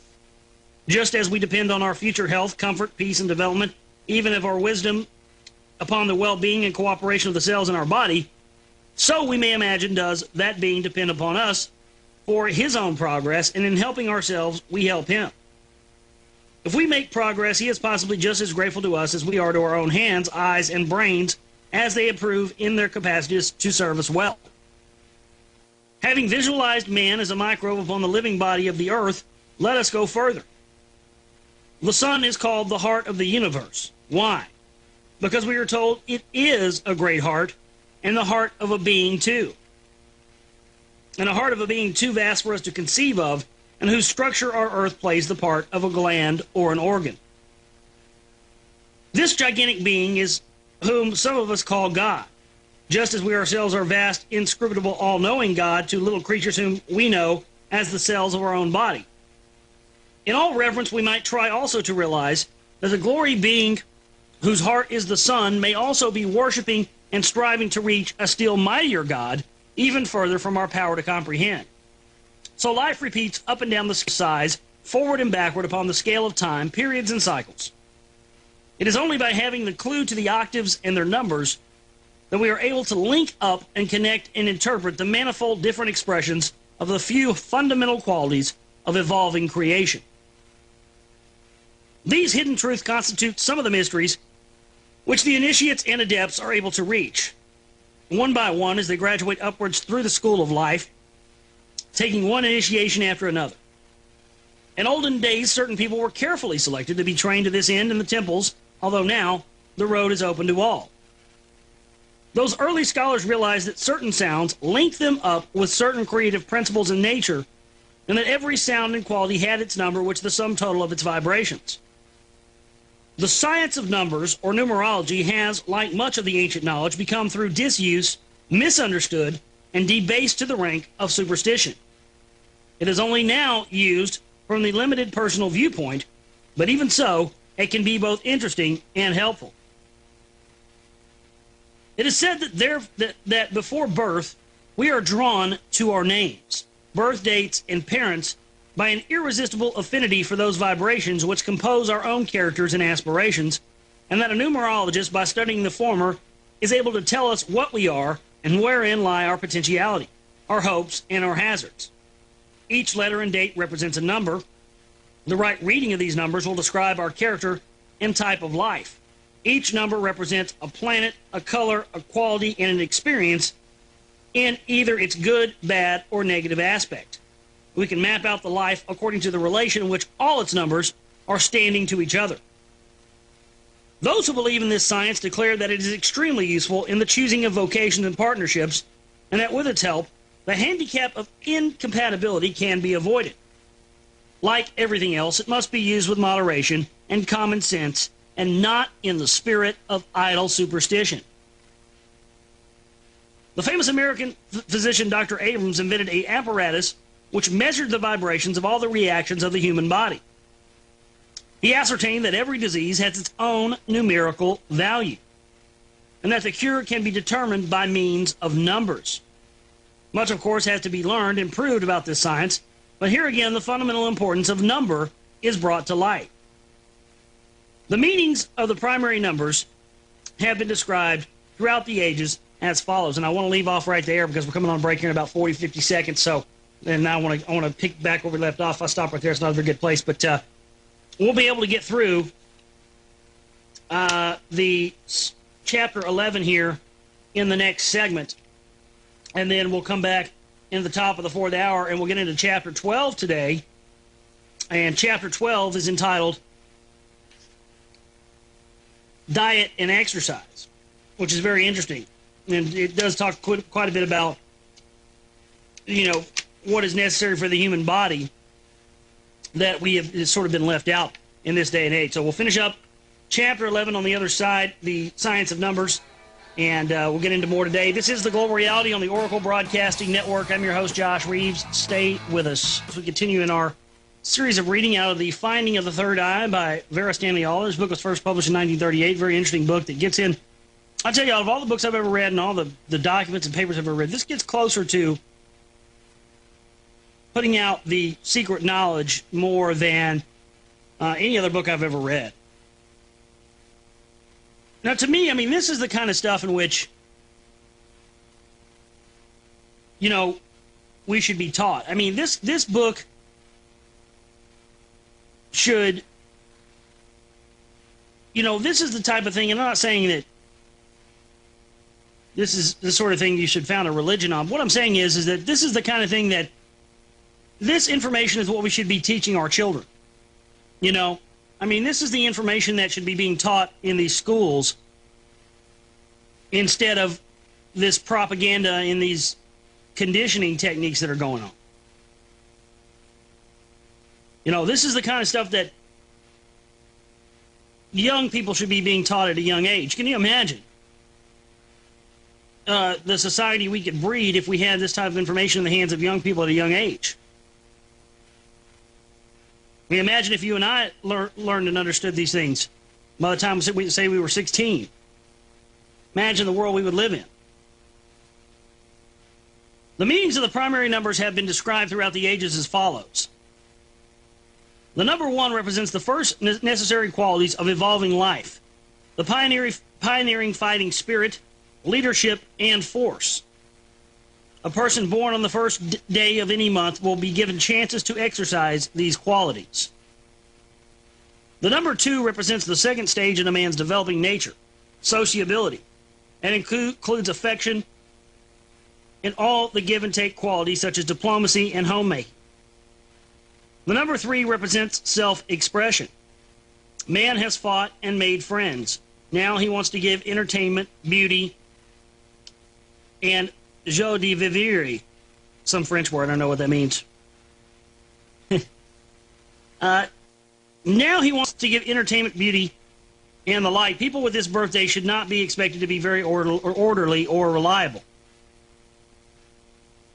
The number 4 stands for the solid framework of life, the foundations. People attuned to this number will be called the backbone of the country. They are patient, reliable plodders. The number 5 represents the 5 senses, experience. It gives travel, variety, and drama to life and progress. The number 6 represents family life, but on a much broader scale than the retiring number 2. 6 stands for guardianship. When a man begins to sense his higher destiny and responsibilities to care for all families as well as his own, and to offer worldwide hospitality and help. And my birthday is the 6th, so that's very interesting. The number 7 represents the final turning of man inwards to the spiritual life, to the study of sciences and truths, discipline and organization. It is the number of loneliness. And number 8, man, having found his own soul and the power within him, must turn to earth life once more and learn to combine the two. So 8 gives power, organization, and constructive leadership backed by spiritual inspiration.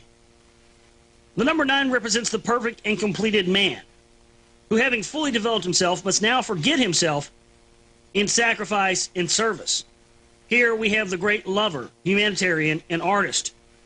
Through his number beats the most high-powered of human vibrations, which has great force to be used for either good or evil.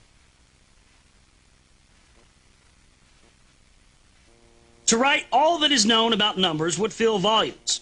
We have not space to do more than take this glance at the primary numbers. They, of course, each belong to their color, planet, and sound.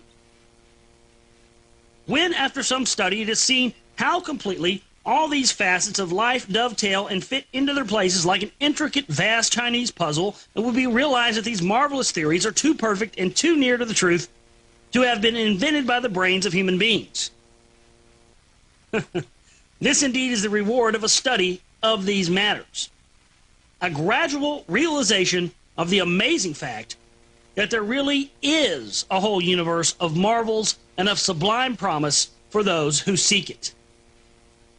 The science of numbers is exhaustive, instructive, and useful if applied with an honest desire for progress and understanding. Modern scientists are busily expressing the ancient beliefs in their own manner.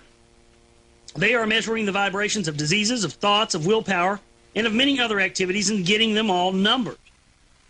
They are numerologists in their own way, although they still turn their backs rigidly upon the ancient sciences of numbers. Nevertheless, they are bringing to light one fundamental fact, and that is that everything exists through the formation of a different number, and therefore that numbers must constitute a language, a key, and a clue to many secrets in life. If we can learn to... The science of numbers is exhaustive, instructive, and useful. If applied with an honest desire for progress and understanding, modern scientists are busily expressing the ancient beliefs in their own manner. They are measuring the vibrations of diseases, of thoughts, of willpower, and of many other activities and getting them all numbered. They are numerologists in their own way, although they still turn their backs rigidly upon the ancient sciences of numbers. Nevertheless, they are bringing to light one fundamental fact, and that is that everything exists. That is, that everything that exists through the formulation of a different number, and therefore that numbers must constitute a language, a key, and a clue to many secrets of life, if we can learn to decipher them. There are various systems of numerology. The sifting of the true from the false will do much to develop the student's own powers of deciphering numbers. And so we'll stop right there, coming up into the 4th hour of the broadcast, and we'll come back and we'll start Diet and Exercise, chapter 12, rather, Diet and Exercise of our reading of The Finding of the Third Eye by Vera Stanley Alder. And hopefully we'll be able to get through without any more technical issues here. But very interesting stuff, and I think that the numbers are very, very interesting, and this whole information is very, very key to understanding more about ourselves, more about the world we live in. You know, I mean, my whole reason for reading this, folks, is we talk about wanting to attain the secret knowledge. Well, it's time we start addressing that secret knowledge, isn't it? 4th hour around the corner. Stay with us. We're going to continue here in this segment, reading out of our series here of The Finding of the Third Eye by Vera Stanley. I'm going to tell you what, today's Wednesday. By Friday, we'll be through this book. And very interesting stuff. And so we'll continue on that. Thank you, folks. Chapter 12 of The Finding of the Third Eye by Vera Stanley Alder. Diet and exercise. Let me get some breath here so I can get used to doing this. All right.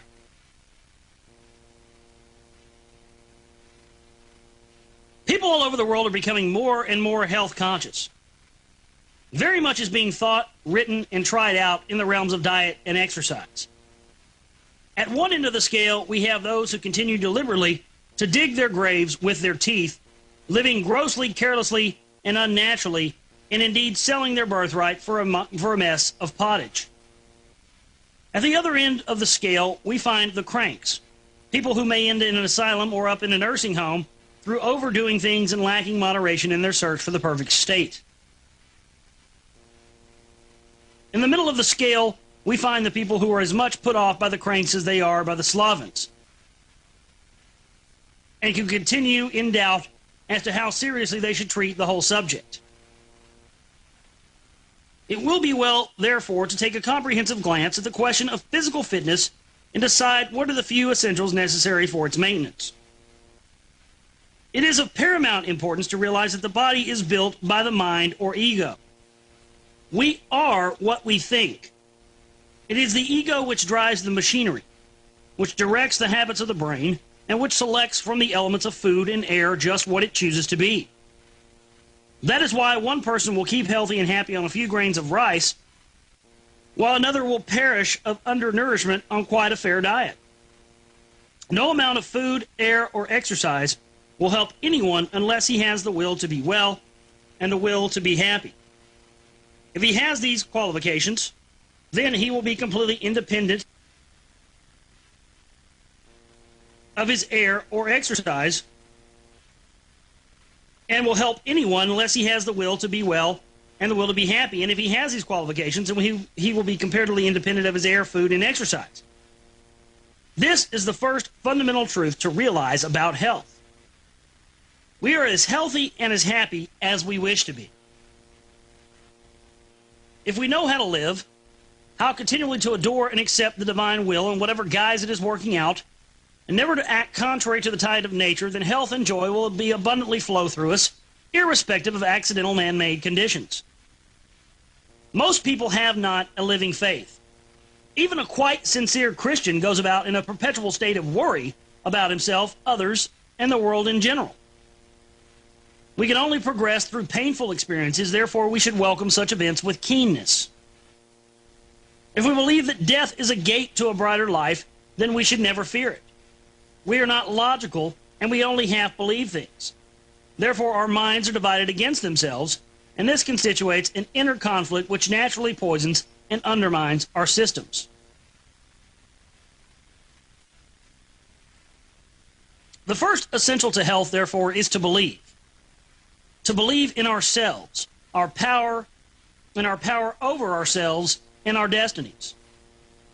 The second thing is to recognize that we are meant to be happy. We have not been given the wealth of beauty and wonder which surrounds us on all sides merely to ignore it. We have not been given bodies capable of 100 enjoyments merely to deny them.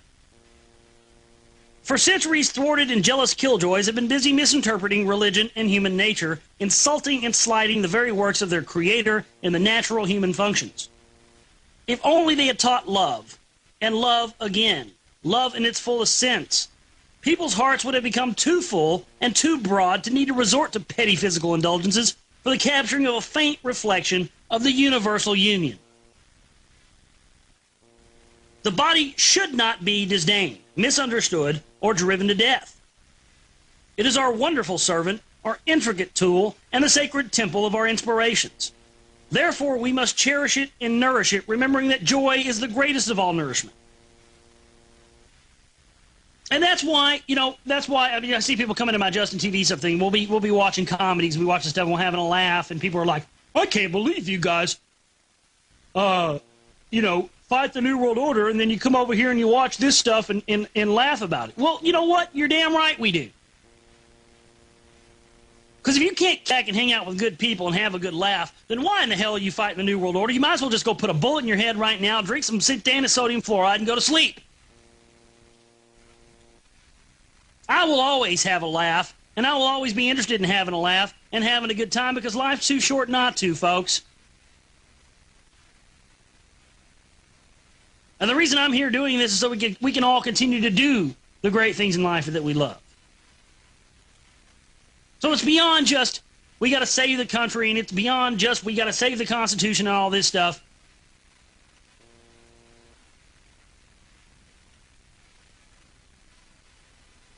We got to save what's here for ourselves. That's the bottom line. We have to save this world for ourselves and for everyone else that comes after us.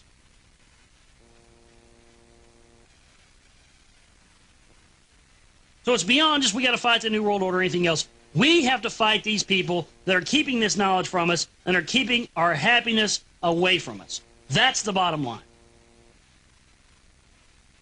This is, and I'm sorry, I hate to derail, and I'm supposed to be reading here, but I hate to derail here for a second. This is why I became, and a lot of others became disenfranchised with the quote-unquote, phony control patriot movement. Because again, it's not what gets talked about. People always try to make the arguments whenever you're trying to wake them up to this stuff. They always, well, is there information wrong? Is it wrong? Can you deny their information? Look, it's not about denying the information they do put out. It's about what they don't put out, and it's about leaving out this idea of why we're really doing this, and why we're really doing this is so we can continue to exist in the form in which we exist. So that's why these people have to be exposed. That's why their agendas, their think tanks, their laws, everything that they want to do and set up has to be exposed. And it is for the greater good of mankind, and so we can achieve our greatest destiny that these people have kept from us. They want you and I to not achieve our destiny, and the only destiny that they want to be achieved on this planet is theirs, and that's their idea of using us as slaves to achieve this greater work, this great, the great work, the great plan. I'm sorry, I didn't mean to keep this real, but I'm just passionate about this, and sometimes I feel like I hold back on this topic.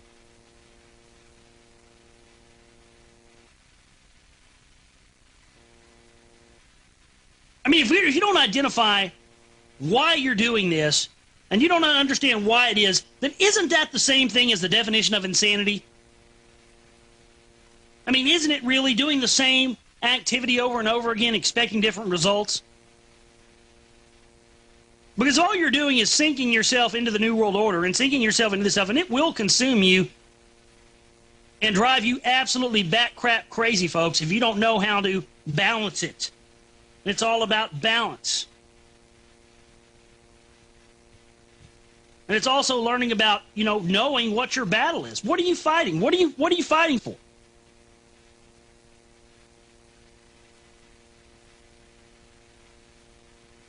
Why are you attempting to expose these people? Are you doing it because you want to? Are you doing it because there's something that you're trying to protect and save? Are you doing it because someone has told you it's the right thing to do? Think about that. I hope that you will think about that. I hope that after the show's over today, and I hope that in the waning hours before you go to sleep tonight, I want you to think about, before you go to bed tonight, I want you to lay down, I want you to think about, are you doing this because you're trying to protect and keep safe something that is valuable to you, or are you doing it because someone told you it's the right thing to do?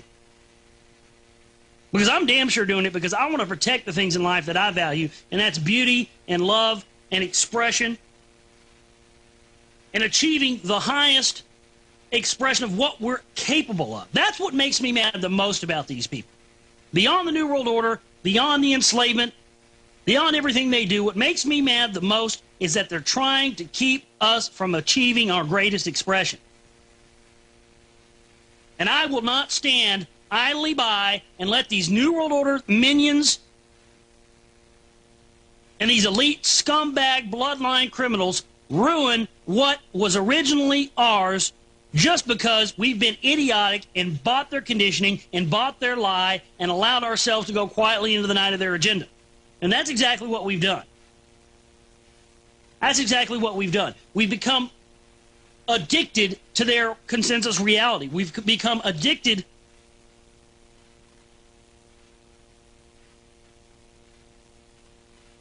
to their... And we don't know how to break free from it. We don't know how to get away from what they've set up. We've become children of a reality that is not of our creation. And it's time for us to start creating and existing in our reality. And so by acknowledging this New World Order and by acknowledging this great work and this plan as evil and as something we have to fight is in a way acknowledging that we accept it. Well, we don't accept it. And although we have to exist in your reality is no longer our reality, because right now, today, myself and every person that's hearing my voice has now declared your reality a false reality, and it's no more, and we're moving forward to create our own. More on the other side. This is the Global Reality. Stay with us.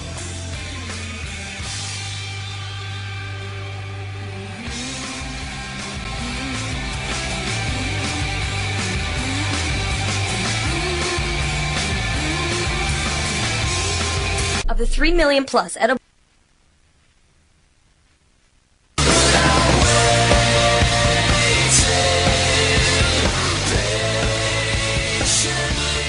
Back here on the Global Reality, ladies and gentlemen, on this Wednesday edition of the broadcast. I'm your host, Josh Reeves, and thank you for being with us today. And yeah, you know, that's my thing is I think that sometimes it's... Look, if you don't know why you're doing something, then why are you doing it? That's really the question that begs to be answered. So, you know, it's time to reassess and to realize why it is that you're doing something. And, you know, again, I know why I'm doing this. I have no illusions about why I'm doing it. Well, let's continue here in Chapter 12, Diet and Exercise, of Vera Stanley Alder's The Finding of the Third Eye. The body should not be disdained, misunderstood, or driven to death. It is our wonderful servant, our intricate tool, and the sacred temple of our inspirations. Therefore, we must cherish and nourish it, remembering that joy is the greatest of all nourishment. We must learn how to enjoy, and that this faculty lies within us, not without us. A blind man chained in a dungeon has yet a capacity for infinite joy within himself, and we who are free can drink in joy from a little square of a blue sky. So we're going to stop right there on today for Vera Stanley Alder, and we'll get back into it tomorrow. I got some more stories, some more information I want to get into today. In the final half of the broadcast, around the corner on this Wednesday edition of the Global Reality, stay with us. Hope everybody's having an enjoyable Thursday afternoon here as we continue in our quest to get out information and news. And right now, here at the top of this third hour, I want to continue in our continuing series of reading out of The Finding of the Third Eye by Vera Stanley Alder. And yesterday, we talked about diet and exercise, and now we're moving into part 2 of the book. And part 2 of the book is chapter 13, and chapter 13 is entitled The Third Eye. Very interesting stuff here. In the preceding chapters, a bird's eye view has been taken of the conditions surrounding developing humanity. The possible fruits of a deeper understanding of various aspects of life have been considered. Such aspects, for instance, as the planetary influences by whose aid we develop and which we can study through astrology and numbers, and by their manifestations through color, sound, and form. A little research has brought to light the possibility that the discoveries of men and of science today may coincide with the knowledge of the mystics of all times, with a difference only of presentation in nomenclature and the fact that the mystics always postulated an ultimate cause and law behind all phenomena, while present-day scientists seem afraid to link up with such big issues. Finally, we have considered the perfecting of our physical life through more intelligent control of diet, exercise, and the human relationships. Let us now draw away the veil still further and take a peep at what may be the future awaiting man when he struggles out of the rut of materialism and finally takes the reins of his life into his own hands. It looks as if the powers that be are tantalizing humanity into making this effort because they are allowing hints and bits of knowledge to filter through in a more general way than ever before. We find all sorts of unexpected people playing enthusiastically with these jewels as if they were bright new toys. On every hand, we hear glib talk of trances, visions, healings, and divine guidance. We hear of intimate relationships with the masters, of mystic experiences upon the path. We are given full details of initiations, reincarnations, and magic, black and white. Hundreds of societies and cults with scores of teachers have sprung up everywhere like a mushroom growth, and of course, they mostly claim to be the spiritual instrument of the Great White Lodge. Now, it may be that many of these people are childish, and that some of them remain materialistic and jealous, and even profiteer with their spiritual goods. Nevertheless, two things stand out. Firstly, there is a growing widespread demand for enlightenment on these subjects, and a deepening sense of the existence of such knowledge. Secondly, everything that is being given out everywhere bears the same stamp, posits the same laws, and makes fundamentally the same promises in spite of superficial and surface differences. Would all appear to come from one original source, and that source to have been the very ancient teachings of the great sages and mystics of all times, which existed in the world over in much of the same form.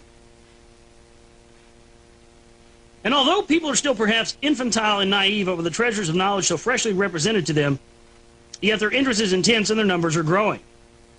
Think about this book was published in 1938, folks. Think about what it's saying here.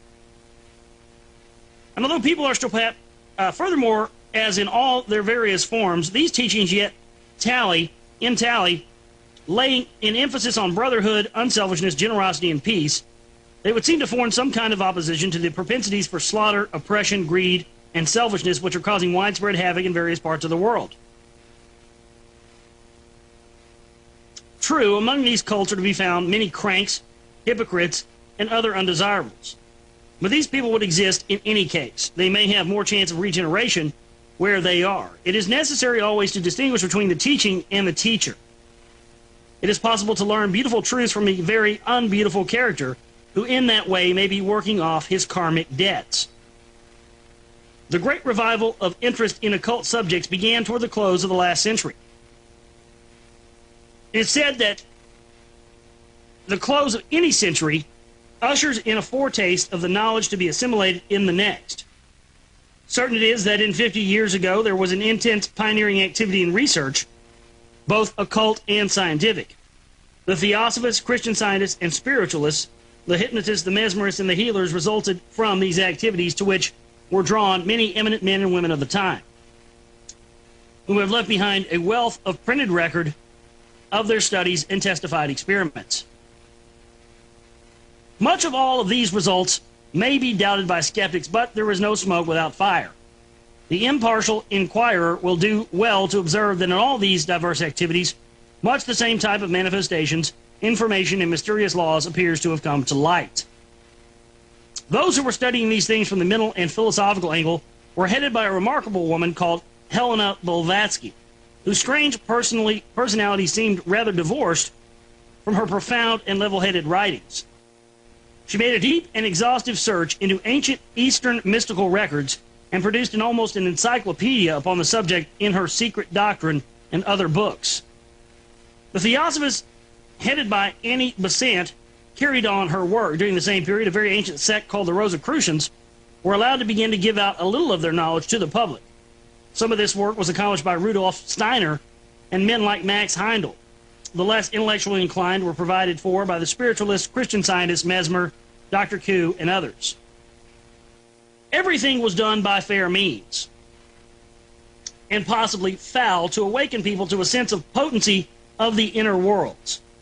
The seeds thus sown germinated and persisted. Today, there is a big field of these activities, which excites little comment because it has grown to be a part of the life of the public. What are the principal elements of the more exalted of these teachings? We hear, first of all, that the great plan for the evolution of humanity, which develops through spirit ensouling 7 great races and dwelling upon 7 great continents, of which Lemuria and then Atlantis were the first 2. The earth itself is to have 7 successive incarnations before becoming spiritualized. All this is only a tiny cog in the wheel of planetary evolution. Planets come into successive births, just as does humanity, both individually and collectively, and so do solar systems.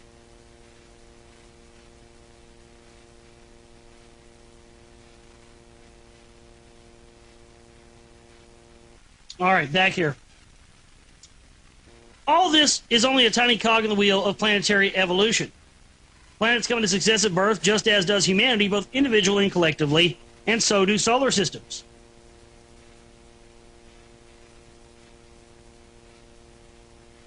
Presiding over our solar system is the hierarchy and all their staff of graded helpers, mentioned in the Bible as the 7 spirits. As the 7 spirits before the throne, the archangels, angels, cherubim, and seraphim. Humanity is in the school of earth, graduating to be qualified to fill such exalted positions in the dim future. The first to pass these mystic examinations, called initiations, will be ready to replace those of the celestial company who are promoted to higher positions.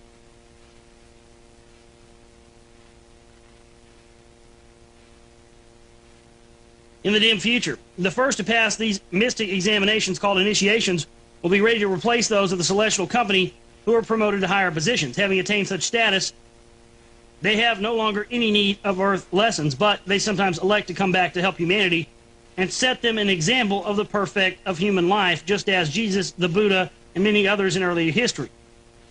In fact, we are told that the gods themselves instructed humanity at the dawn of history, at which time humanity was entirely conscious of the inner world and gradually had to learn and become aware of the crystallizing physical plane. The gods, or those members of the hierarchy who are in charge of the elements and the different forces of nature, have always been appreciated throughout the ages and worshipped in excellent symbolical form by such people as the Egyptians, the Assyrians, and the Chinese.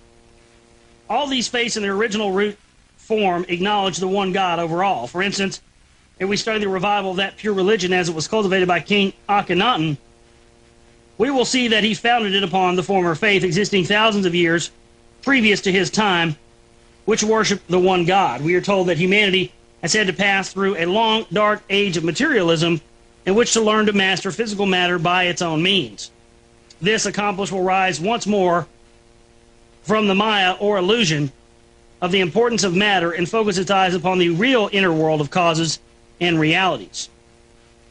Human beings were built originally, we are told, with a special organ with which to register the finer vibrations of the physical world, the realm of the ethers. This organ was known, as we have said, as the third eye. The third eye is placed between the other two, at the root of the nose, and has its seat near the pineal gland. It is said that the earliest people of all used only that middle eye and were known as the Cyclops. We are told during the embryonic development of the human species, at first man's only organ was one which he used to feel with and to differentiate between heat and cold. In time, this organ recessed, and the first sense of touch spread all over the nervous system and through the skin. Apparently, man's second organ to develop was his one eye, which he used to see all non-solid matter, which was all that existed at that time. As the earth solidified, man developed his 2 physical eyes with which to view the solid world. And his second organ recessed, its etheric sight spreading all over the nervous system and having its seat in the solar plexus. It is said that each of man's 5 senses... I want to continue today reading out of The Finding of the Third Eye by Vera Stanley. We started this a couple of weeks ago, and we're almost done with it. We have We're more than halfway through the book. And there's just so much good information in here, and so many people had requests I finish the book, so I want to get through it. And we left off last week we were having technical issues on the chapter entitled The Third Eye. So I want to continue now. The gods, or those members of the hierarchy who are in charge of the elements and the different forces of nature, have always been appreciated throughout the ages and worshipped in excellent symbolical form by such people as the Egyptians, the Assyrians, and the Chinese. All these faiths in their original root form acknowledged the one God overall. For instance, if we study the revival of that pure religion as it was cultivated by King Akhenaten, we will see that he founded it upon a former faith existing thousands of years previous to this one, which worshipped the one God. Well, that's not necessarily true. Again, that's what they told the serfs. That's what they told the slaves. So, I mean, they all worshipped the Trinity of gods under various different names. We're told that humanity has had to pass through a long dark age of materialism in which to learn to master physical matter by its own means. This accomplished, it will rise once more from the Maya or illusion of the importance of matter and focus its eyes upon the real inner world of causes and realities. Human beings were built originally, we are told, with a special organ with which to register the finer vibrations of the physical world, the realm of the ethers. This organ was known, as we have said, as the third eye. The third eye is placed between the other two at the root of the nose and has its seat near the pineal gland. It is said that the earliest people of all used only that middle eye and were known as the Cyclops. We are told that during the embryonic development of the human species, at first man's only organ was one which he used to feel with and to differentiate between heat and cold. In time, this organ recessed, and the first sense of touch spread all over the nervous system and through the skin. Apparently, man's second organ to develop was his one eye, which he used to see all non-solid matter, which was all that existed at that time. As the earth solidified, man developed his two physical eyes, to which to view the solid world, and his second organ recessed, its etheric sight spreading all over the nervous system and having its seat in the solar plexus. It is said each of man's five senses will eventually spread all over his body in the same way. The capacity for sight in the lower non-solid etheric portion of the physical plane is therefore one of the most primitive involuntary functions which man shares with all the animals. It is only when this ability is brought by willpower and training under the control of man's higher faculties and made to work in conjunction with the centers in his head that it becomes of real value. Thus coordinated, all the activities are often loosely classed under the heading of the third eye, and for the present, it will simplify matters if we sometimes do this as well. As physical eyesight developed, the etheric eye recessed, but although dormant at present in most people, it is only awaiting development and training to be reawakened. This training is a part of a deliberate mystical development which was well understood and thoroughly provided for in the ancient temples. No high ruler or pharaoh was eligible without such training. The fact of his finished apprenticeship was announced by a knob upon the forehead of his statue, representing the awakened third eye, or by a serpent's head rearing from his own to show that he had raised the Kundalini serpent. The Chinese mandarin wore a peacock feather in his headdress to represent the same development. The functioning of the third eye puts the individual in touch with the greater part of the physical world, all that part which is invisible to the physical eyesight. The physical world is divided, as is all else, into 7 interpenetrating planes or strata. These are solid, liquid, gaseous, and 4 kinds of ether. The physical eye can register or see the vibrations of the first 3. The third eye can voluntarily register or see vibrations of the 4 ethers.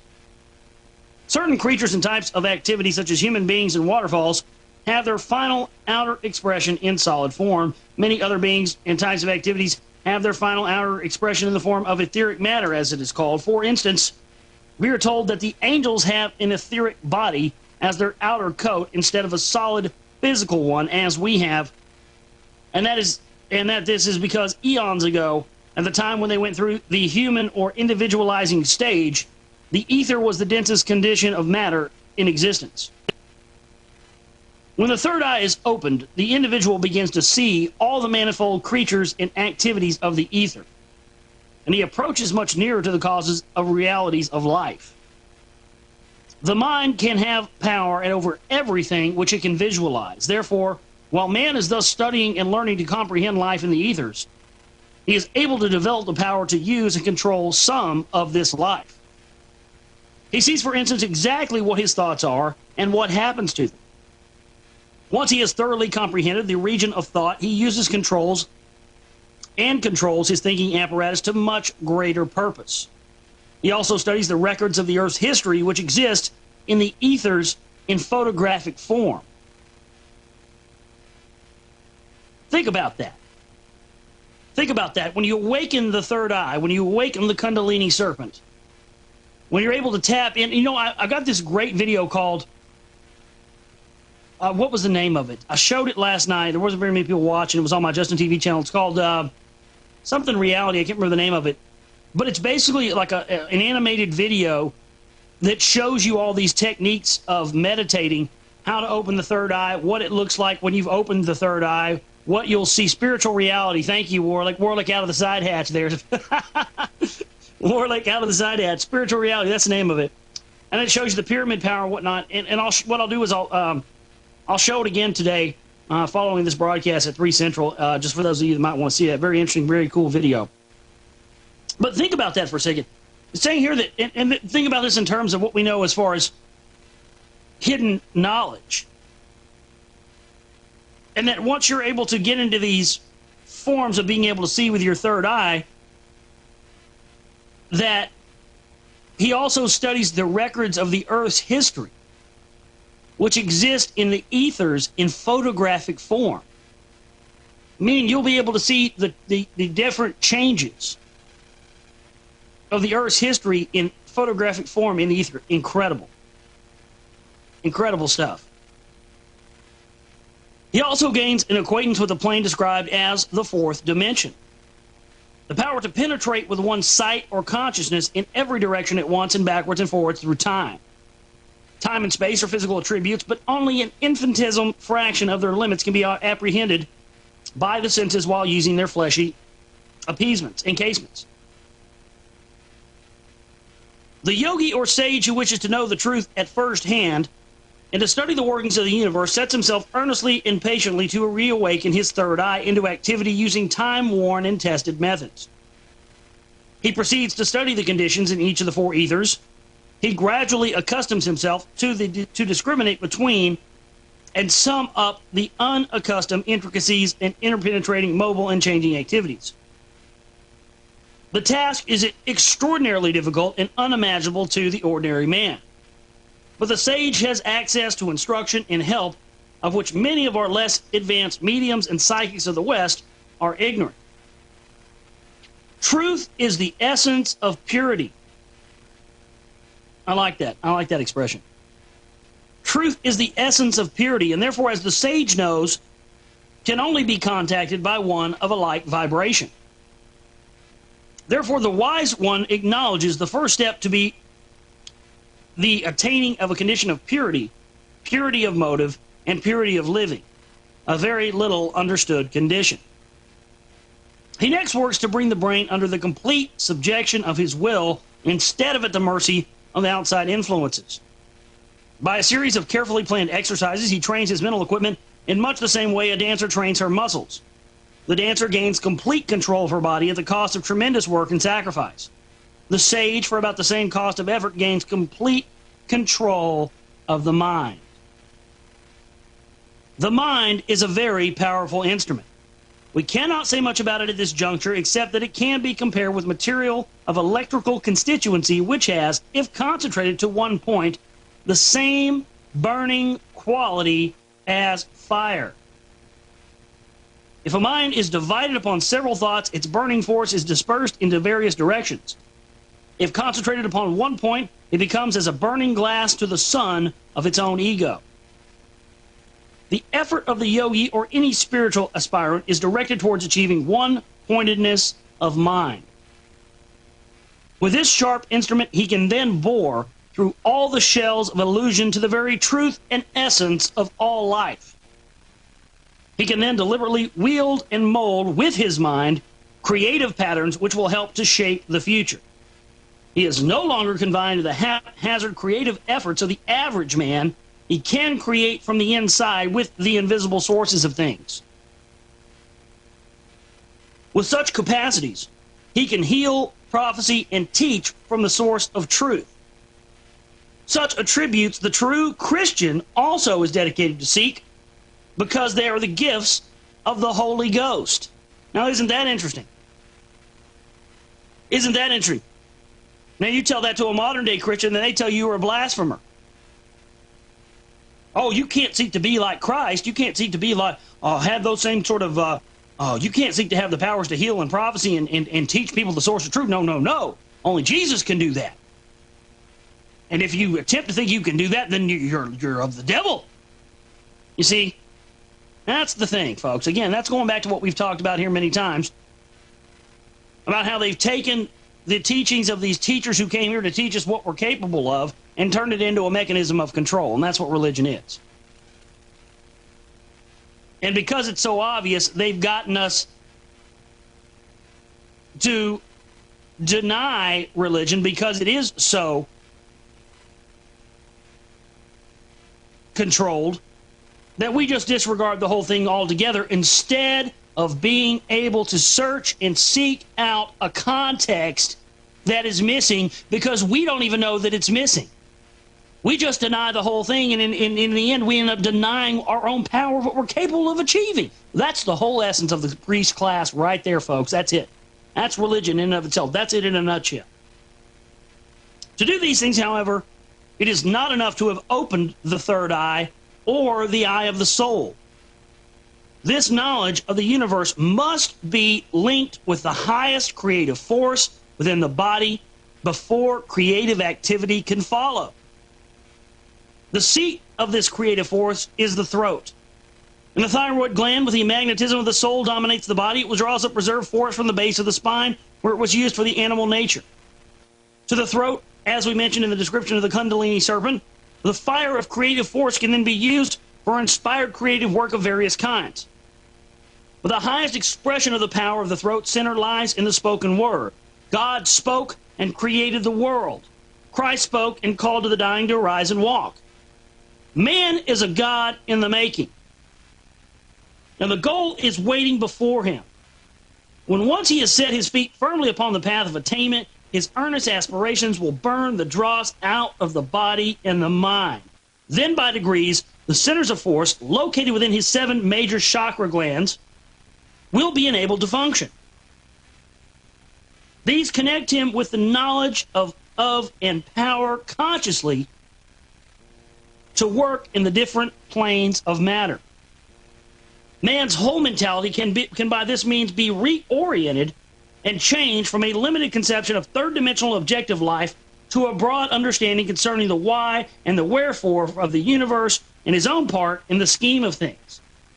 He achieves a telepathic union with the mind of the being whose body is this solar system, sometimes spoken of as cosmic consciousness. The science of self-development along these lines usually includes special dieting, fasting, breathing, and posture. But the principal aspect of this training is known as meditation. The practice of meditation is creeping into various Western occult societies under different guises, and alas, in some cases, is in incomplete and misconceived forms. However, the germ of the idea has already taken root in the West, and as everything is speeded up nowadays, it may come to be more quickly understood than we could expect. So we'll stop right there. We'll come back. We'll take a break. And we'll read more out of The Finding of the Third Eye by Vera Stanley Alder right here on this Tuesday edition of the Global Reality. And boy, I tell you what, great information there. And I'm really enjoying reading this, and I'm enjoying the comments from you people as well. All right, stay right there, folks. We'll be right back. Lots more to talk about and discuss as we continue reading out of The Finding of the Third Eye by Vera Stanley Alder, first published in 1938. Very interesting book, lots of interesting information. Without further ado, I want to continue here reading in this segment. This chapter is entitled The Third Eye. The third factor which is necessary for this attainment of man is the heart. Sequestered in one of the ventricles of the heart is what is called the seed atom of man's physical body. It contains a minute image of the man himself, and his own body is said to be a large replica of it. This seed atom is the little record, the actual essence of the man's personality, the link or channel between him and his soul. It holds the silver cord to the heart, and when it is severed and death occurs, the seed atom leaves the body and is preserved in these subtler realms until the man's reincarnation, when he is formed from it again. We can say, therefore, that the actual man himself, his real personality, his essence, his memory, and all of him that will endure, dwells, in the last analysis, within the heart. For this reason, all that man learns through training and combining his physical brain with his higher mind must be linked with his heart before it is really his. The function, action, and quality of the heart is love. Love, in its broadest sense, is the desire for union with the divine spirit of the Creator which permeates all life. Love is the magnet which holds all life together. Its attraction is so strong that nothing can resist it. Through the direct access of the heart into the divine spirit of love or truth comes those intuitions which are always more reliable than the thought-out process of the brain. Everything which you can love, you can understand. Put limitations to love, and you limit your life. That is what most of us do. We confine our love to one or two people and possessions and close ourselves off to the rest of life. And how true is that? And they train us to do that. You love one person, that's it, and you close yourself off to everything else. Well, I don't accept that reality. Sorry. To reach the divine truth, therefore, the heart must desire it. The heart must love it above all else. And then the power of the heart will link the man within it to his illuminated mind and brain, the active pineal gland, and the pituitary body. The perfect triangle will have been formed, the triangle that has been drawn and symbolized and named in so many tongues. Then the birth of God in man takes place. Unless ye be reborn, we must quote in this connection, because we are told that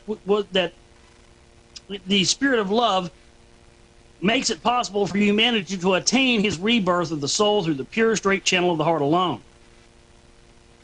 Since his coming, it has no longer been necessary to have strict occult training and deep mental development before spiritual heights can be achieved. The heart has been able to reach illumination through direct union, through love and worship. And we can change our own reality and create our own reality that way. That's really what I put out of it. Be ye as wise as serpents and as harmless as doves. Here again, we have the serpent as the old age symbol of the Kundalini serpent, which rises up the spine and links together the great triangle. We can gather that Jesus Christ taught his disciples the science of meditation. Often he took them apart into a high place or a plane, and we read that one of them even reached the third heaven and learned there of things which no man is allowed to tell.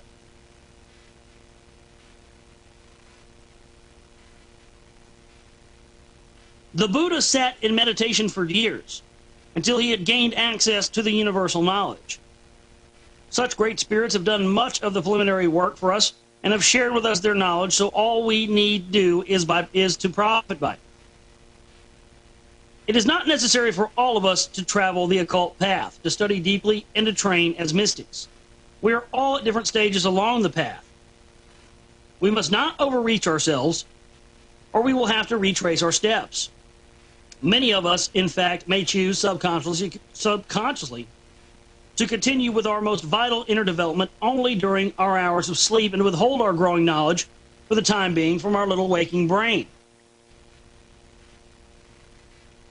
But it is never too early for any of us to take the quickest way to begin to learn to love and to clear out all of the accumulated rubbish of false thinking, intolerance, and greed, which is robbing us of the light of life. Whether we choose to approach the truth through the discipline of study, complex thought, and obtruse language, or through the discipline of self-sacrifice and service, the essence of that which we seek remains the same.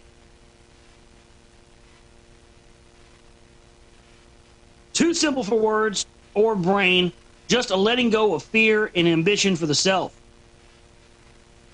We are trying to overcome habits of thought embedded in our personalities for centuries.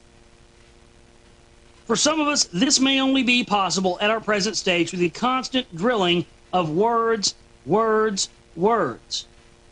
Others may be able to short-circuit them by a tremendous effort of love.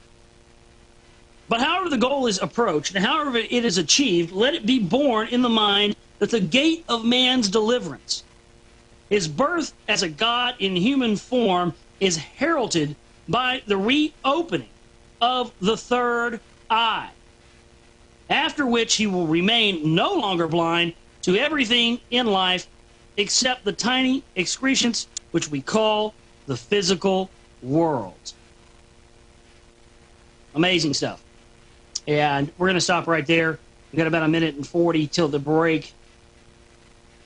And that's the end of chapter 13. And so, coming up next, after this next break, we are going to delve right into today because, oh man, this is the part of the book, that chapter, and here on out for the rest of the book. But that chapter started section 2 of the book. And the first part of the book is really just a warm-up, really just an introduction to things like, how we're classified male and female, what the secret knowledge is, defining that, what modern science tells us about what we're capable of. But this segment of the book that started with that chapter 13 there, finding with the third eye itself, really begins the real meat and potatoes of the secret knowledge itself and how the tools for what we need, folks, lie within all of us. And these are the things that the New World Order has kept from us, and they've used things like religion and the government training camps to do so. So when we come back from the break, we're going to start chapter 14, which is entitled First Steps to Mastery. And boy, oh boy, you don't want to miss this. This is a great chapter with some great information in it. More on the other side as we read out of The Finding of the Third Eye by Vera Stanley Alder. This is The Global Reality, folks. I'm your host, Josh Reeves. Stay with us. I want to thank everybody for being here with us today as we continue reading out of The Finding of the Third Eye by Vera Stanley Alder. And just amazing important information. It's great how many people I know that have now bought copies of this book for themselves, for their library, and for their own personal usage. I know even Doug Owen here at the network from the Intel Strike Report bought a copy of this book. I think Michael Bell said he was going to buy one as well, or he got a copy of on the somewhere. But I think everyone should own this book. I mean, I think that I think every person should own a copy of this just for their own reference, because I'll tell you from my own experience, folks, what this book meant to me 10 years ago and what it means to me now are two different things, and I think that won't change. When I first started reading out this book, I made the reference, that to me, I mean, and I know this is not going to be taken very well by very many people, but it's the truth to me, and it's my truth, and it could be your truth as well, if it means that to you if you read it. But I mean, this is a type of book that to me is really more of more importance than even something like what we're told with spiritual texts like the Bible or the Quran or something like that. I mean, these are the type of things that if we had a world in which children at a young age were taught the things here, boy, what a world we'd have to live in, wouldn't we? Can you imagine that? Let's continue with chapter 14 now. First Steps to Mastery. The mastery of which we speak is a potent inner quality that may manifest outwardly in various forms according to the decision of the ego or inner man. We are told the ego decides before birth upon the experiences, hardships, and conditions of life by means of which it shall learn its next lesson, develop its next spiritual muscle upon the earth. It then chooses or is drawn to a birth date which will tune it in to such conditions, and selects parents with whom it had already built up certain karma or obligations in former lives. It is pointless, therefore, for the individual to try to shirk, avoid, or mitigate the experiences and difficulties of his life, thus expressly selected to help him. To do so would be merely to postpone the issue and lose chances of development. The issue at hand is to learn a certain spiritual law, to cure a certain defect in character and to develop a certain quality of mastery. Therefore, an intelligent man will strive to discover where he stands and what is the lesson he is required to learn. If he is then able by an effort of will to anticipate the lesson by deliberately training his heart and mind to the stage required, he may in this way obviate the necessity for an unpleasant experience. Thus may a man learn to master his own stars, by eradicating in his character those vibrations which attract the analogous disciplinary stellar influences to him.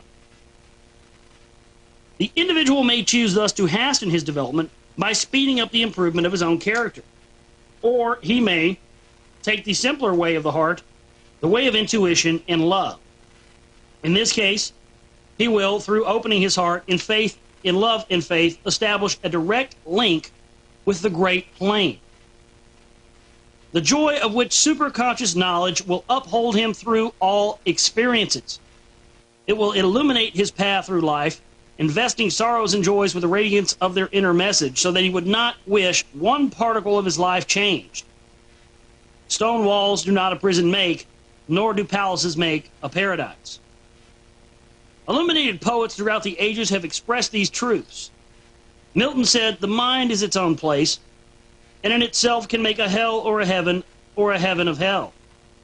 We have to learn to taste to the very dregs while listening intently for the inner spiritual message which it teaches, and never losing sight of the inevitable and glorious goal of godhood.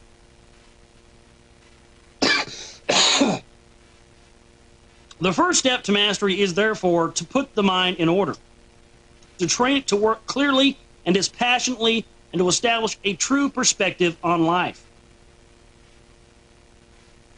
We must clear out from our minds quite mercilessly all the accumulated rubbish, so that we will have a clean, free field in which to develop the marvelous latent powers which are our heritage. We must get rid of all the inhibitions, all false values, uncertainties, indecisions, fussiness, and restlessness, all those states which eat away at the vitality of the body and mind. We have paid much money in the past to doctors and specialties to analyze our bodies for us. Finding the results not quite satisfactory, we were instinctively turned to the psychoanalysts and psychologists, paying them to analyze that which we begin to feel is our root of our troubles. All these men do what they can for us, because we have given them cause to believe that we do not care to hear the truth, namely, that we can do much more for ourselves than we do. Worry, rush, noise, anger, fear, and envy poison the system just as surely as if we took arsenic. If we err sufficiently in any of those ways, we die. Therefore, if we err in any lesser degree, we are still injuring ourselves. Even although death comes more slowly, we shorten our lives. It is recorded that venom has been found on the tongue of a man in a rage, exactly similar in its constituents to the venom of a snake. You understand that, folks? You understand that? They've found that when a man in a rage has the constituents on a man's tongue is exactly to the venom of a snake. That's interesting, isn't it?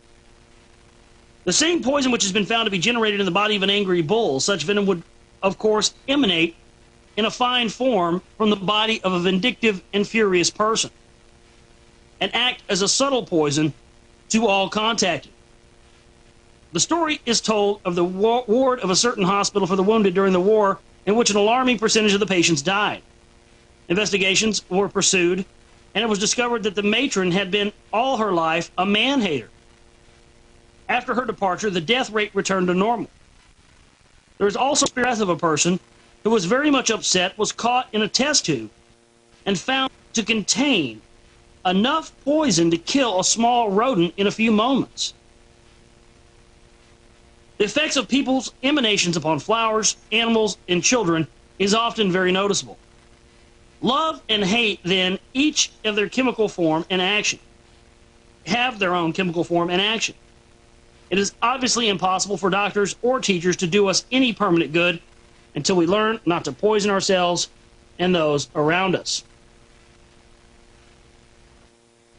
The true spiritual qualities entirely eliminate these poisons.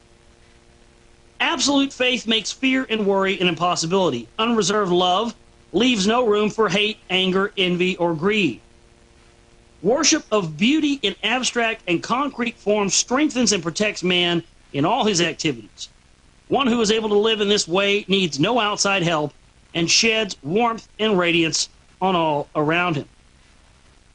If we wish seriously to set the stage and prepare the way to this attainment, our first step must be gradually to eliminate all unnecessary thoughts, desires, and habits for our lives. When we come back from the break, we're going to talk about exactly how you do that. We're reading again out of The Finding of the Third Eye by Vera Stanley Alder, right here on this Tuesday edition of the Global Reality, folks. You're listening to the Oracle Broadcasting Network.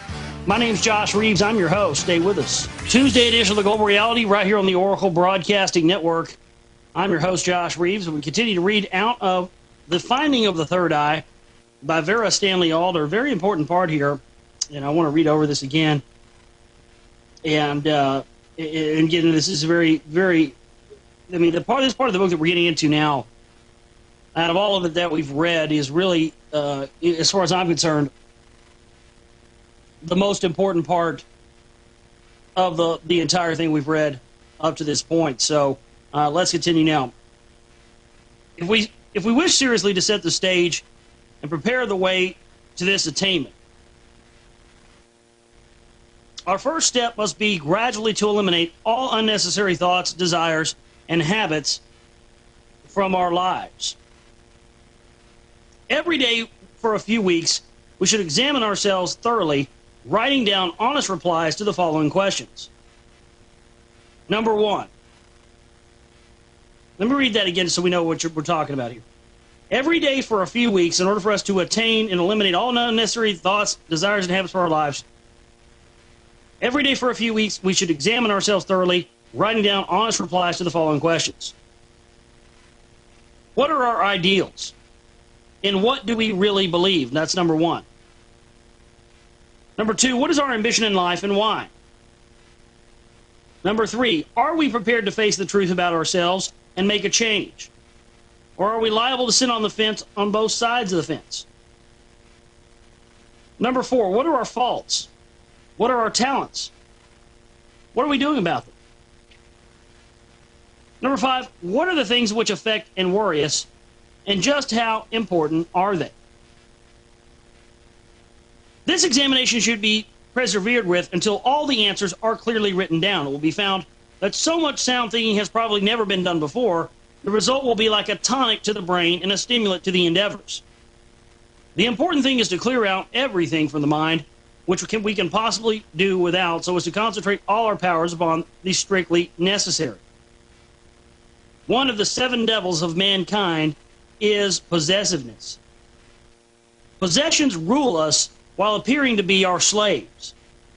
Our lives are cluttered up with possessions which we are sure that we need. They take up our time and money and tie us to places and complicate our lives in 1,000 ways. To be continually looking at quantities of possessions confuses the brain. A clairvoyant gazes at the crystal merely to prevent her physical eye from seeing any objects. She knows that to see them distracts from the power of the mind.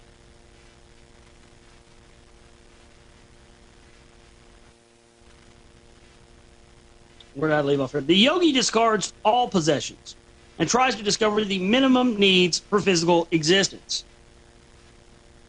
Jesus Christ instructed his disciples to go out into the world to teach, taking only the barest necessities of raiment. Possessiveness is the root cause of all wars, tyrannies, and other obscenities. It is founded on an entire fallacy. If we endeavor to possess anything, we at once separate that thing and ourselves from the rest of life. We are meant to possess all things, to share all things, to be a part of all life. To have power over all things, not over one. If we insist on striking always on one note, the rest of the music is lost to us. The desire to possess people or one person also defeats its own end. It restricts progress and leads to jealousy, the gate of madness. Now, how many people out there do that to a person? Think about it. The desire to possess people or one person also defeats its own end and restricts progress and leads to jealousy, the gate of madness. We should respect the privacy and originality of every human soul and allow it to complete freedom for its development.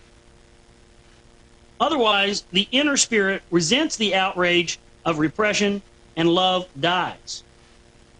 Possessiveness arises from the innate unconscious knowledge that we are born to own and to unite with all.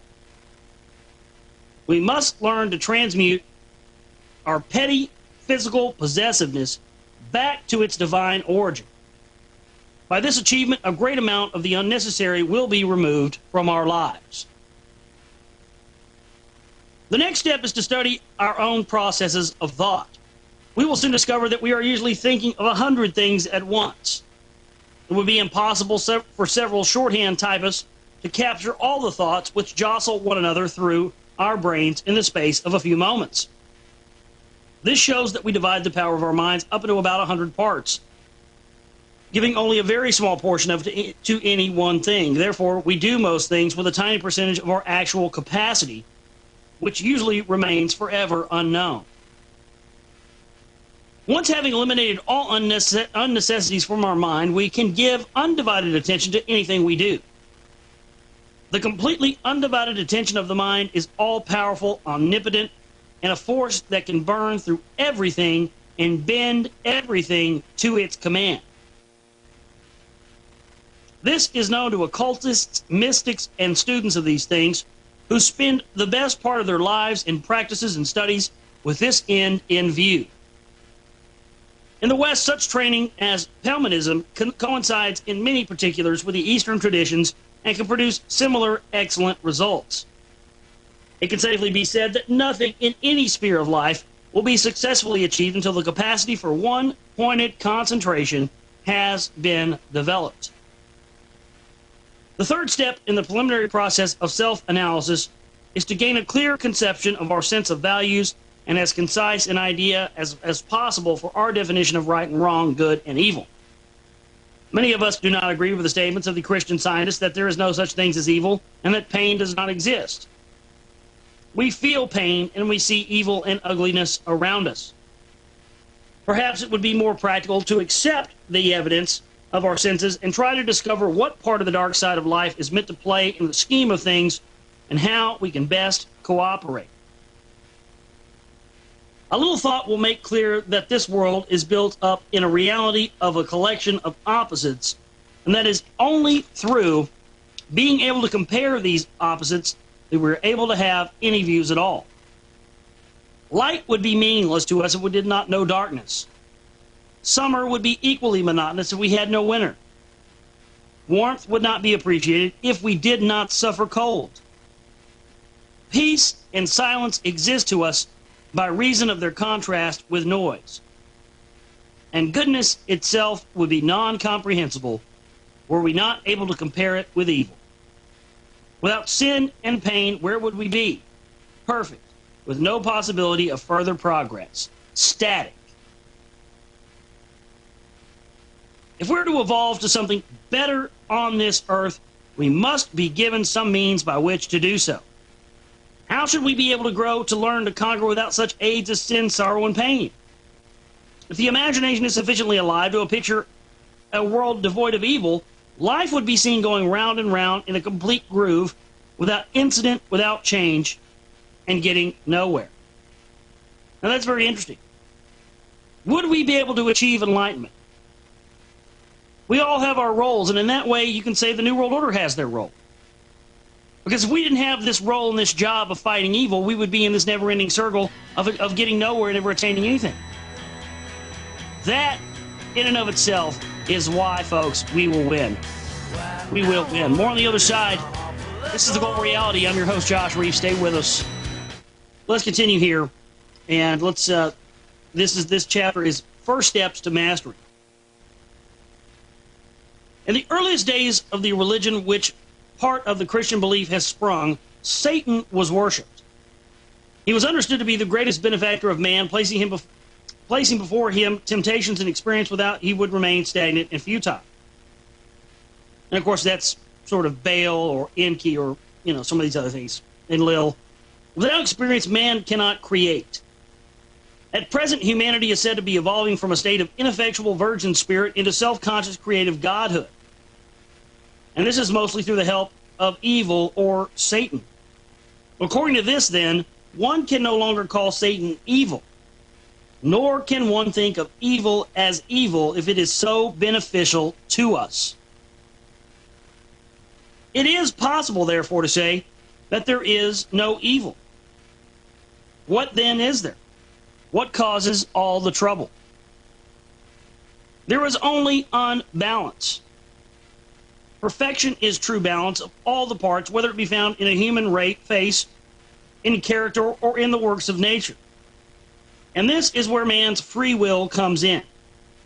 He is able to upset the ideal balance of things by stressing too much on some particular aspect. The upsetting of the balance at once creates a state of non-perfection or evil. Too much stress upon the possessive feelings, for instance, produces the sin of jealousy. Too much stress upon the bodily sensations produces a glutton or libertine. Too much stress upon mental sensations creates a crank or fanatic. Even if a man puts too much stress upon his spiritual side and ignores his body, he may go mad, unbalanced, as it is rightly called. There are many lesser stages of madness not recognized as such.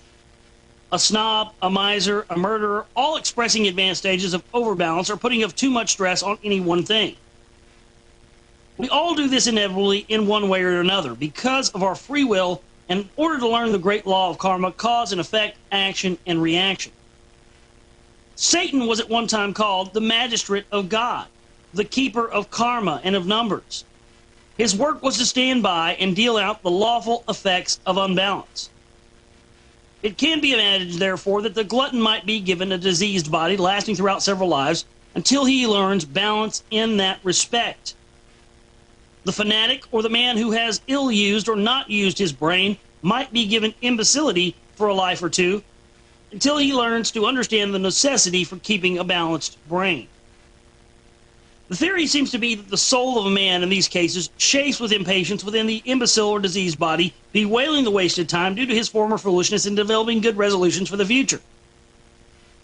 It takes a long time for a man to learn the simple law of cause and effect, and meanwhile he blames his parents, circumstances, or fate for his shortcomings. When he learns that he himself has been developing these shortcomings in former lives, he can no longer blame his parents. Nor can they say that they have not deserved such a son. For he is their karma as much as they are his. Finally, we are told man will master this lesson of balance, or non-evil, in all parts of his makeup. He will learn to love deeply, but unselfishly, without stressing the self, understanding and forgiving all because of his own experience and realization of the laws of development. He will no longer give all his love to his own people and nothing to the world. He will realize that all the world is serving him with the experience he so deeply needs for his growth. And he will keep the balance by giving back to the world always, giving of all the love and understanding he has without criticizing that evil by means of which others are striving to develop just as he is. Understanding the law of rebirth, he will realize that all stages, either of ignorance, sin, unhappiness, or achievement, either have been or will be once his own. He will learn to balance his emotions with his aspirations, becoming dispassionately passionate, joyfully serious, calmly intense, unhurriedly quick, and actively passive. And I try to do those things myself. And that's why joyfully serious, I love that. That's what I try to do here on the show. I try to be joyfully serious. To attain complete balance in the character, self-study is necessary. Man, know thyself was inscribed over the doors of the wonderful ancient temples of learning as the most important injunction to all aspirants. The man who has mastered himself has mastered the world, is another well-worn saying, which gains in significance when he reflects that a man is said to contain within himself a facsimile of and a link with everything in the universe. Having thus set the stage mentally and physically for our progress to self-mastery, we can now outline the preliminary stages of the actual progress. The two most marked points in a person's life are the beginning and the end of his day. It is to these, first of all, that we must give special attention. There is a certain exercise which is given throughout the world to all those who are seeking wisdom and perfection. It is considered of primary importance, and like all exercises, depends for its effect upon the regularity of its performance. It consists of a careful review of the events and actions of the day before going to sleep. The mind must travel slowly backwards through all the incidents, thoughts, motives, acts, and words of the day, seeking quite impartially for the traces of unbalance and also for traces of wiser understanding. Experience gained must be noted, and a frank and cool summing up of failure and achievement must be made without either pride or condemnation. This exercise, if faithfully and honestly repeated every night, will work miracles in the character. It performs two services of invaluable importance. Firstly, it enables us to go through our purgatory, here and now, as we go along, instead of waiting for its advent in accumulated form at some future date. By this means, we can cancel out whatever particular hell we would have made for ourselves, as well as much earthly karma. Our conscience, through being developed just like any muscle, will become so strong that in the end, we will have as much difficulty in going wrong as formerly we had in trying to keep right. That is a fine way of clearing the decks for action, casting out as much waste thought, remorse, and other exhausting inhibitions. It will mean also that when we pass out of the body in sleep, we can travel straight to the heart of things, without being held back to the coarser realms by any tormented, earthbound thoughts. Our sleep will therefore be deeper and more refreshing. We will have a better chance to gain the soul wisdom and inspiration which true sleep brings. This exercise also helps to etch experience into the memory, thereby avoiding the need for recatapultation of the events, and so saves much time for the developing soul. The second of these vital exercises must take place at the moment of awakening. An effort of the will should be made to capture and remember the dreams of experiences of the night before they rapidly fade from the memory. All that is recollected, however trivial, must be written down. After some practice, valuable ideas, inspirations, and even prognostications will begin to be remembered. The final result will be an unbroken train of consciousness during the 24 hours, which conscious man learns to develop, and it will eventually bring him back into his second incarnation.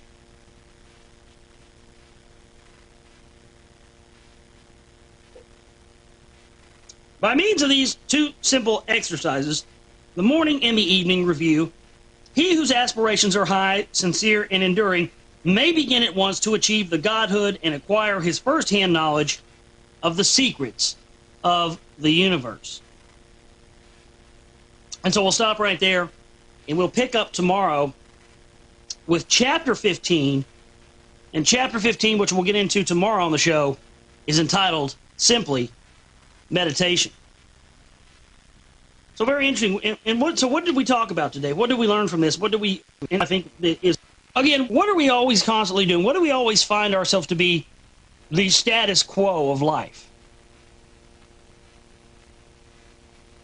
We always find that the status quo of life is us too. There's constantly an enemy, much in the same way that there's always some external enemy that we have to be fighting, whether it be the war on terror, communism, false flag aliens, alien invasions, meteorites, asteroids, whatever it may be. And so, in much that same way, from an early age, as I've talked about many times here before on the show, we're also constantly looking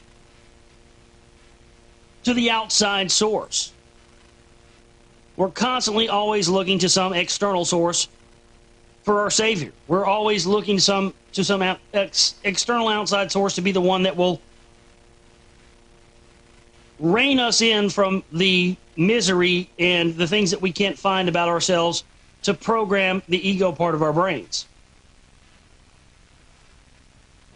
Now, what do these two things do and what do we talk about?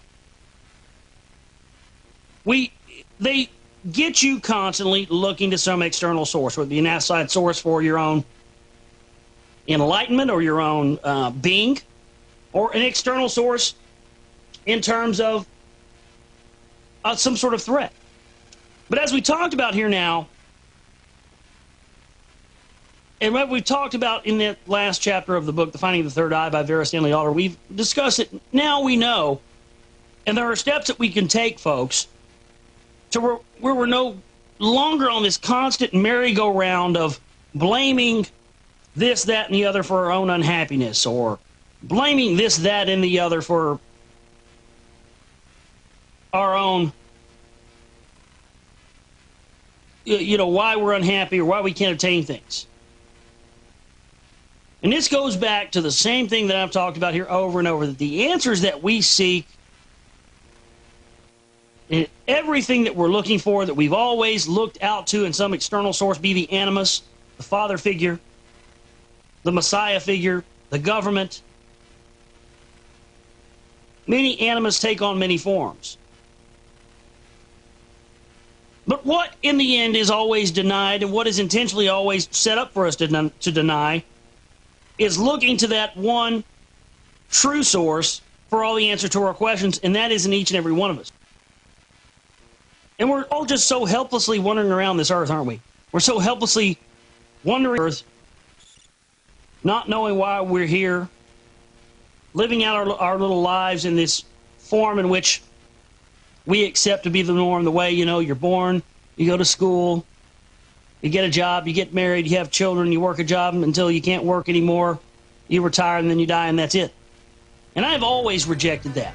I have always rejected that from an early age because I don't believe that life is just that. I believe that life is whatever we decide it is. And that's what the decision is that you need to make right now, today. More on the other side, folks. Stay with us. Chapter 15 in The Finding of the Third Eye by Vera Stanley Alder. And this chapter 15 is entitled Meditation.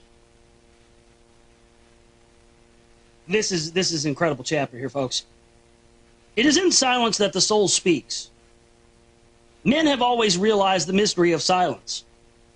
They have ever been haunted by the feeling that silence and stillness are full of a potent and vital something that is lost during activity and noise.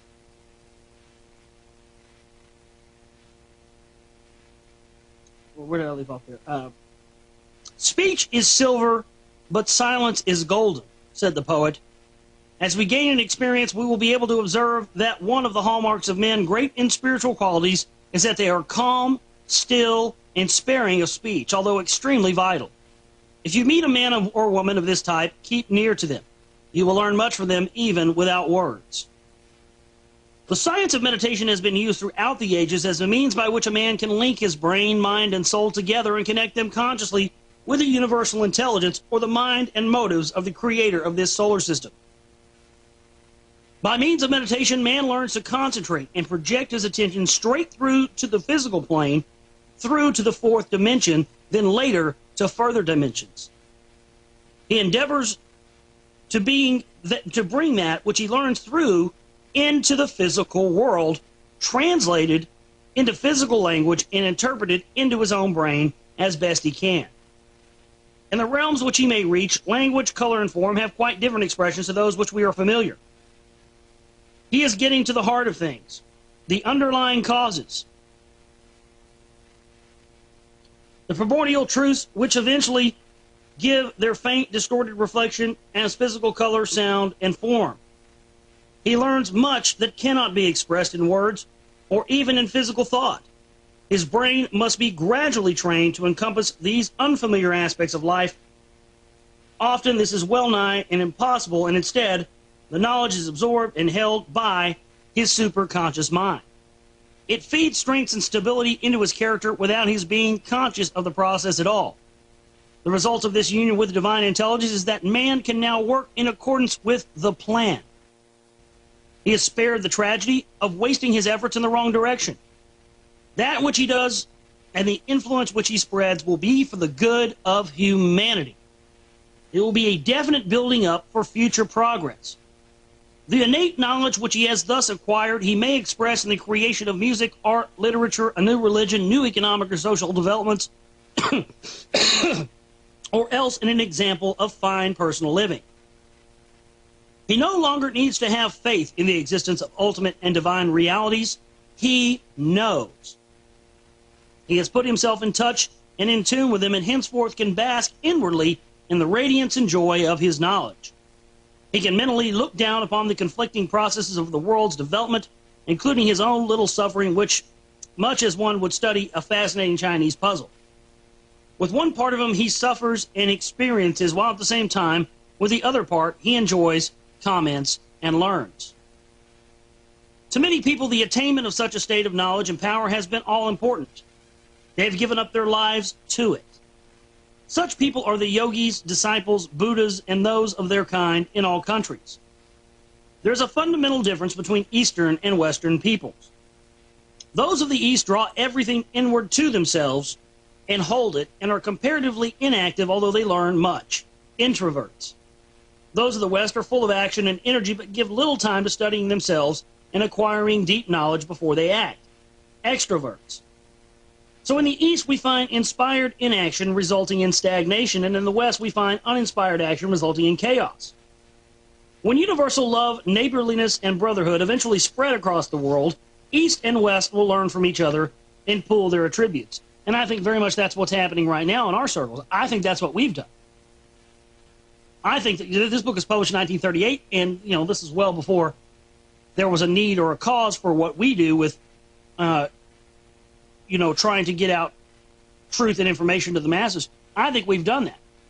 I think we've left out the bad things of Western culture, and we've kept the good things of that, turning it into something that's useful, as well as the things of the East where it's just inaction. You see, we've taken the poise and the understanding of the Eastern and turned it into, inspired activity. The result will be inspired activity. We've already seen the earliest beginnings of this amalgamation around us. While Westerners are busy improving living conditions in the East, Oriental teachers of philosophy and spiritual laws are gaining a considerable hearing in the West. The ideal toward which we have to work is therefore meditation followed by action. Let us now consider the actual process of meditation and its several phases. Imagine a great orchestra playing a powerful symphony. In the orchestra is one delicate muted violin, which we cannot hear, although it plays all the time. The louder vibrations swamp its sound. If the louder instruments be stopped one by one, the violin will still not be heard. Finally, when they all have ceased, we can suddenly hear it playing faintly. Our ears gradually accustom themselves to it until it appears to be making a volume of clear sound. This is a good simile of the process of meditation. The human being is like an orchestra of varying vibrations. The louder, coarser vibrations are those of the atoms of the body and the brain, and the finer are those of the emotions and thoughts. The muted violin represents the soul's message trying to filter through to hear the soul's message, and all the rest of the orchestra must be silenced. All the crisscross currents of bodily sensations, thoughts, memories, hopes, desires, and emotions must be stilled into complete passivity. The brain must be held poised and ready to receive the impress from the mind of that which the latter has been able to translate of the soul's message. The soul is the ego's intermediary between the world of spirit and the world of matter. The storehouse of the results of experience in both realms, flashes of its knowledge coming to us as conscious or inspiration. The soul has been likened to a mirror which can reflect the spirit world into the physical, but is usually too clouded over with vibratory disturbances to do so. Now we see through a glass darkly, but then face to face. Meditation stills the vibratory disturbances of the personality, and the mirror clears. The first stage in meditation is therefore complete body relaxation. This cannot be accomplished when the body is in the wrong position. There are one or two postures which have been proved to be suitable. The spine must be erect and well balanced, and the ribs must be free for deep breathing. The early Egyptians used to sit very upright upon a chair with the eyes gazing straight ahead.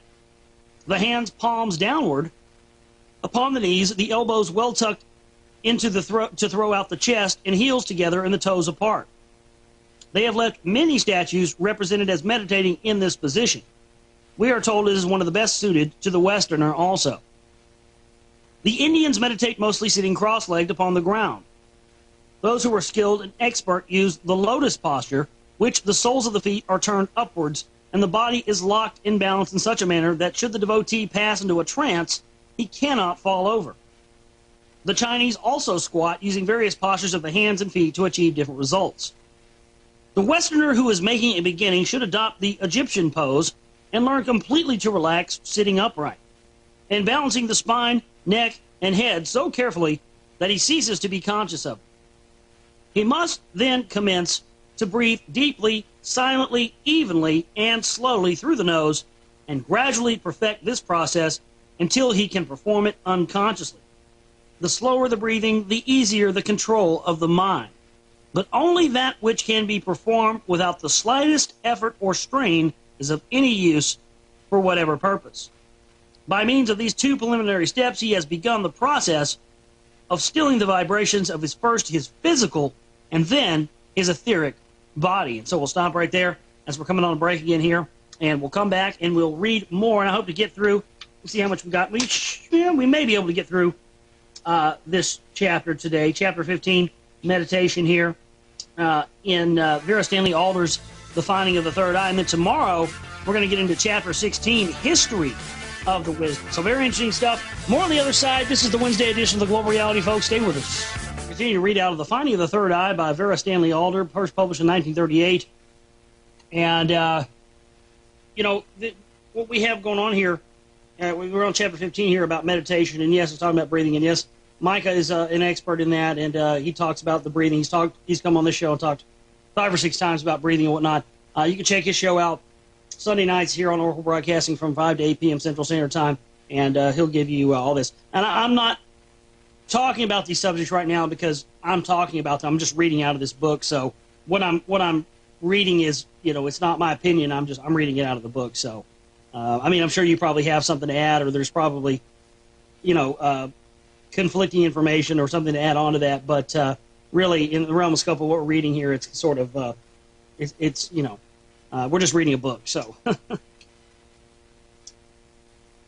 he must then, it says, to the Westerner who is making a beginning should adopt the Egyptian pose and learn completely to relax sitting up and balancing the spine, neck, and head so carefully that he ceases to be conscious of it.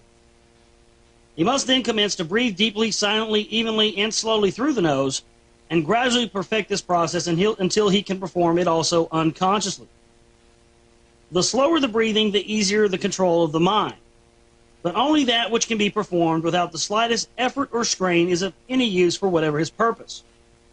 By means of these two preliminary steps, he has begun the process of stilling the vibrations of first his physical and then his etheric body. The next and more difficult task is to tackle his emotional and mental equipment. He must drop all feeling, all stress, strain, and longing for accomplishment, all anxiety or excitement at the prospect in view. Excitement and emotion are formed of low, heavy, and noisy vibrations. There remains now the brain, that bustling little typewriter which ceaselessly taps out all the drifting and hurrying crowds of thought forms which float through upon the ether. The aspirant must patiently, continuously, and without effort wipe these thoughts out as with a sponge upon a slate.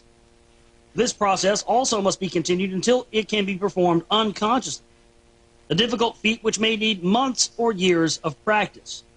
When, however, this has been accomplished, the practice of meditation becomes possible. In some occult parlance, we are told to make the mind a blank for meditation. These words lead to an entire misconception. If the ear is listening very intently for a certain sound, oblivious to all other sounds, we do not think that the hearing is a blank. On the contrary, it is actively at strict attention. So must the mind be, in meditation, held at a strict attention, ready to convey to the typewriter brain its interpretation of the impressions filtered through it by the fine vibrations of the inner activities, the subtler planes where knowledge is. The best times for meditation are said to be upon awakening and at about 6 p.m. It should be practiced either before or several hours after a meal. The room should be dim or dark. The eyes should be facing a plain surface with, if desired, only one symbolical object of which to concentrate. Or, if preferred, the eyes may be closed. Now, I have a little Buddha statue. Actually, I have several here. I have multiples. But I've done meditation before, where, as it's talking about here, where, yes, you can do it with your eyes closed and you do it that way, but it's talking about you can do open eye meditation. And I challenge you to do it sometime if you have a little, and I'm not talking about that fat guy, that's not Buddha. But if you have a Buddha statue and you place it on something in front of you at eye level, and you get in a meditative position, and you focus your eyes onto the Buddha statue, let me tell you, you will experience something very interesting. I'm just going to leave it at that. We have now described the condition to which the aspirant must learn to bring himself if he hopes to practice meditation with any success. The science itself is divided into 4 successive stages: concentration, meditation, contemplation, and adoration. Only the first 2 are possible to any but the adept or full-fledged mystic. Nevertheless, we will describe them all. The process of concentration has already been partly analyzed. It consists in getting full control over the personality, and then when the aspirant's whole makeup is stilled and passive, in concentrating the attention of the brain to one point, keeping it clear, steady, and empty of stray thoughts, waiting to receive the information which the mind is collecting. When full concentration has been established, the meditation can begin. Meditation consists in studying with great thoroughness one object, subject, quality, or force in life. As we have been before stated, the concentrated, one-pointed mind is like a powerful burning glass or magnet. When tuned into the particular vibration of any object or quality, it can burn right through it to the truth of it and draw to itself everything connected with that or of that same vibration. Thus, supposing the aspirant has chosen a violin as the subject of his meditation, he will first concentrate upon the violin, building up in his mind as vivid and complete a picture of the instrument as he is able. Then, holding the picture steadily before his mind's eye, he will begin to meditate upon the instrument, endeavoring to learn everything he possibly can about it. He traces its history, the wood, and other substances from which it was made, the process of making it, the story of its design, its passage through the hands of dealers. Gradually it will be found that the facts and information come to light of which the aspirant was hereto unaware. That is the secret of meditation. The possibility of actually learning without books by active mental contact with the information sought. The aspirant who wishes to learn of love, unselfishness, or the reality of the divine spirit can reach this knowledge through meditating positively but not vaguely upon it.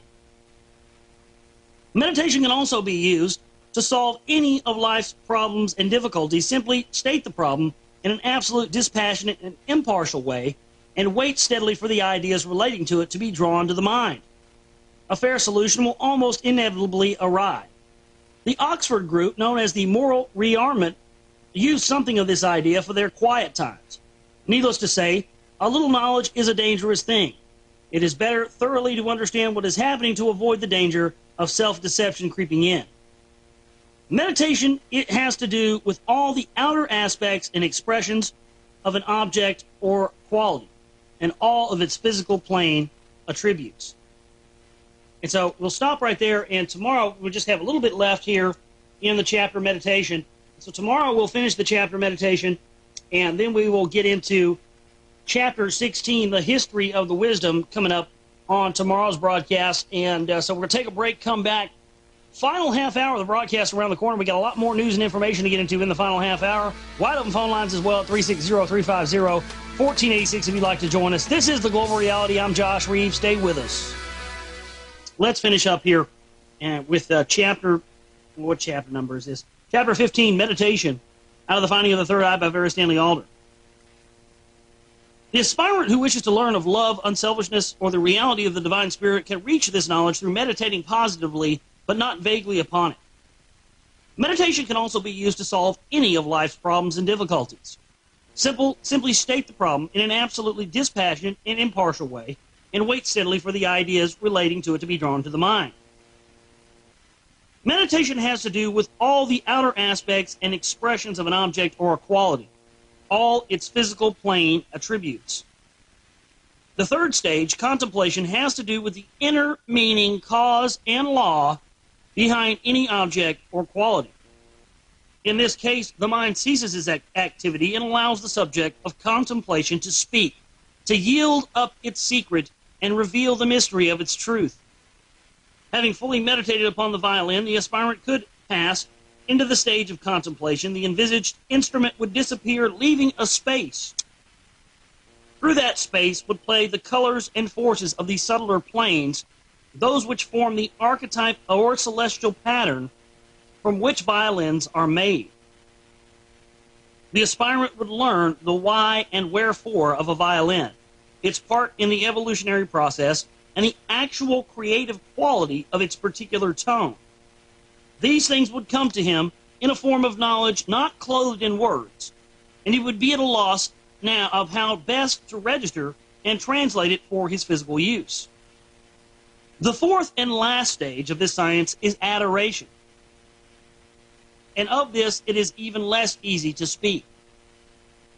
Having learnt both the outer and inner meaning of his subject, the aspirant has reached to the core of it.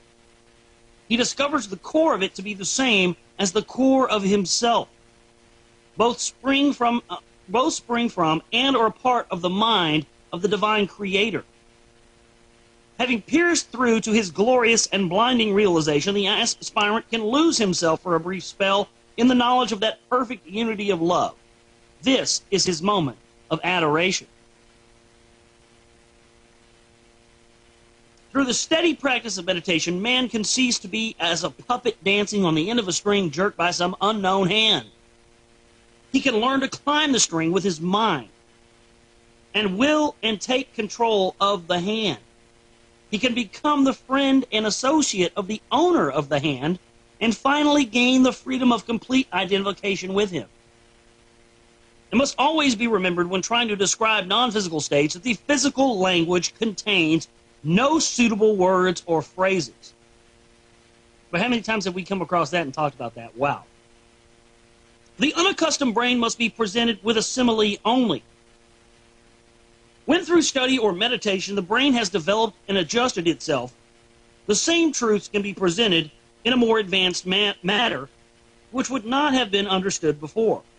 Therefore, it is true to say that there is always much that is superficially incorrect in occult teaching, and in, for instance, such a book as this. Because the neophyte brain must be coaxed along step by step. The pill of truth coated with the sugar of inaccuracy until it becomes palatable in its pure form. However, books or no books, the truth is always there for those who desire it above all else. Another type of work for those who wish to push forward is group meditation, or the blending of a small group of people to meditate in unselfish brotherhood.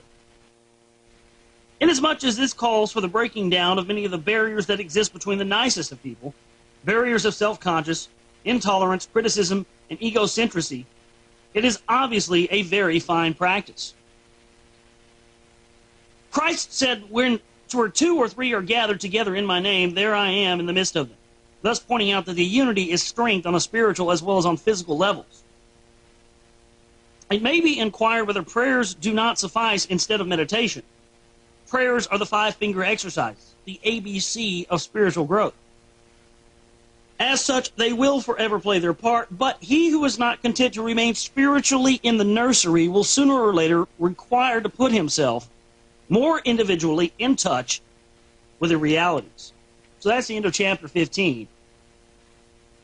So we're going to start now here into chapter 16 today out of Vera Stanley Alder's The Finding of the Third Eye, the history of the wisdom.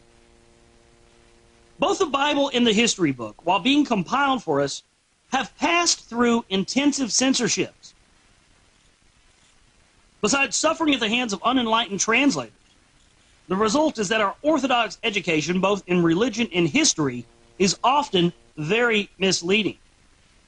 Now, this is an awesome chapter, and I'm just excited to be able to read this chapter today, because this is, and I'd forgotten about this. It's been a while since, I first read this book about 10 years ago. It's amazing, as synchronicities would have it. This is exactly what we've been talking about today, is this idea of the context of history and religions and how that's been kept from us. The result is that our orthodox education, both in religion and history, is often very misleading and keeps us in complete ignorance of large and vital aspects of humanity's evolution. Much of the records of the knowledge to which we would like to have access has been carefully guarded, secreted, and even destroyed during periods when it was considered more expedient to keep people in ignorance. Nevertheless, there is still a wealth of literature all over the world awaiting the explorer. If he pursues his inquiries with patience and discrimination, the following points will come to light. The history of this earth is infinitely older than modern historians admit. There exist many and various sects, orders, and religious and philosophical fraternities who all possess exhaustive records and treatises describing the evolution of man upon this planet and of a part of that our solar system plays in the cosmic scheme. If the pure and original root of these different beliefs can be uncovered, it will be found to be identical in most respects. And again, we've talked about that, how these things that we were told are different are all really the same. We're told that there's a difference between Buddha and Muhammad and Jesus Christ and Enki and Verakasha and Onas and all these things, but really they're all one and the same. We just get caught up in the semantics of it, intentionally by design, because that's what religions are created to do, is to keep you caught up in semantics and never finding out what the real truth is.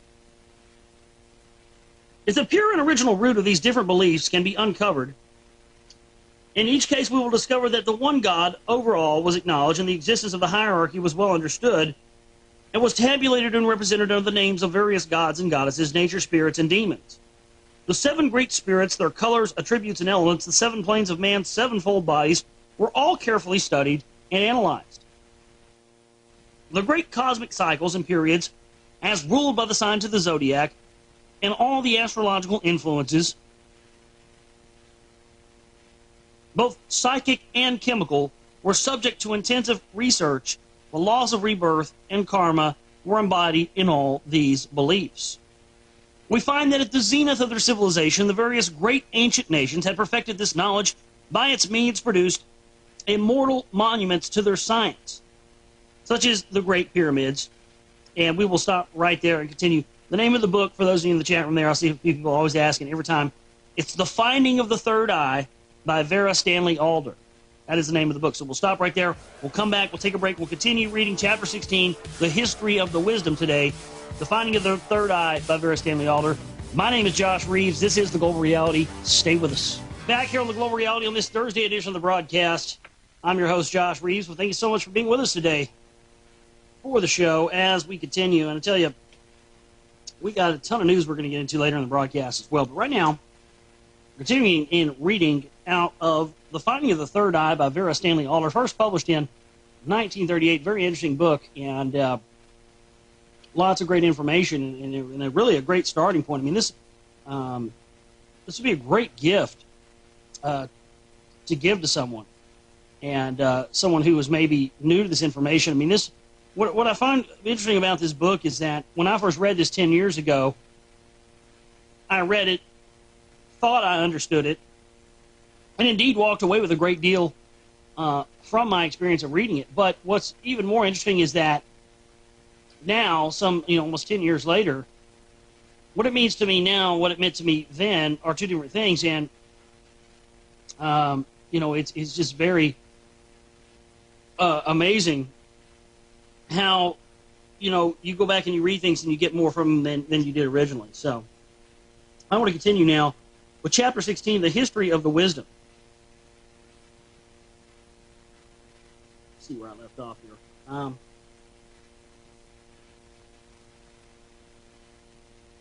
The history of this earth is infinitely older than the modern historian admits. There exist many in various sects, orders, and religious and philosophical fraternities who all possess exhaustive records and treatises describing the evolution of man upon this planet and of the part that our solar system plays in the cosmic scheme. If the pure and original root of these different beliefs can be uncovered, it will be found to be identical in most respects. In each case, we discover that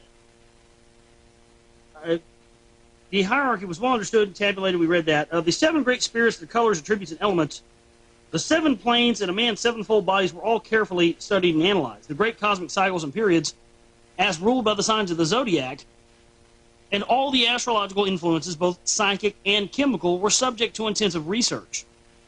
The laws of rebirth and karma were embodied in all these beliefs. We find that at the zenith of their civilization, the various great ancient nations had perfected this knowledge and by its means produced immortal monuments to their science, such as the Great Pyramid. It transpires that such a golden period in the history of a nation was followed by crystallization, stagnancy, degeneration, and a final breaking up, leaving only distorted, misunderstood relics of the once great knowledge. We learn that such great cycles were said to occur regularly under astrological influence, which provides for the continual recommencing of man's lesson on a higher turn of the spiral of evolution, so that his development becomes ever subtler and more complete. Before each new surge forward of enlightenment, man can be borne down with a crouching wave and submerged in the darkness and ignorance. In all these records, reference is made to the wonderful golden age which occurred at the continent of Atlantis, which was said to have been submerged during its preceding period of degeneration. Mankind was said to have been taught the ageless wisdom by the gods themselves upon Atlantis, and to have carried its remnants with them in all directions as they fled to safer land. The story of Noah and the ark is repeated in many tongues and is not very varied in its guides. The Atlanteans were said to have founded the Egyptian culture and to have built the Sphinx, and their descendants the pyramid. It is believed that the early Egyptian religion thus founded was the father of all the faiths which spread across Europe and Asia as far north as the Esquimaux and the Laplanders, and as far east as China and Japan. In South America also, perhaps, the greatest of the Atlantean colonizations took place, but at still an earlier date. There have been at least 300 books written about Atlantis. The remains of its root language are said to be found in identical form among the Welsh, Irish, Basques, Western Spanish, and on the Canary Islands, Azores, Easter Island, and in Mexico, as well as in certain practices and beliefs. The Druids of England were believed to be the descendants of the Atlanteans who built Stonehenge and other little understood monuments in the British Isles. We also find that a realization of consciousness of the inner realities was the prerogative of ancient man all over the world, even if he lived as a barbarian. We did not need to believe in an afterlife, in a world of spirits. He knew. He saw ghosts, and he understood their difference from spirits. He communed with the dead. He knew of the nature spirits who ruled the elements, and he understood their qualities, colors, and their prototypes among the animals. He used animal effigies to represent them. The Zuni Indians prayed to 7 great nature gods by means of the 7 colors painted on their prayer sticks. The Tibetans also pray in accordance with colors and design different colored masks embellished with a large third eye for their devil dances. In New Guinea, the doctors paint their patients with the colors of the particular spirits needed to effect a cure. The early Britons painted themselves with colors needed to stimulate their prowess. The color of the spirit of darkness was usually black, of light white, of water and vegetation green, of air blue, and of fire red. There was always the one great spirit over all whose color was golden. In Egypt, Horus was white, Osiris black, Shu red, Amun blue, and Num green. The Egyptian wisdom was brought to a high point under Ptah in the temple of Memphis. Wise men and students traveled from all over the world to study with Egyptian priesthood, whose famous pupils included Moses, Jesus, and Pythagoras, it is said. The Egyptians named, described, and drew man's 7 bodies and went fully into all his activities after death. They understood the etheric, astral, mental, and spiritual planes, also purgatory, paradise, and the successive heavens. In the renowned collection of pictures and writings called the Book of the Dead, most of their beliefs are set forth. They considered each human being as living with one goal in view, that of perfecting his character in earthly life in preparation for his journey through the netherworld or astral planes, and his gradual progress through the subtler planes of paradise or the heaven world, helped by the various workers and representatives of the spiritual hierarchy.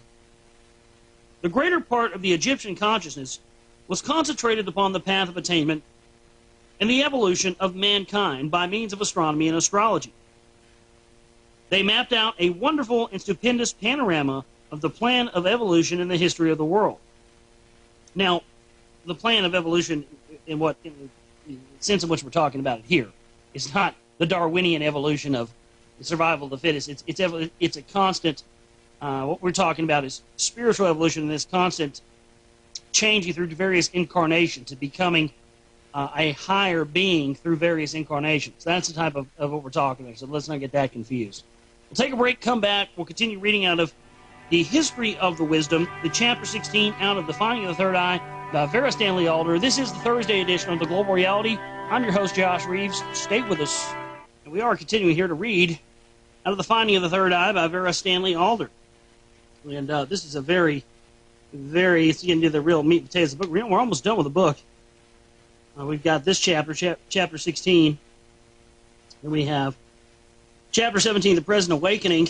And then chapter 18, Dangers in the Path. Chapter 19, the summing, and then chapter 19 is the summing up. And so this is, to me, one of the books, because what's very amazing about this book and why I felt it necessary to go through and read this entire book over the past couple of weeks has been because it really sums up so much information that would take us, hundreds of shows to really document. And so I felt it important to go through and read the entire book for you and maybe get some interest up in getting some people to and to find it out there. Why are you making me laugh with Belle Biv DeVoe references in the chat room? But don't do that. But I think that hopefully what we can do here is spurn some interest in this and get other people to look into this stuff themselves, attain this book, and then we can go back through and we can go back through all this stuff and go through some of these individual topics on other shows. So let's continue now. The greater part of the Egyptian consciousness was concentrated upon the path of attainment and the evolution of mankind by means of astronomy and astrology. They mapped out a wonderful and stupendous panorama of the plan of evolution and the history of the world. They originated the belief in the Messiah, whom they called the ever-coming one.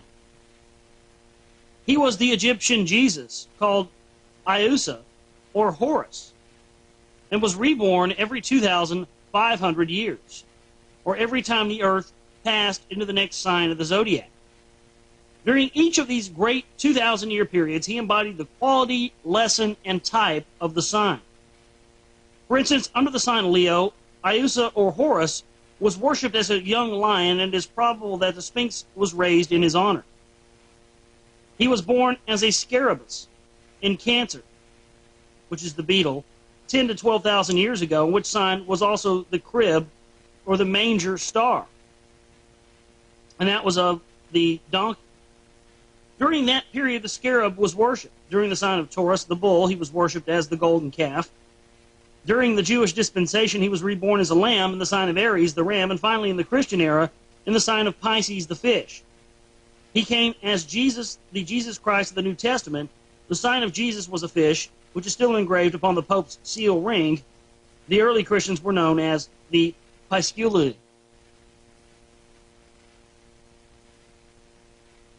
The cross was used 7,000 years ago in Egypt to represent the power that upholds the human soul in death.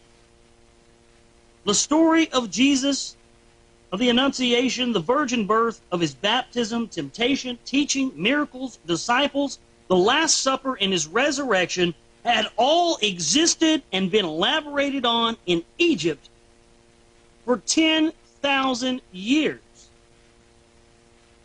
Apparently it was merely adapted by the writers of the New Testament and modeled on the life of the new and greatest Messiah, with certain alterations which clouded some of its deepest meanings. There you go. You see, that's the whole key. Is that these things are, everyone says, oh, they put such... The Bible and the story of Jesus, this is one period of time which has happened on a cycle of which it's repeated itself over and over and over again. The zodiac and all this stuff, they're put there so that they can track when the next physical body for the incarnation of one of these teachers will come about on Earth, folks. That's why the elites follow astrology with such vigor, yet they'll have their priest class tell you that astrology is of the devil. You ever wonder why that is? Because you find out this, and their whole hierarchy comes crumbling down, and that is what we attempt to do. There was only space to touch on this interesting subject here, which can be studied at the student's leisure. Each of the great ancient religions had its book of records and teachings, which were the outer ring of students. This book was always supplemented by a commentary written for the inner circle of the priesthood, explaining that secret symbolism of the book and the mysteries therein concealed.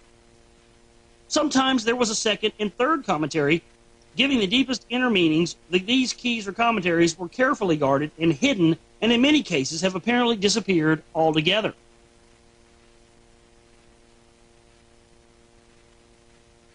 There actually was a planet. It was Tiamat, and Tiamat was a water planet, and there are ancient records of ancient people here that, it's funny, Tiamat was also known as Lucifer.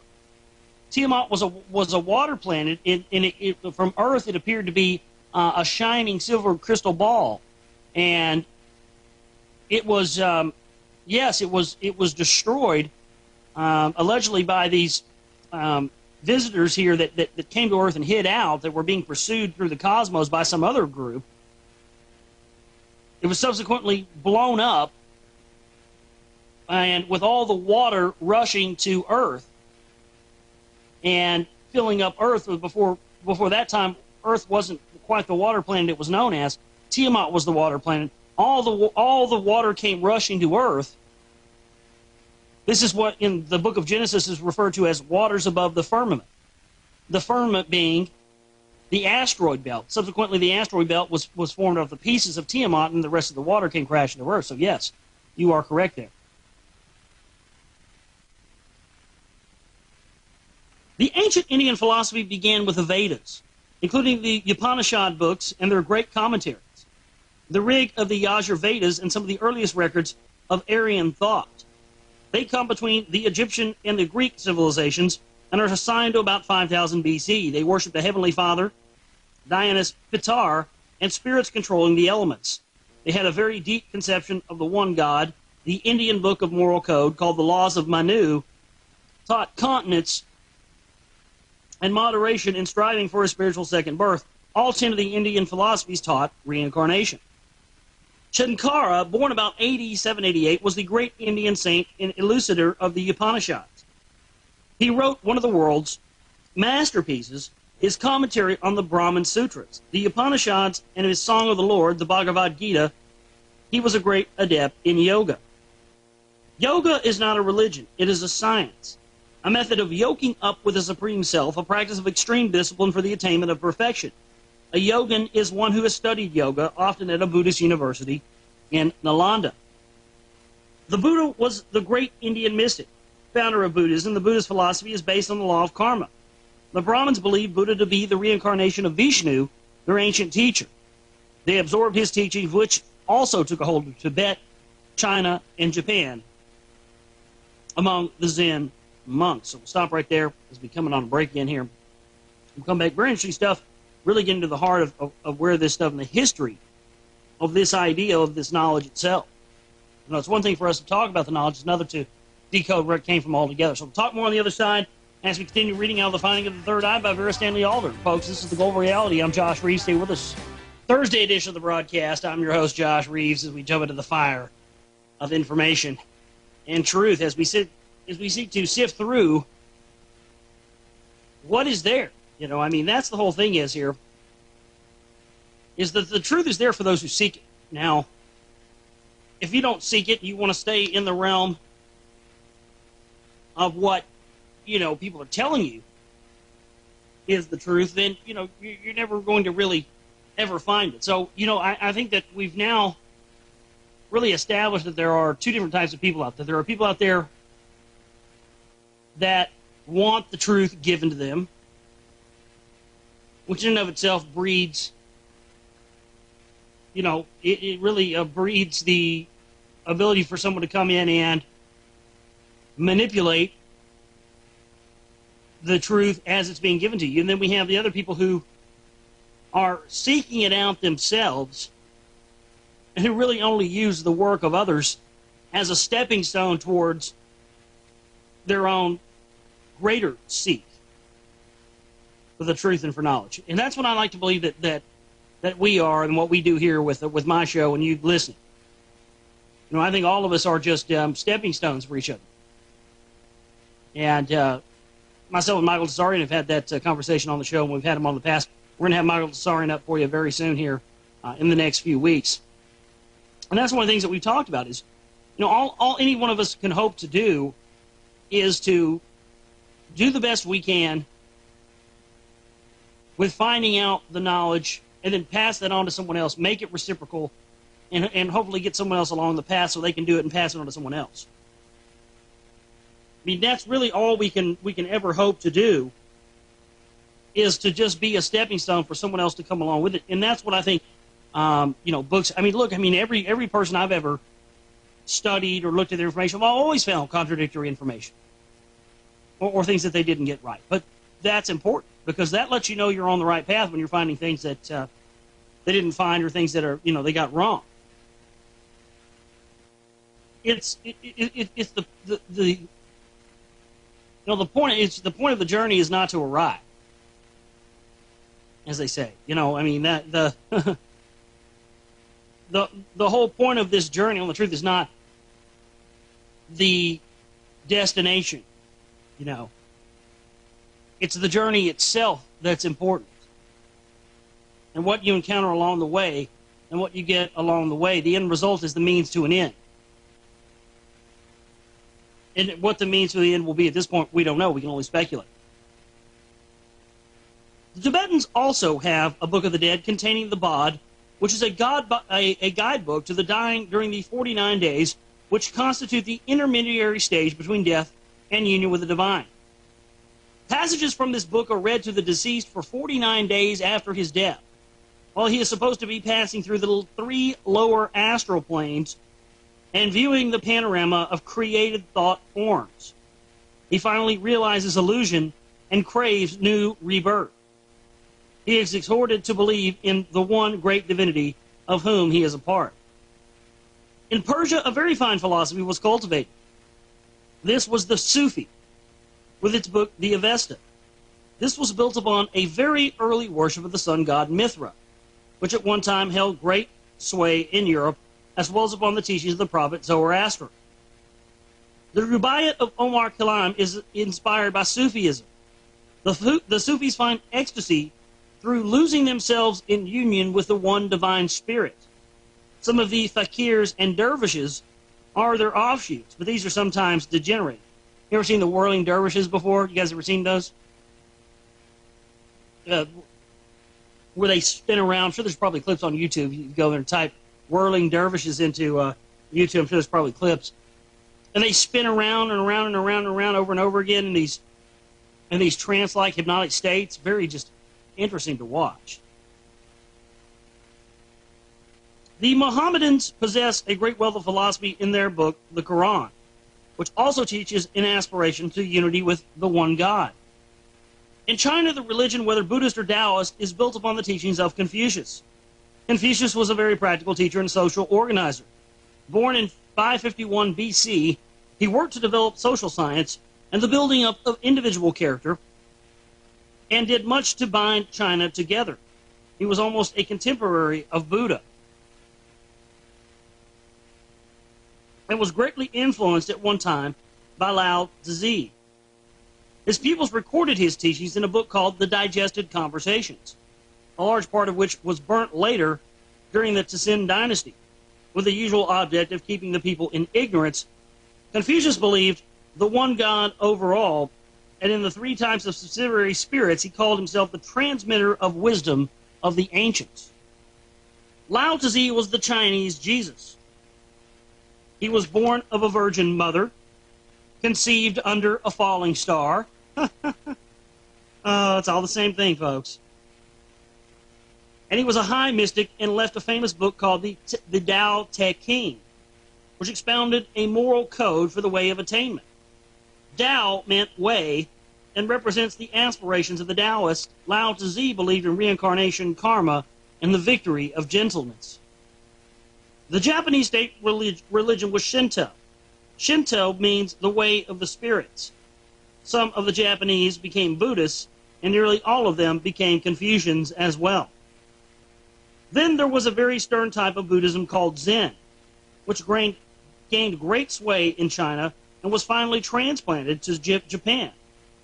The Zen classic poem called The Taming of the Bull being, of course, the animal nature or materialism, the Zen monks originated Jiu-Jitsu, which has a deep scientific and mystical origin and was practiced by their famous samurai warriors.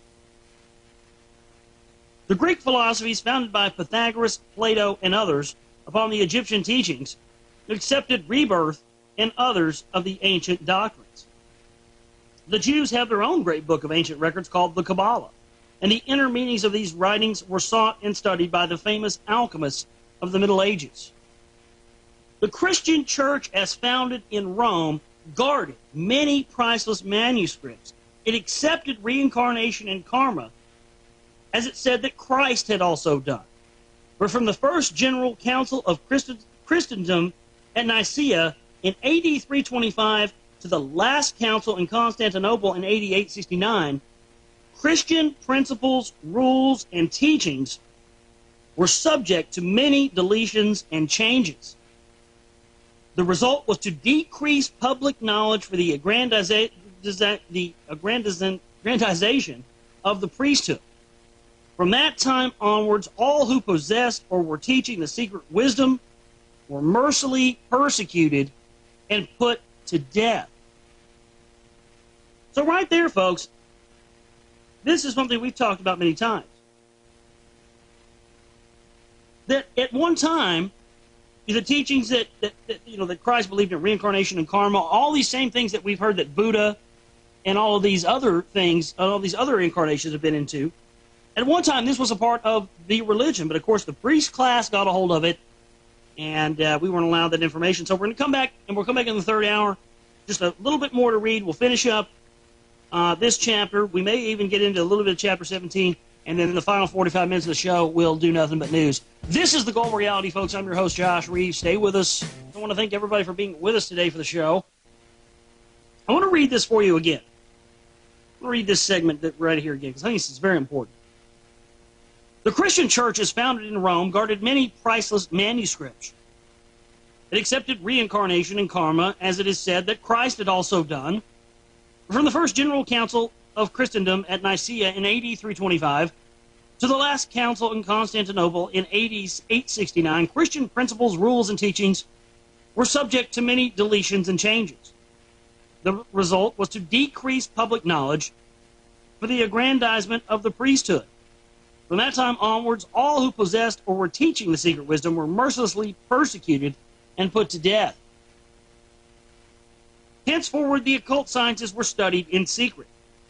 They were guarded and kept alive by such people as the Freemasons, the Rosicrucians, the alchemists, the troubadours, the Knights of the Grail, and the Round Table, and the Avengesses, or the paper makers.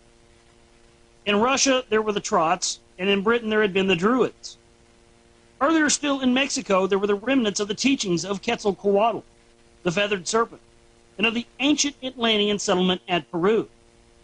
At Chaladia, there were the Magi, or the magicians, the famous astrologers, who possessed the Egyptian wisdom and knew of the time and place where the new Messiah should be born. And in Palestine itself, the wise ones belonged to the sect called the Essenes, which had existed for 8,000 years and was to have the privilege of training Jesus. Everywhere in the world, the same ancient knowledge can be traced until its widespread stamping out and persecution at the beginning of the Dark Ages from which we are now emerging. And everywhere in the world at the present are the signs of the reemergence of that wisdom back into the light of day. Not as the prerogative and the secret of the priesthood, but as the hard-earned right of the whole of humanity. It's amazing. Reading that line. This book was published in 1938, I tell you. I'd forgotten about this book. First read this book about 10 years ago, and I'd forgotten about this book. And over the past 6-7 years of research that I've been doing, and what led me ultimately to doing this radio show, which we started back in September of 2007.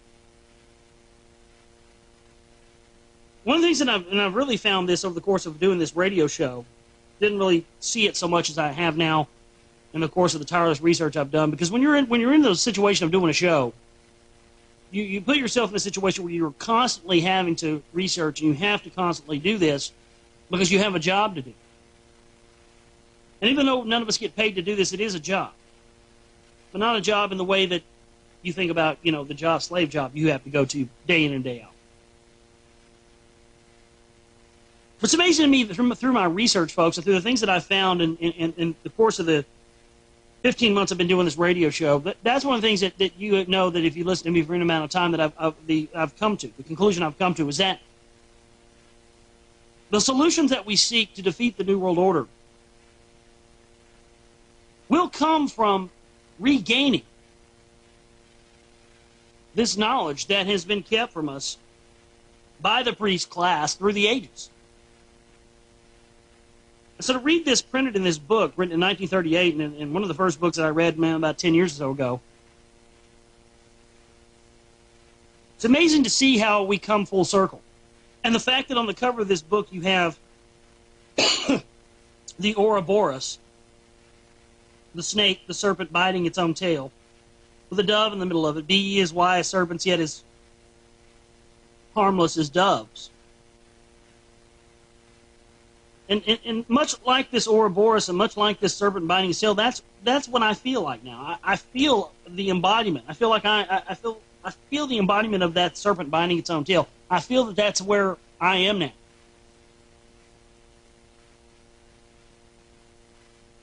Because this is exactly where, after 10 years when I first read this research, that's back to what I found. And I know it conclusively, that is what the real secret that we're looking to is, to defeat these people. I want to read this again. So interesting that I had highlighted this, too, 10 years ago. Wow. This is unbelievable to me, folks. It really is. I mean, I'm sort of outwardly expressing something, sort of a revelation to you here on air as I'm coming to it. I mean, this is, wow. I mean, it's sort of a personal thing when you sort of feel that inside of you, to have to relate it here live on the air is sort of strange, Everywhere in the world, the self-same ancient wisdom can be traced until its widespread stamping out and persecution at the beginning of the Dark Ages from which we are now emerging. And everywhere in the world at the present, everywhere in the world at the present, this is written in 1938, this is where we're at. This is exactly where we're at today. Everywhere in the world at the present are the signs of the reemergence of that wisdom back into the light of day. Not as the prerogative and the secret of the priesthood, but as the hard-earned right of the whole of humanity. The tables have indeed been turned, and now we find much of the wisdom outside of the churches and outside of the temples instead of inside of them. Humanity is now taking its salvation into its own hands. That is because we are now coming into the great Aquarian age under the sign of the zodiac Aquarius, which will last, as do all the signs, for about 2,000 years. During this time, the waters of life will be poured down all on mankind, and the astrological influences will bring a golden age to birth. Many believe that the ever-coming one will arrive again in his newest guise, which we may not yet know. But great will be the fulfillment for those who are ready and awaken his coming. And I know what this new coming is. I know who this new person who are waiting the coming is. I know who it is. And I've revealed it to you before here on this broadcast, and I'll reveal it to you again. I know who it is, because we are going through these changes and through these zodiacal signs. And I know who it is. I revealed it before, and I'll reveal it for you again. All right, back here with you, third hour of this Friday edition of The Global Reality. And in this third hour, we're going to be continuing in our reading today. I got a lot of news to get into, but this is a short chapter here, and so I may just read this chapter today. I've got a ton of news I need to get into today, so we may just read this and then get into news for the rest of the broadcast. But let's get into Vera Stanley Aller's The Finding of the Third Eye here, chapter 17 for you today, ladies and gentlemen. The Present Awakening. Having taken a lightning and a very superficial survey of the history of the ancient wisdom, we can now trace the evidences of its resurrection at the present time. The first steps were taken toward the end of the 19th century. Helena Blavatsky contributed greatly by her inspired researches among ancient documents and the treasures she brought to light and so tirelessly analyzed. She founded the work, which consists of a modernization of some of the ancient doctrines, and it's since been carried forth by the Theosophists.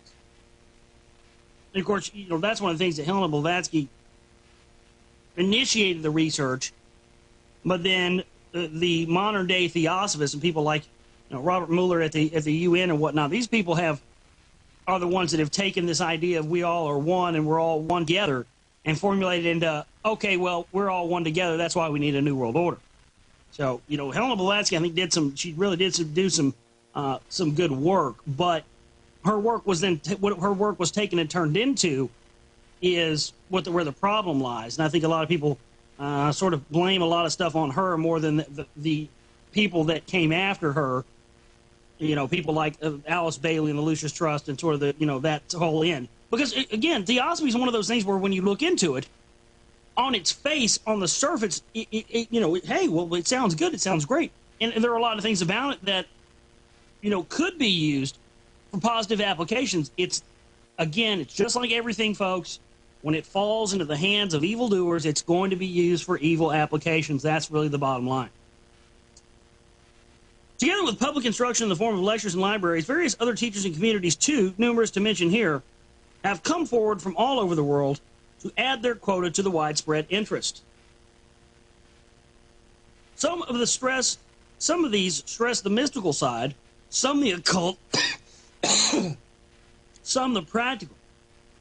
Everywhere there is a banding together of earnest people thrilled with their particular fraction of the earth wisdom. Each little group usually convinced that it possesses the one and only truth and way of salvation. For a long time, progress has been hampered by the old feeling of separatism and the intolerance of another method of approach to the truth. But even the handicap is finally beginning to be overcome. The cry for worldwide unity, peace, brotherhood, and the casting down of barriers is increasingly making itself heard.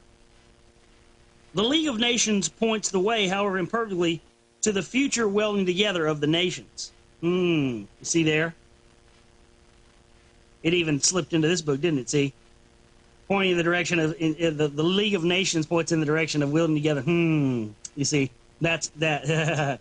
There you go. That's what the Theosophists were into, you see.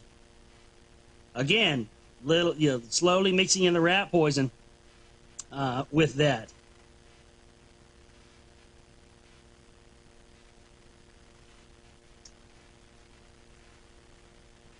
Such a movement as the Oxford Group appears to be inspired, in spite of handicaps, to work for future fusing of all classes in a common Christian spirit.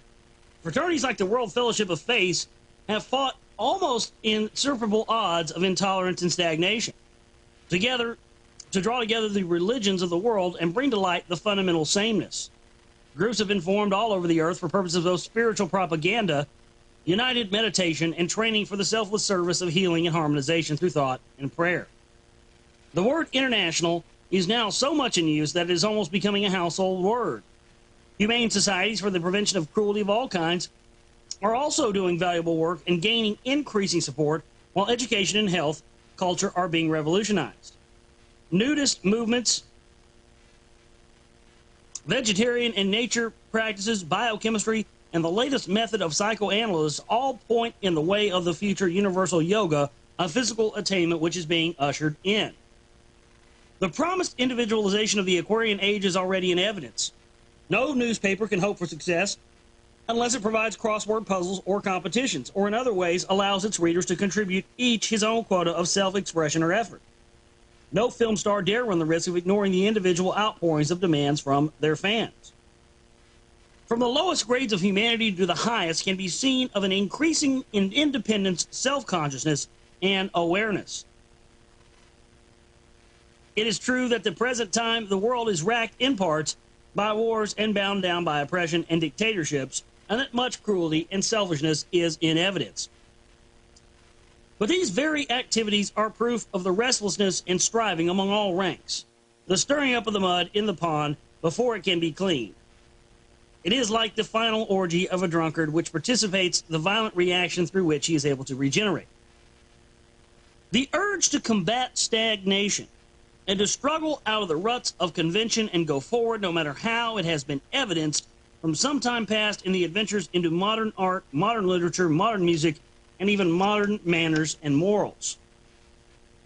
All these signs are healthy and promising and only await the leadership of those who have put themselves in touch with the inner realities to bear rich fruit. One of the worldwide group of people, the men and women of goodwill, are pledged to contribute that leadership in all phases of human living, fired by a lofty deal of brotherhood which remains completely nonpartisan and all-embracing. They're introducing an international periodical to foster the expression and reciprocity of goodwill all over the globe. And, they're sort of going here to talk about, sort of leaning towards this idea, this is what theosophy usually does, of bringing the world together as one, but it's, again, it's once the UN and once these globalist organizations got a hold of it, that's when it started being used for nefarious purposes. A deeper understanding of the arts and sciences being taught by the schools founded by Rudolf Steiner, whose very name is an inspiration to students of the occult. And so the works grow on all sides. There are some of particular gifts who are practicing alchemy itself, revising the ancient mystic knowledge and probably preparing a wonderful step forward for medical science. Others are working faithfully and steady to spin a web of constructive thoughts across the world by the formation of groups everywhere meeting regularly in meditation. In the church itself, many are beginning to feel the fires of inspiration rising once more, and their congregations are quick to appreciate it. Even those courageous ones who seek to expose the shortcomings of the medical profession are met halfway by many of the doctors themselves. The flame of regeneration and renaissance is burning high already, and many are the little sparks, fanned by patient souls ready now to flare into a rich fulfillment. We find, too, that a higher type of teaching is gradually permeating various centers of investigation, both spiritualist and Christian scientist, occultist, and psychic. A type of teaching which is insensibly and subtly drawing them closer to each other. At the same time, the materialistic scientist, chemist, and experimenter is, by virtue of this very persistence, approaching to the same heart of truth in his own way. A wonderful era may soon dawn, when humanity will figuratively rub its eyes to find that blinkers and barriers of so many kinds have somehow melted away, and that it has learnt to turn its back upon the illusion of division, and seeks only to unite and fuse all people and activities into one coherent whole, whichever becomes simpler and more complete. So we'll stop there that is the end of chapter 17, and we'll pick up on chapter 18 probably at a later broadcast, maybe on Monday or something like that. And chapter 18 is the dangers in the path, and this gets into the idea of the pitfalls of being on this path towards understanding. And we've talked about that here before. The idea that, you have to be careful sometimes what you go and look for. And you have to take this information in steps. Because if you try to take this stuff all in one shot, folks, you're going to drive yourself absolutely crazy. So, there are pitfalls just to anything. And that is an important topic. More on the other side on this Friday edition of the Global Reality. Stay with us. It's sort of, and of course, this really wasn't intentional. It's just one of those amazing synchronistic things that happens. But I was talking about how, when you're plugged into this stuff, when you're plugged into this information, you start to have a lot of strange synchronistic things. In the world itself becomes a totally new place. Things that you have, movies you've seen, songs you've listened to, books you've read. These things that you looked at from one perspective at one point in your life come to mean a totally and completely new thing once you're aware of this type of information. And I was talking about earlier in the show about how, a lot of us are drawn to this stuff. We don't know why. And also how, we'll find ourselves talking about similar topics as one another do without even listening to other shows or even, talking to that person. It's just, you start to see that when you're collectively involved with groups of individuals, people start to be drawn towards these similar things. And that's because I believe they're drawing us to those things, beyond ourselves. But I've been reading over the past several weeks out of a book here on my broadcast called The Finding of the Third Eye. This was first published in 1938. It was written by a lady by the name of Vera Stanley Alder. And where we left off last week, I think is, again, synchronistic, because this next chapter that we're going to read out of tonight, chapter 18, is entitled Dangers in the Path. And it's almost as if everything else we talked about on the show tonight was the perfect segue into this chapter. And I tell you, it wasn't by design. I had some other stuff I was going to get into, but I saw the books in here, so you know what? I'll read from this tonight. What chapter are we on? I pick it up, I look, and we're here in chapter 18, Dangers in the Path. Now, this gets into the pitfalls, the things that you have to avoid when you are seeking this path to enlightenment, this path to a greater understanding of knowledge, the secret hidden knowledge. So without further ado, let's get into this right now. Chapter 18, the dangers in the path. He who seeks truth, the philosopher's stone, and is determined to uncover and master the secrets of the universe for himself, is treading a path beset with many pitfalls, dangers, and illusions. The weakest points in his character, the tiniest chinks in his armor, will be cunningly assailed. Honesty is the talesman, which will enable him to reach and to recognize truth. Plain honesty about himself, his purpose, and other people. Seekers are sidetracked mainly by two things: a love of sensationalism and laziness, both of which undermine their honesty. It must always be remembered that sensationalism, or emotional excitement, is to the mentality what sexual overindulgence is to the body. Even religious emotion can be a type of mental sensuality and therefore unbalancing.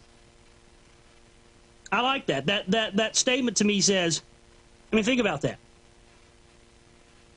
Sensationalism. Emotional excitement is to the mentality what sexual overindulgence is to the body.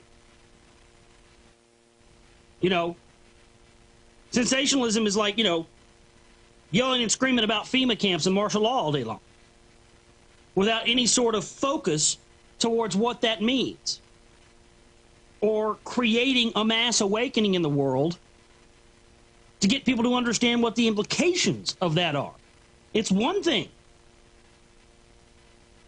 It's one thing for you to scream all day long about what they're going to do, but what good is that if people don't understand the full breadth and scope of what it means?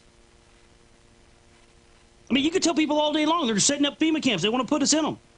But if they don't have a full palette of understanding or the depth of what that means, folks, they're not going to care. And see, I think this is why we haven't got any farther than we already have.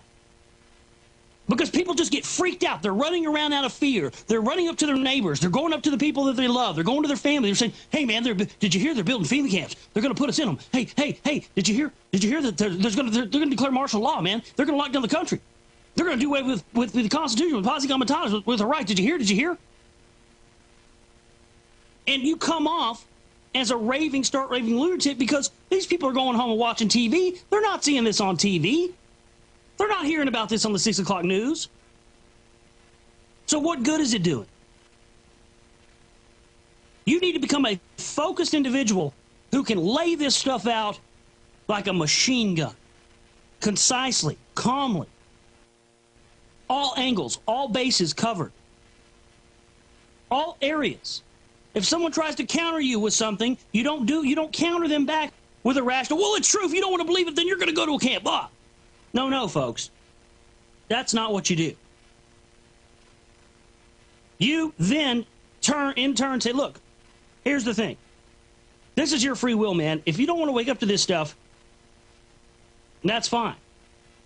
But this is life and death, and there's serious evidence here you need to look at if you care about yourself and your family and your well-being here. But these are the things, I'm telling you, folks, I don't believe that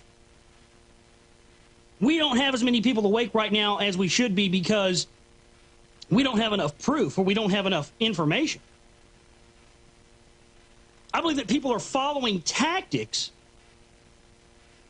that could be altered and could be used for a better purpose. I think this fear-mongering stuff, and I think this getting people, is going crazy in your approach to people does no good.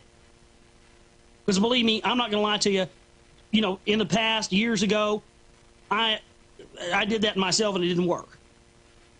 But once you come off as a rational, intelligent person, you get more people to listen to you, folks. That's the bottom line. So that's what I think we have to learn to do, is to become rational, intelligent people when attempting to communicate this stuff with people that aren't awake. The discovery of truth is the most wonderful, powerful, and helpful work that any human being can undertake. And the capacity to understand it is the greatest attribute which the mind can cultivate. To attain this inestimable reward of wisdom, man must expect and be eager to go through at least as much discipline, study, and restriction as he would endure while learning the piano or training as a boxer. He must remember also that in the uncovering of truth, there is never a last word, nor a completely accurate statement about any particle of it, because neither the human language nor the human brain can encompass it. Truth to anyone is only that much of it which he can as yet understand. At a certain stage, even an untruth may be taught. For instance, primitive nations had to be given a jealous god of war until they evolved sufficiently to accept a loving god of peace. The mind must be trained, just like a muscle, to cope with certain conceptions, and this very training enlarges and expands the capacity to understand still more. After a period of such training, one can explain to an intelligent person something which he would have been quite incapable of visualizing at the beginning of it. It would have been impossible to talk of wireless technology, the telephone, or the gramophone to a man 200 years ago. Neither his brain nor language was equal to it. He was living in the Dark Age. But to one of the wise priests of Egypt living 10,000 years ago, One could have talked to these inventions and probably obtained a few suggestions. They had all kinds of technology. To understand the fundamental truths of life is to understand all. Those are the truths which Christ said would make us free. The first effort of the seeker then must be to avoid laziness and to love honesty and discipline. When once we are attuned to this ideal, we will be enabled to distinguish a wise and good person from a charlatan, and so avoid an infinite number of disillusions and dangers. The hallmarks of the wise are easily distinguished. Wisdom gives humility, peace, poise, and strength. Its owner ceases to be afraid to be rushed, sickly, worried, ambitious, emotional, sentimental, or changeable. His voice is resonant, neither shrill nor grating, and his presence is never exhausting. A truly wise one will be sparing of words, nor will he loosely speak of initiations, masters, visions, guides, or his own powers. People who talk of these things are childish. They have not felt the awe and reverence which first-hand knowledge gives. A wise one will never ask for money for teaching spiritual things. It is against the law. He will have reached the stage where money sufficient for his needs comes without the asking.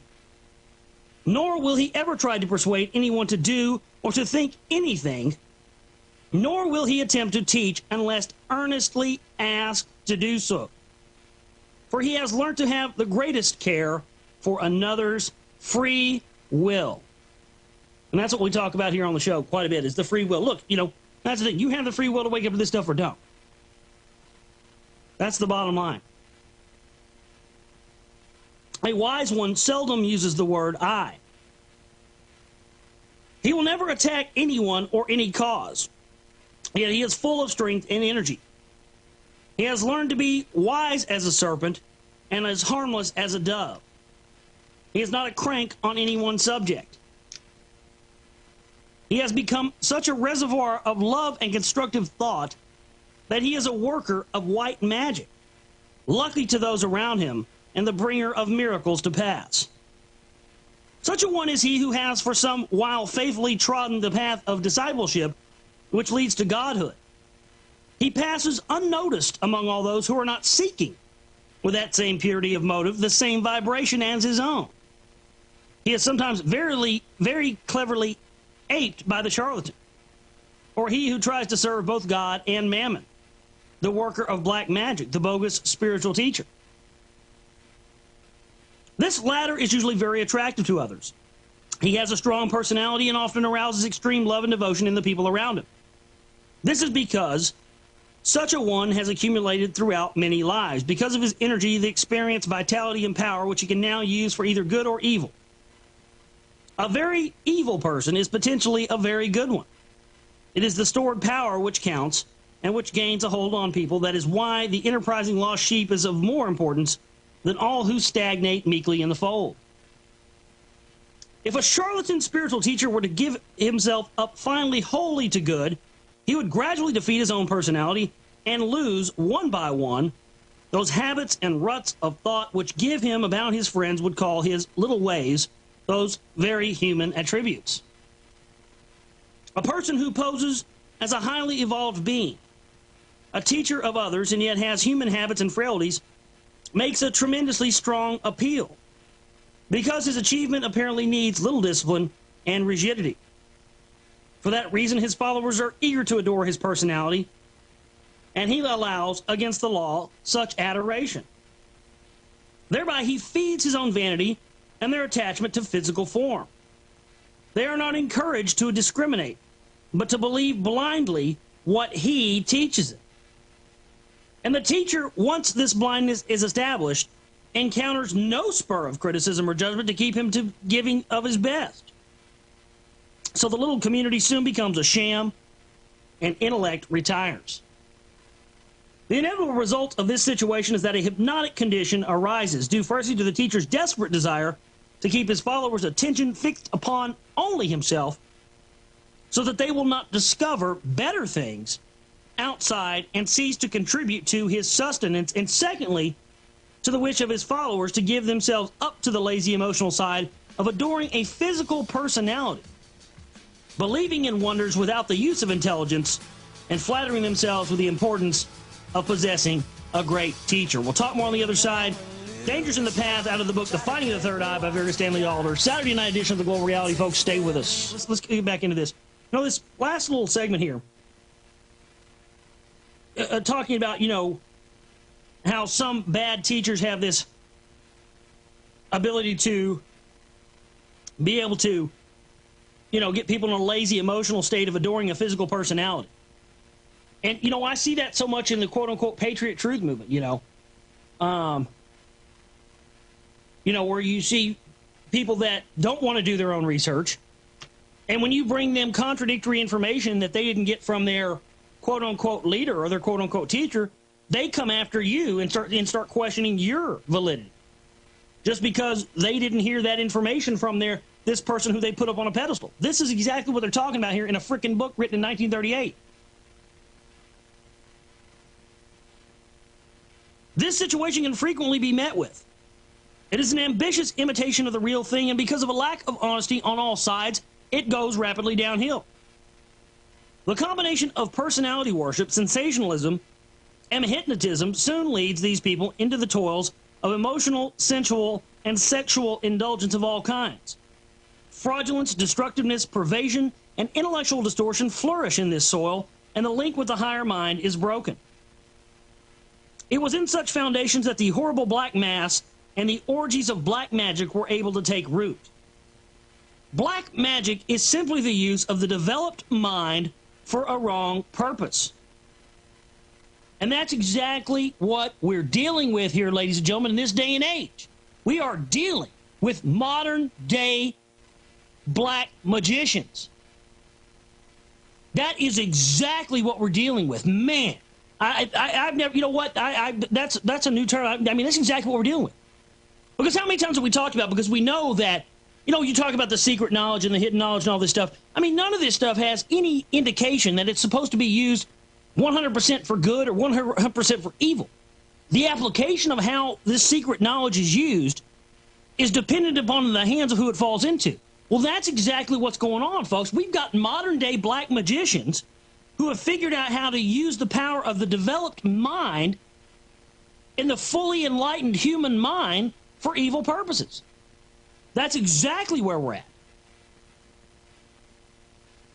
Any desire for power over others for either good or bad reasons is an act contrary to the great law which stipulates complete free will. The moment such power is established, we have a state of hypnotism in slight or intense form, and therefore a condition of black magic. Black magic is not a thing of the past. It is a manipulation of natural laws. It is with us always, existing, for instance, in such groups around charlatan teachers as just have been described, existing sometimes side by side, almost hand in glove, with white magic. Rasputin was a typical example of a modern black magician, and I can think of other living examples who could also be listed in this category. So can I. So can I. More on the other side, folks. Final half hour of this Saturday night edition of the Global Reality. You stay with us. Here, final half hour of this Saturday night edition of the Global Reality. This is the Oracle Broadcasting Network. Be sure and check us out during the weekday on the weekday show from 11 to 3 Central Standard Time. 4-hour show, Monday through Friday. And we don't get into fear. We don't get into these new paradigm boxes. I see somebody in the chat room talking about, you know, the New World Order and all this and this stuff. You know, look, I mean, the New World Order exists. I mean, I'm making a film right now that's exposing these phony patriot types. Yes, I mean, there is an element that set up the whole patriot movement to try to get us on board with, you know, issues so they can basically identify people as militia members, Christian gun owners, and that kind of thing. You know, I mean, just go look into some of these people. Go look into, if you don't know what the Council for National Policy is, I'm making a film on it. But go do some research on the Council for National Policy. Find out who's involved in that group. Find out what the Heritage Foundation is. Find out what the Pioneer Fund is. Find out what the Center for Strategic International Study is. Find out about the Fabian socialists. Find out how these people infiltrated the Republican right in the 1980s and ensured that socialism gets there no matter what side of the political spectrum you focus on. So yes, I agree to a certain extent that, yes, a lot of this has been a lie, but where do you go from there? When you still have people that want to enslave you, when you still have a priest class that's existed from the dawn of time that have held back information and are still doing it and still enslaving people today with the restriction of that knowledge, then I find it hard-pressed to say that, it's all bull or, or anything else. Because, the fact of the matter is, you may know that all this stuff exists, and you and I may know that all this stuff exists, but the general population of the rest of the world, as it were, doesn't. So that's really the bottom line. Let's continue here. Out of Dangers in the Path, out of The Finding of the Third Eye by Vera Stanley Alder. All such groups provide interesting psychological studies. The author personally knows of several. In one, The Teacher, a woman claims to be the reincarnation of one of the apostles of Christ. This is earnestly believed by a worthy but hypnotized little troop of women followers who are blind to the fact that their spiritual leader breaks most of the commandments under their very eyes. Another group is headed by a man who claims and is eagerly believed to be the reincarnation of three famous people in one. There are, I understand, several different reincarnations of the famous Rosicrucian Comte de Saint-Germain alive at the present, each supported by his little group. In fact, up to the date, the author has been honored by the acquaintances of quite an array of reincarnated saints and historical celebrities. There are also, I'm told, certain colored teachers claiming the highest spiritual status, of whose relations with their white women disciples it would be better not to inquire. The hypnotized women, believing themselves to be nearly as honored as the chosen of the Lord, sometimes even with an acquiescing husband in the background. All these things are going on, comprising an almost inextricable mixture of good and evil. The wise seeker will learn to understand the necessity for it all, and wade through in safety, protected by the life belt of his own pure motives. He will not turn in dislike or disapproval from those leaders who savor of charlatanism or incompetence. They each have their audience who are drawn to them because of similar vibrations, and could go at their particular stage nowhere else. Sometimes good teaching comes from very faulty people. This fact is a means of stimulating students into recognizing truth for itself as apart from a personality. On the other hand, a person who is intrinsically good and true may be able to utter a word of sense to satisfy a seeker, nor take any interest in his seeking. The world is full of infinite variety, and all are seeking and learning in their definite ways. It is hard to know who fundamentally is the most advanced. When the aspirant can understand this and grow to love his neighbors for their struggles and faults and utterly abstain from any critical feeling, then will all things be added unto him. There will be no barriers to prevent it. Like attracts like, and his own honesty and charity will inevitably draw him as a magnet to all that is good. By the same token, any weakness which still remains within his character will attract him to that with which it has an affinity. If he has a latent tendency to accept too much from others and to lean on them, he will be an easy prey for a certain type who bind people to them by a great show of generosity. If he finds himself saying, "The one thing I cannot bear is meanness. I do like a generous character," let him reflect that possibility he still has something of a parasite within him and is not determined to be self-reliant. Let him beware lest he is captured by one who has learnt how much it pays to be generous and how easy it is by that means to get some people completely under one's influence. Sometimes a teacher who preaches and practices generosity will soon obtain financial help from those well-meaning seekers who are able to give it, and will then proceed to gain more adherents by being generous with other people's money. This very real abuse is often put into practice, the final result being that much money, which would otherwise be given to the poor, is spent for the pomp and comfort of the teacher and his somewhat nebulous cause. A genuine teacher always deserves and usually gains support, but his pomp and circumstance is conspicuous by its absence. The final warning which must be given is about the imagination. By this word I refer to that power which the mind has to form images of that which it desires, and which it uses more successfully subconsciously than deliberately and consciously. There is a tremendous, intricate, and forceful world of subtle life lying just below the threshold of the conscious mind, which can be manipulated to produce varied results. For instance, we sometimes hear of an earnest, emotional female who has been practicing either meditation or psychic development, not wisely, but too well, describing a wonderful vision she had, perhaps of the Christ himself, who possibly spoke words of praise to her. She becomes vastly important and ecstatic about the vision, and her friends are much impressed. But what really happened? To begin with, the lady, by affirming such an experience, gives away at once her complete ignorance as to what is possible in such a way. In all probability, that which occurred was simply a case of imagination. Self-hypnotism into seeing and hearing that for which she longed, or which may perhaps have picked up the thought form of someone else's imagery. In any case, the one thing certain is that if anyone were sufficiently advanced to obtain a genuine spiritual experience, they would be so filled with awe and so alive to the laws pertaining to each experiences that they would find it quite impossible to say a word about it. So we're going to leave off right there. We'll pick up on Monday in the book. Final segment around the corner. We'll get into some news I want to get into that relates to stories we got into early in the week. But that is the case, you know.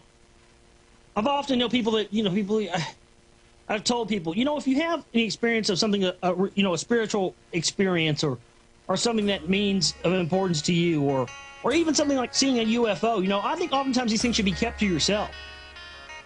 That's yours. That's your personal experience for whatever reason. It was given to you for a reason, and you don't have to cheapen it by sharing it with other people. Final segment around the corner, folks. This is the Global Reality Saturday Night Edition. Stay with us. We've got a lot of stuff here to get into. And I want to finish we're almost done with this book. We've been reading over the past several weeks.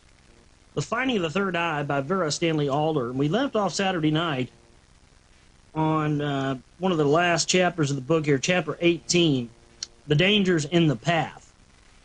It sort of gets into the pitfalls and the things that happen when you start to be on the path towards enlightenment and understanding the secret knowledge. So I want to continue here now out of this book. Imagination can play us many tricks, but we can test things out pretty safely in the following way. Any experience we may have which makes us want to tell about it is not the real thing, but something to which we have laid ourselves open through an unconscious wish for a thrill or to acquire importance. Of a real experience, we will never wish to speak, because we will realize intuitively that each soul grows at its own pace, and that our vision was sacred to us alone. The resulting faith that we enjoy is all we will impart. Therefore, we must never be impressed by any idle or emotional talk we may hear about these things. It is important, however, to try to visualize the condition of that invisible envelope of compressed ether, for lack of a better term, which surrounds us and goes by the name of our aura. This contains a vast panorama of photographs, astral talkies of our memories, both conscious and unforgotten astral movies. They used to call them talkies, but this book was written in 1938, so the technology's old. The terminology's old, rather. This contains a vast panorama of photographs, astral movies of all our memories, both conscious and forgotten. We are forced slowly out of our bodies in drowning. We see this aura ourselves. A review of rapid panorama of the events of our lives, as has often been attested. Anyone who is genuinely clairvoyant, such as a crystal gazer or fortune teller, is able to see this aura on approaching us and can pick out pictures of past events as well as those of our subconscious hopes for the future, and therefore describe intimately our dead relatives or our home life almost as easily as we could describe any film we are watching. This is not necessarily anything wonderful, new, or valuable to hear for us to hear, merely that which is already attached to the mind.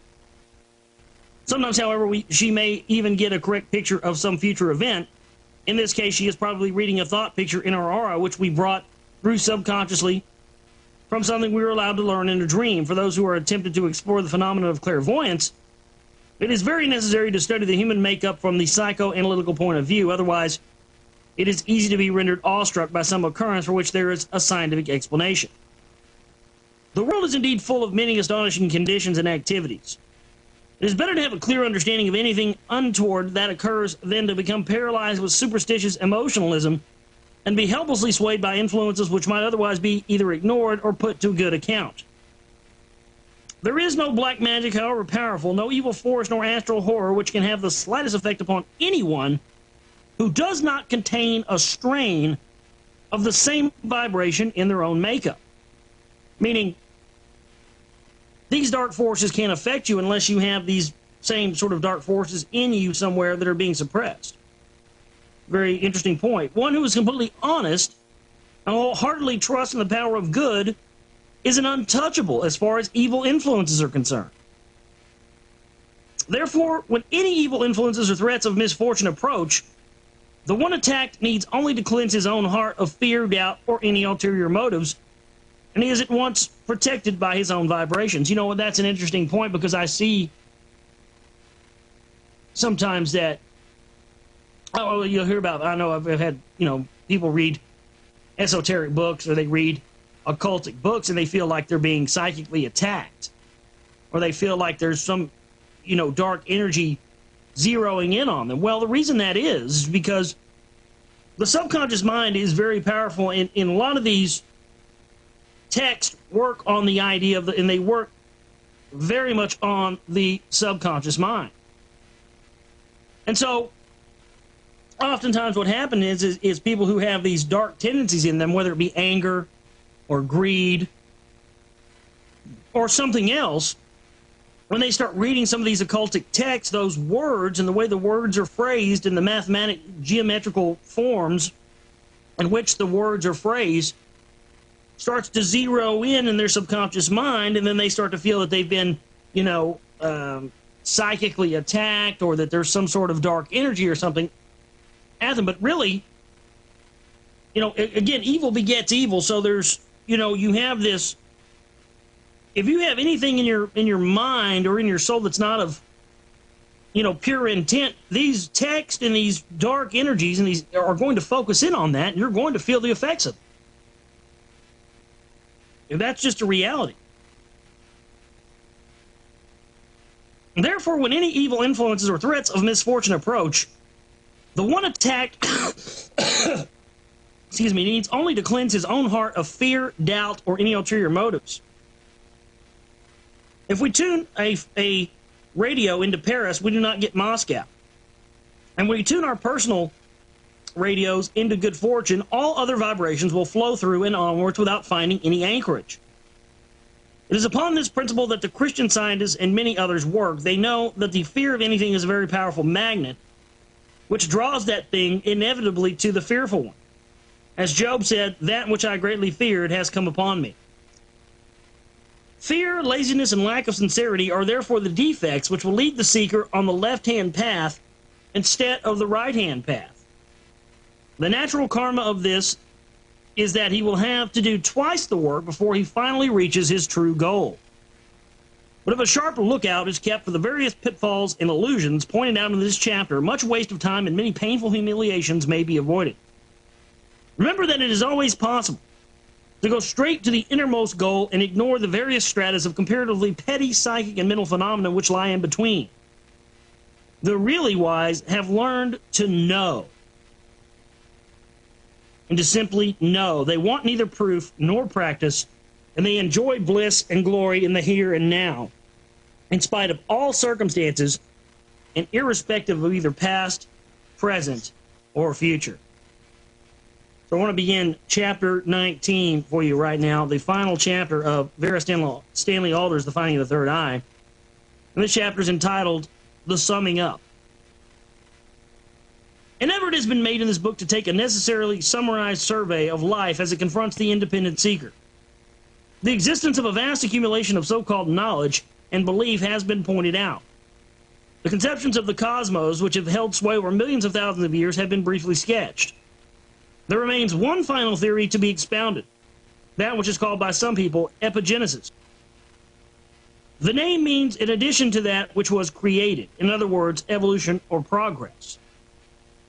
It concerns itself with the fact that in the continual reincarnation of all particles and phases of life, the memory of experience is brought back, plus the deductions and adaptations gained from that experience. The evolution of plant, insect, animal, man, and planet consists of a gradual refining, strengthening, and perfecting under the ever-changing influences of still greater developing bodies. Even in the vast cycles of historical development, each recurring sequence of the Golden Age, Dark Age, or the Age of Energy is reproduced on a higher and more powerful note and embraces the tackling of more difficult conditions. Humanity has just been required to pass through an age of deeper ignorance, a more profound blind spot than ever before, and has passed through it credibly. It may therefore look forward to a golden age which will bring deeper fulfillment and wider understanding and power than any preceding. Epigenesis is the answer to those who say that the world has not progressed, but only if they are ready energetically to seek the answer for themselves. In studying the great religions of the world, therefore, epigenesis must be taken into account. Each of the great teachers of the world, Zoroaster, Krishna, Lao Tzu, Buddha, adapted former teachings to the future needs of developing humanity, even though humanity lagged far behind in taking advantage of it.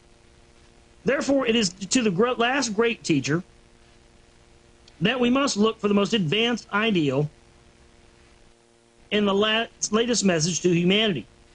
We find that his work was to transfer the possibility of attainment from the few to the many, to simplify the great truth for the use of all humanity, and to introduce the ultimate act of attainment. The awakening of the love principle in the heart to mankind.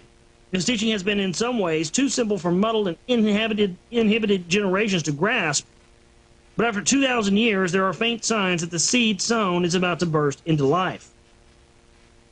Now, leaving the religious aspect completely on one side, let us consider entirely from the scientific point of view what the great teachings of the world would do for humanity if put into practice.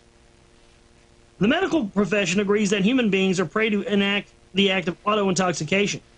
That is to say that they flood their own systems with various poisons bred by various states of the mind and emotions.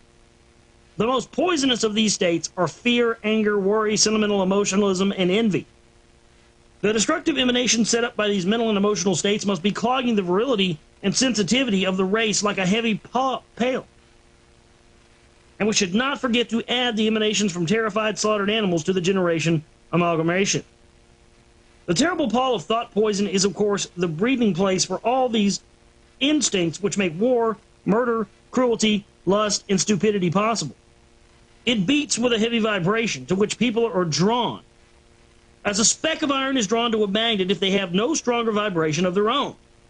From a scientific point of view, there are only protection to develop stronger vibrations, which are those of love, hope, belief, charity, idealism, and intellect. In other words, to learn actually to love one's neighbor as oneself, and to, quote, have faith that even as a grain of mustard seed.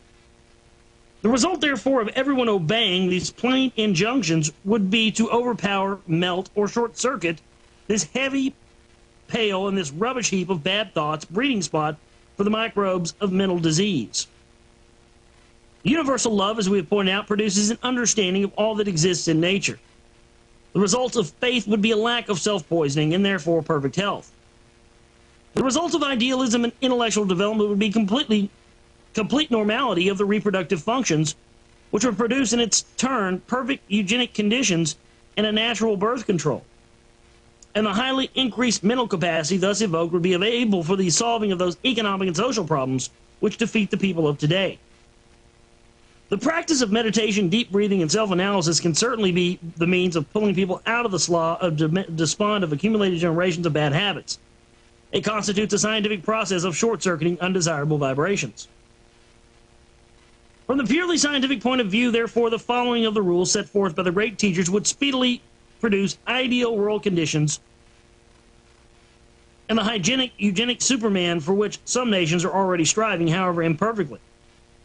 From that which is called the spiritual point of view, however, the prospect is infinitely more thrilling, inspiring, and illuminating. who is drawn to spiritual endeavor, who feels the call and the pull of the inner mysteries, will embark on a pilgrimage into which there is no turning back.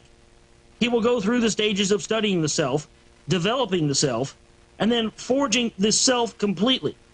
He will realize that the ultimate privilege and joy is to serve. His battle cry will be service. At first, he will rush around trying to serve and getting very much in the way of his own inspiration. Later, he will realize that true service is, first of all, to be. He will understand that if he has once polarized himself to be a permanent channel or receiving station for the light of wisdom and can hold himself in the state of a constant, unchanging radiation, he can become a fixed powerhouse, a torch in the higher realms of the mind. He can then link up with others on the higher levels of their superconscious. He can speak to them and teach them in that sphere where there are no words, flooding them with illumination, peace, and faith from his own storehouse. They have merely to think of his name and at once feel the anchorage of his vibrations. He learns finally how not to make conscious effort to help others, how not to interfere with their lives or their own way of working out their salvation. He learns not to criticize but to understand and to be able to interpret them to themselves if they ask it, so that they can learn the particular lessons and reasons of their difficulties. He learns to speak to each one who comes to him in his own language and on his own level. He learns to leave in peace those who do not seek his help, and to be a power of ready, quiet strength to those who do. Such an aspirant will begin by envisioning the path before him. The progress of the student to the prohibitioner, from the prohibitioner to the disciple, from the disciple to initiate, from initiate to master, from master to lord of a planet, and so on upwards and onwards, illimitably. The dazzling prospects will spur him over the difficult drudgery of the early steps. But when the gate of his heart is finally opened and the mystery of love floods his being, then all thoughts of his own progress are obliterated, and he would gratefully stay behind until the last faulty little pilgrim has passed safely on before him. We'll take a break, come back. We only got a little bit left in the book. Should be able to finish this today, just about 2 more pages here. The Finding of the Third Eye by Vera Stanley Alder. So we'll finish this up today, right here on this Tuesday edition of the broadcast. This is the Global Reality. Stay with us. Tuesday edition of the Global Reality. I'm your host, Josh Reeves. I want to thank you for being with us today for the show. And we're continuing reading. We're almost done with the book here. We got about 2 more pages left, 3 more pages left, and we should be able to finish this today. And yeah, you know, so many people have contacted me, including people in the chat room, hosts on this network as well. They've now got copies of this book since we've been reading, and that's a great thing. I think that this is certainly is a great starter down the path of understanding greater knowledge, and that's what it's all about. You know, I mean, the more of an understanding that we have of the things that aren't taught to us in the government training camps, the better and more quicker along the path of understanding how we can defeat the enemy of the evil New World Order we will be along, you know, along those lines of. So that's the whole thing. Is it's the restriction of who we are and what we're capable of that is really the linchpin that has gotten us in the situation where we are now. Because they've led us to believe that we're helpless, that, you know, we have to rely on all these external sources. You know, go to the government and beg the government for your protection. You know, go always looking at these external sources and everything else instead of looking inside of ourselves. And I believe that's why it's, you know, we've gotten to this point where we're at now. So let's continue now. He waits and watches and helps, and suddenly he finds that he is in one activity and in mind with the Creator himself. These things, however, cannot be expressed in words, although much glorious poetry and philosophy have been poured out in the effort. All through history, humanity has been offered the key of heaven, even as this little book attempts to offer it. Men exist as partially dead creatures until they have used this key and opened their hearts and minds to reality. Then they are flooded with such life and brilliance and illumination that they do indeed experience a second birth infinitely greater than the first. And I have felt like that. You know, you hear these in the evangelical sense. They say, "Oh, I'm born again." You know, Bush is like, "I'm born again. I'm born again Christian, born again." Well, that's a bastardization of enlightenment, really. You know, they just take it and use it in their nomenclature and their speak to relate it to that one specific religion. But the second birth is really what you come into once you're enlightened or once you're awake. You know, once you awaken to reality as it really is, you do indeed experience a second birth. And it's how these things, you know, the nomenclature, terminology, all this stuff, how it's been taken away from us. As a final word then, the value of the information touched upon in this book is merely that it can provide the reader with a tool for the building of his life. Like a knife, which can be used either to murder or a beautiful life or to carve out an everlasting work of art, the value of the tool depends upon the user. It can quite definitely be used for unimagined achievement if the motive power be sincerity and the highest aspiration. Or it can result in a conceited boast of superior knowledge, the act of a big fish in a little pond if the ideals are not sufficiently strong. Or again, it can fall to the ground through lazy inattention. It is for each individual reader to decide whether he wishes to become a vital force for good and realize that until he is truly living for the world and not for himself, he will never achieve anything of that which is thrilling, joyful, wonderful, or inspiring. A selfish person is short-circuited. Nothing from outside can flow through. Some people are not selfish, however, but self-centered, which is just as inhibiting. They are kind, generous, and vivacious at times, but their thoughts revolve around their own kindness and all their little personal affairs unceasingly. How they feel and felt, what others think of them, what they know, how they love, what they must do, and how they must help. They are complete prisoners inside their own little personalities. It is this I attitude which is so very difficult to get over and which is such a subtle handicap to many. The only importance the personality has is that it is there as a sort of buffer to teach one how completely to get the better of it. Personality versus individuality. How can we discriminate between these two? The difference is much the same as between emotion and love. Individuality, the real thing, is a calm, steady, deep, and lasting force within a person, his essence, that which composes the ego or the inner man. Personality, the word comes from persona, meaning mask. That's interesting, isn't it? That persona or personality means mask. And that's what we do. We do put on our personalities, and our personalities really hide who we are inside. It is a sort of buffer to the rest of the world, isn't it? Our personality is what we put on to mask or shield ourselves from who we really are, from, you know, the harsh reality of the world as it is. But it's getting lost in that personality is where the danger lies, as far as I'm concerned. And it comprises all the little service peculiarities, moods, and changes, all which have to do with physical life, disturbing, evanescent, and unimportant. In astrology, individuality is that unchanging part of us governed by the sun while the moon rules the unstable personality. In true sacrifice and service, we use our individuality and keep our personality in complete abeyance.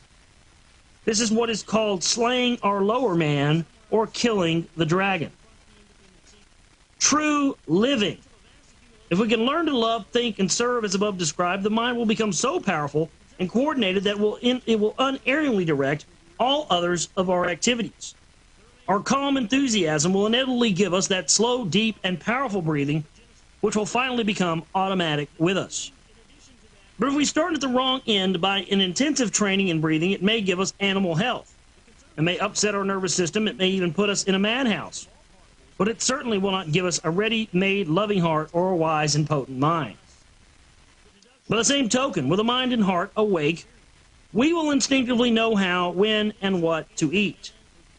Our calmness will give us that slowness and sparingness in eating, which is the first neglected essential, and our continual development will go hand in hand with a continual modification and change of our diet. And so we'll stop there, and we only got a few paragraphs left, so just coming up on the other side of the break here to say it will be finished with the book, The Finding of the Third Eye by Vera Stanley. Very interesting book, and it was just important for me to go through and read that, because again, it was one of those books I read 10 years or so ago, and probably didn't even realize the importance of it now so much as I do. And it is, again, it's these trying to obtain something about ourselves that we haven't been allowed to know up to this point. And I think that we're really on the path towards being able to create an awakening where that's possible. More on the other side. Tuesday edition of the Global Reality Folks. Stay with us. We're continuing our reading out of The Finding of the Third Eye by Vera Stanley Alder. And we're finishing up this. We'll be able to finish this right here, right now. This is the last few paragraphs of the book here. So I want to go through this right now and finish it. But if we begin at the wrong end, by becoming diet cranks, we may improve our bodies, but we may ruin them. The chances are pretty equal, but we will no more create a ready-made wisdom and power that way than by breathing.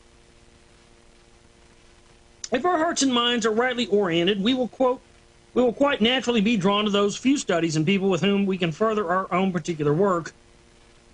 Our choice will be unerring and inspired.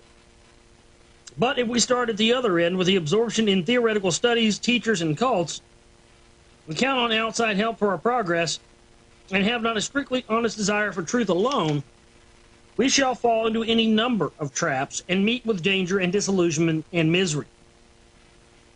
The false always apes the real.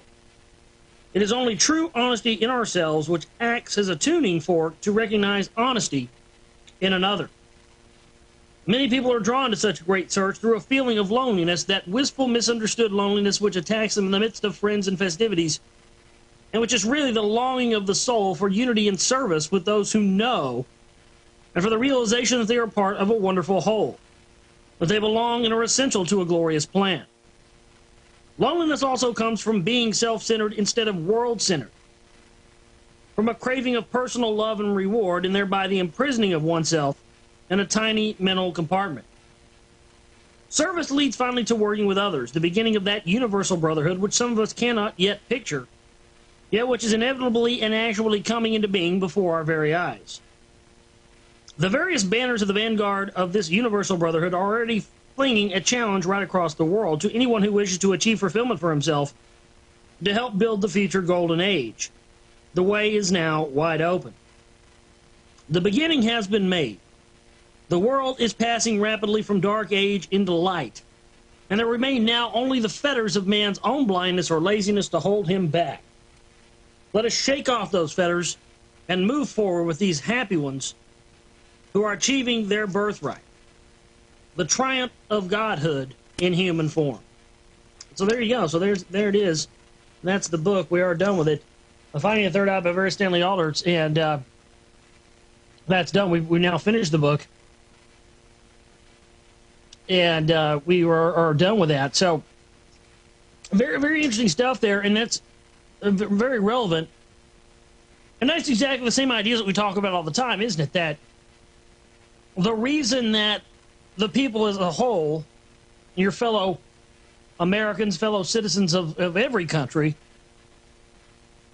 they can't wake up or refuse to wake up because of their obsession and their attraction and their attachment with the 5 cent sensual reality. It's this idea that the information that you're presenting to them at some point it's almost subconscious, isn't it? Because it becomes this thing to almost where people are like, they're so afraid that the information you're presenting to them at some point may challenge their their attachment, or challenge their ability to be able to stay attached to the 5 cents reality, materialistic wants, goals. You may actually also, and probably more rightly, force them into a situation where they have to take responsibility for some of this stuff. That's one of the main reasons. Again, people don't want to wake up to this stuff and know what's going on because they just want to stick their head in the sand like an ostrich. Because if if you're forced to have to wake up to this stuff and figure out what's going on, well then that also puts you in a situation where, how can anyone in their right mind just sit on this information and not attempt to pass it on to someone else or attempt to do something about it? And so you see people all the time that would just, I just don't even want to know about it. I mean, I've heard people say that. You try to wake somebody, I've tried to wake people up before and they'll be like, well, yeah, I don't doubt that everything you're telling me is true. In fact, it probably all is true, but I just don't care. I don't want to know. But yet, those same people will want to come at some point and start having a conversation with you about politics and start regurgitating things to you they heard on Fox News or CNN, and then get mad and get all butthurt when you take them to school on. I have people do that to me all the time. You know, they want to engage me in some stupid-ass conversation about politics, and all they're doing is regurgitating stuff they heard off TV. They don't have a damn thought of their own. And then, you know, I come over there and go and spank their ass with knowledge and take them to school, and they get all butthurt and mad about it. You know, you want to have a conversation about this stuff, we can have a conversation about it. But you damn well better be informed and know what you're talking about before you come to the table. You know, like us, you guys listening, you guys in the chat room, we can sit here and have a conversation about this stuff all day long. You know, we can sit here in this chat room for hours on end and talk about every subject that comes up, and we're just flowing. You know, it's second nature to us. It just is. It isn't like we're not struggling for conversation. You know, we're not struggling